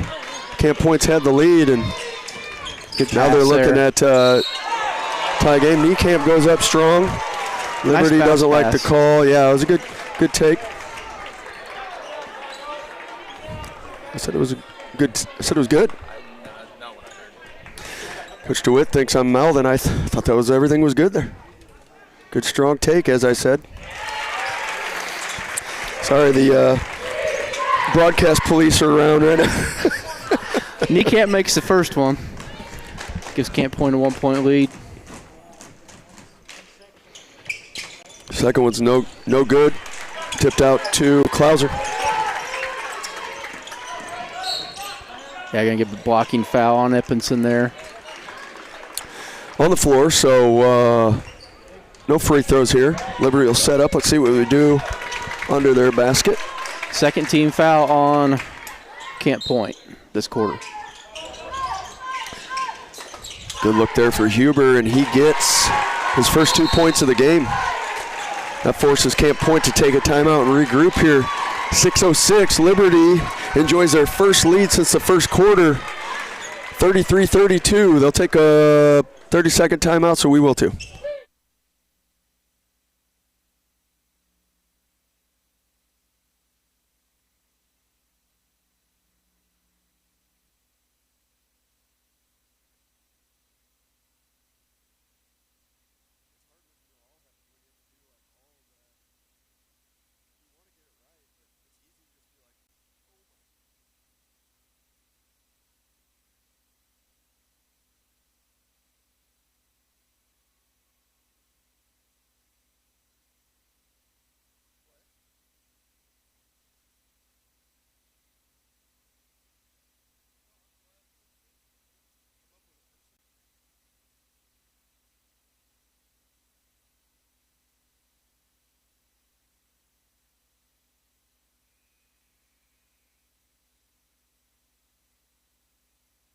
All right, welcome back.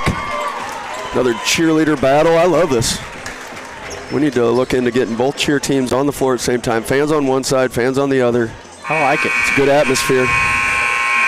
Camp Point brought a ton of fans here today. And Liberty did too, just Camp Points were really loud. When they're giving them a show, give them something to cheer about. You know, they got a losing record. There's a turnover by Huber to Klingel. He loses it. Good tip back. Good look. There's Cramsey.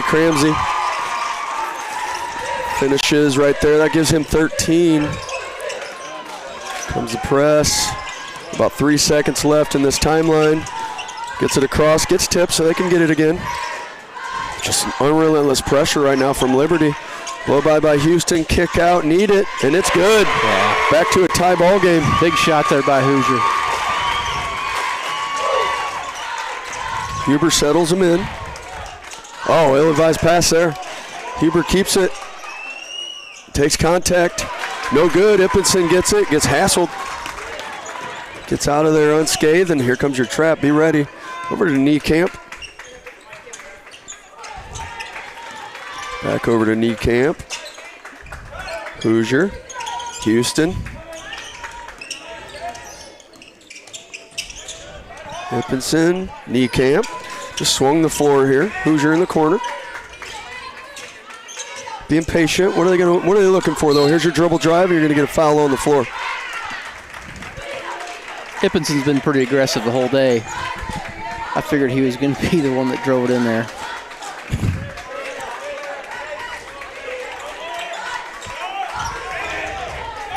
Comes into Houston, wide open look. Nobody guarded him. Hate to let that one go to waste. Tie game, 35-35, 4:46 left. Nice kick out pass. Pull up at the elbow, good.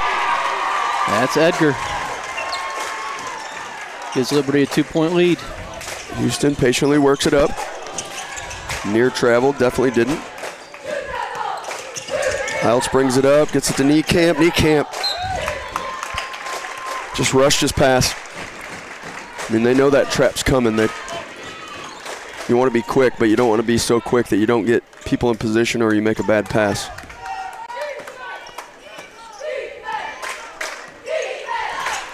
It's like Kessner's going to check back into the game here. I was just looking for him. Yep. We're going to swing the double over. They're going to probably look for Sparrow underneath, tipped out. I'm going to say it stays here. That will get your sub in. You got another sub coming in here for Liberty. That is Tommy Shooty. I'd go by Tommy Coldcuts. Tommy Coldcuts. How do you like that? I like that. If your name's Tommy, I feel like you should Tommy have Cutlets, right? Cutlets. Cutlets. I like that too. Oh, and right on cue, Tommy Coldcuts is going to get free throws. Yes, he is. And well, that play, he stepped in, posted him up, got his man behind him, and he didn't finish, but that's because he took a hard foul from behind. Kessner checked in for Iltz. First one's no good.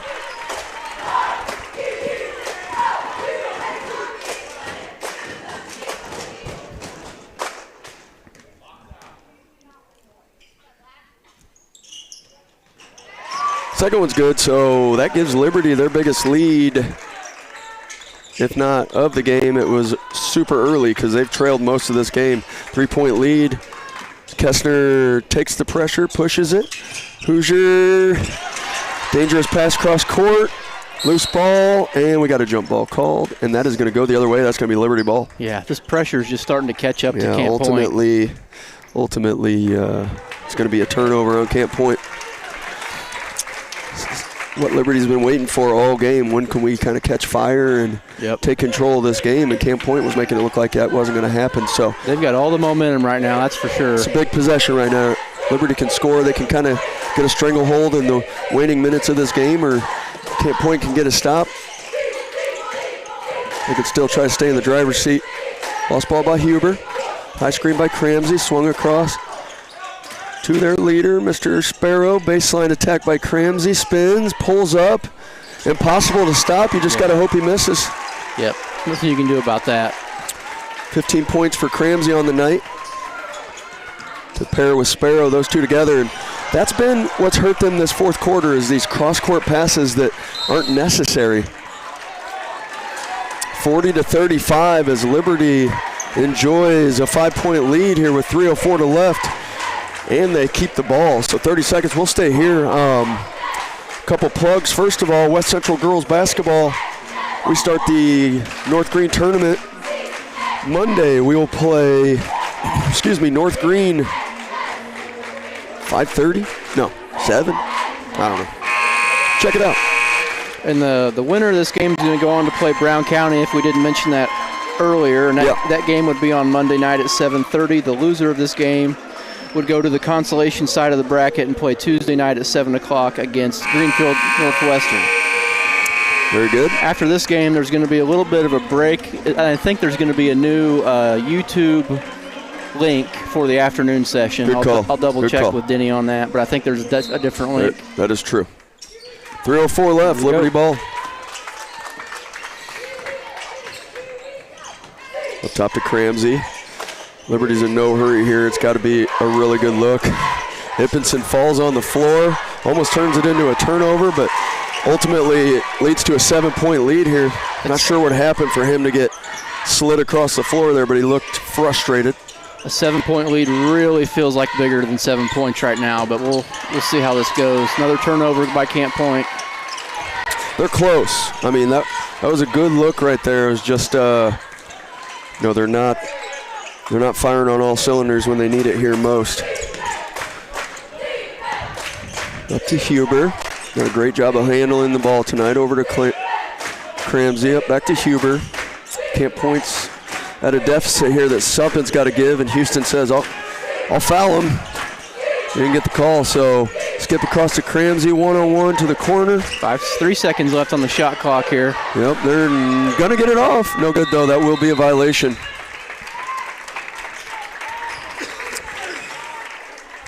All right, under 2 minutes.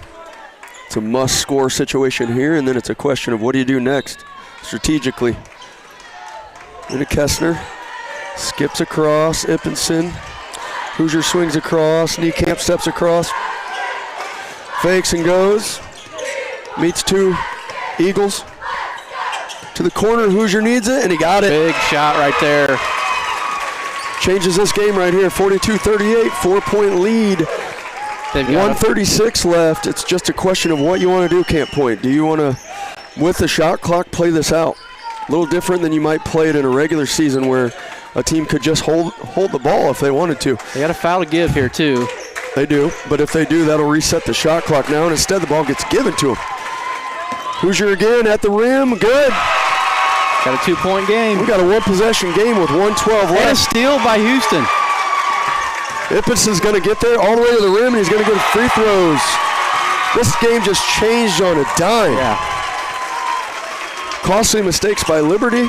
That was a 7-point lead that I said felt bigger than it was, and now we might have a tie game after these two free throws. Those 7 points dwindled down in about 20 seconds. Yeah. Camp Point says they want a timeout. Let's just stay here. We got all kinds of action here. Looks like they're going to take a full.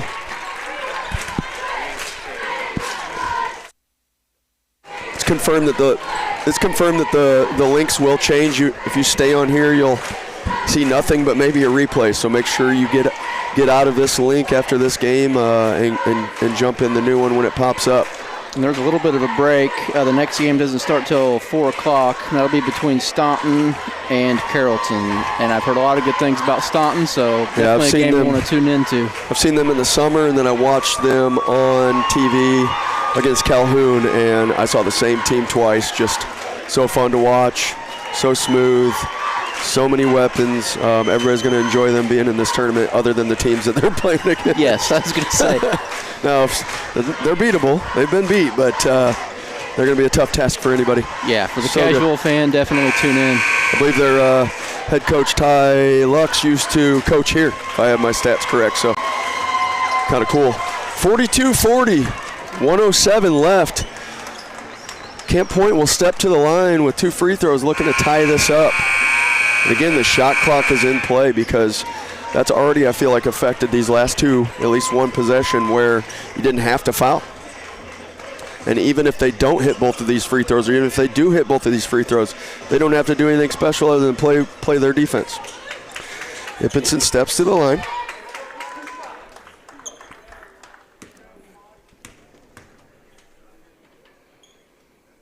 First one's no good.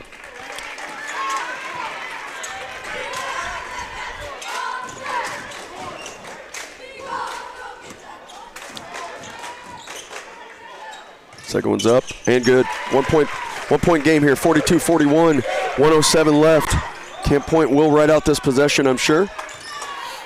Huber walks it up. Ippenson waits. Niekamp sits with Sparrow. Cramsey cuts through. Got a high-low screen action here. Switch. Ippenson can handle the job, though, so swings across.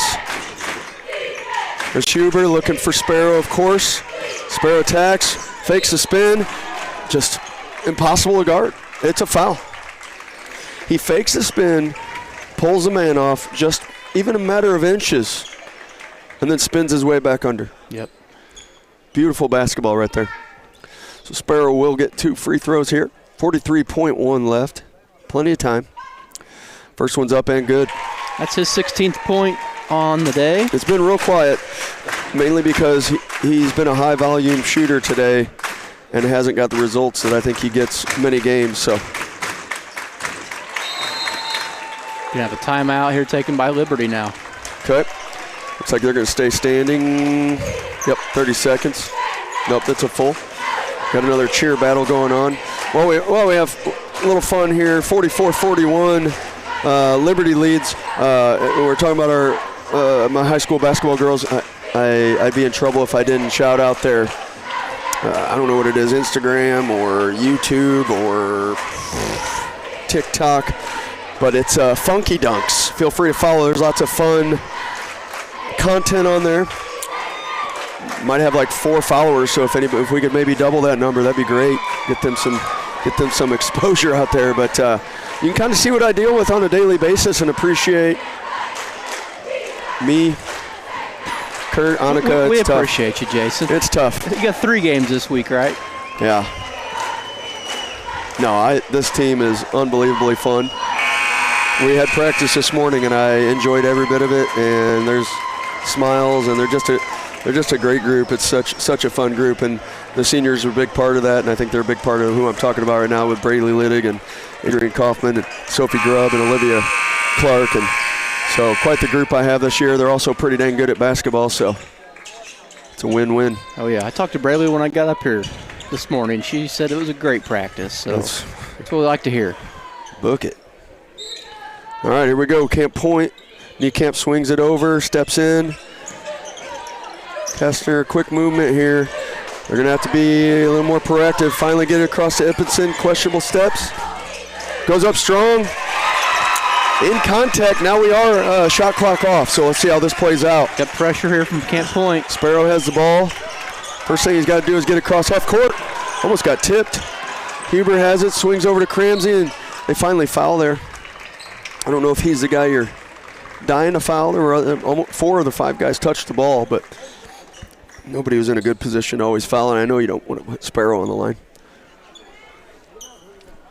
1 point game. These free throws are big. Camp Point's going to get a chance. They've got to get a rebound if there's a miss, but they're going to get the chance to at least tie it. This one's pure. 18 seconds to go here. Yeah, that's a good-looking free throw. 45-43. To add to the mix, that's 4 fouls on Ippenson, so that's important with 18 seconds left. Second one looked casual. Liberty will take a 30-second timeout.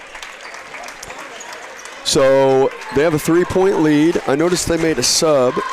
They put in Brody Klauser. It's a smaller guard. I don't know if that's defense. That could be a 3-point shooter. Probably defense. Well, I'm talking for Liberty, yeah. Yeah, defense. They do have a foul still to give. So we'll see how they want to play that, if they want to play physical here on this possession. 18 seconds to go. Liberty, your 5 seed, up by 3 over your 13 seed Camp Point Central. You don't have to have a 3 right here, but, with Houston's open, I would imagine he would take that. We'll see. You got Hoosier, Kessner, Ippenson. Those 4 guys probably all have the green light. Get Niekamp going downhill for a rebound. It's not that easy, though, against this press. They put you in tough spots. So 15 seconds to go. If it's going to take this long, you might have to shoot that 3 now. Yeah. They might be trying to foul. There's Ippenson with Here's your tie ball game. No good. Rebound ripped down by Huber, and he's going to get called for a foul. 3.8 left. Huge rebound by Huber. Yeah, sure was. That changes it from tie ball game to 2 free throws at the other end. Either one of these goes. When either one of these goes, and that's a tough task.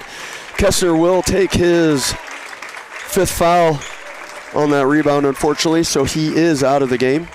I mean, the story of the game, I think, is both teams played great defense, but Liberty's just the suffocating full-court press is just – and it would take them 8-9 seconds every time to get across half court, it seemed like. Yeah, I mean, it was still a good look. Ippenson spun around with no one on. Yeah. It was kind of a misplay there defensively because they like to put pressure and send 2. And it kind of went in their favor, just didn't fall for them. Timeout here. So both teams still have 1 timeout left. So the big thing here is if he misses both, they can still take a timeout. They don't have to run it out of this play. They can set something up if they want to go long distance or whatever. So they do have that in play. But Huber makes either one of these. And, I mean, it's going to take 1 in a million opportunities. So a lot on the shoulders here of number 2 for Liberty. Looking for 1 free throw. And just a reminder, after this game is over, you'll need to go find that new YouTube link. I think it'll say afternoon session or second session or something like that. Yep. For the 4 o'clock game. First free throw up and good. Huge free throw. Yeah. 4-point lead. This one's just icing on the cake. Make sure you can't get some sort of 4-point play. That's good. Niekamp will throw it in, 3/4 court. Swung to Houston. Really tough shot. No good. What a game played by Camp Point Central, and what a comeback by Liberty to maintain their seed as your 5-seed Liberty takes the win 48-43 over Camp Point Central. Liberty will move on to play Brown County on Monday. Camp Point will move over to the other side of the bracket and face Greenfield Northwestern. Also on Monday, did we talk about that? That one's on Tuesday. That one's on Tuesday, sorry about that. Yep. But congratulations to both teams. Well played basketball by both teams. Great game to watch here. Game of the day so far. Yeah, I agree. For Brent Bros, I'm Jason Likes. We'll take a long break here. You got Staunton versus, what is that matchup? Staunton and Carrollton. That should be a good game. And you're going to have coming up Aaron Littig and Todd Chapman on the call for the next one. Then you and Todd after that. Todd, yep, can't wait. All right, everybody, thanks for watching. Thanks for listening. We'll see you later.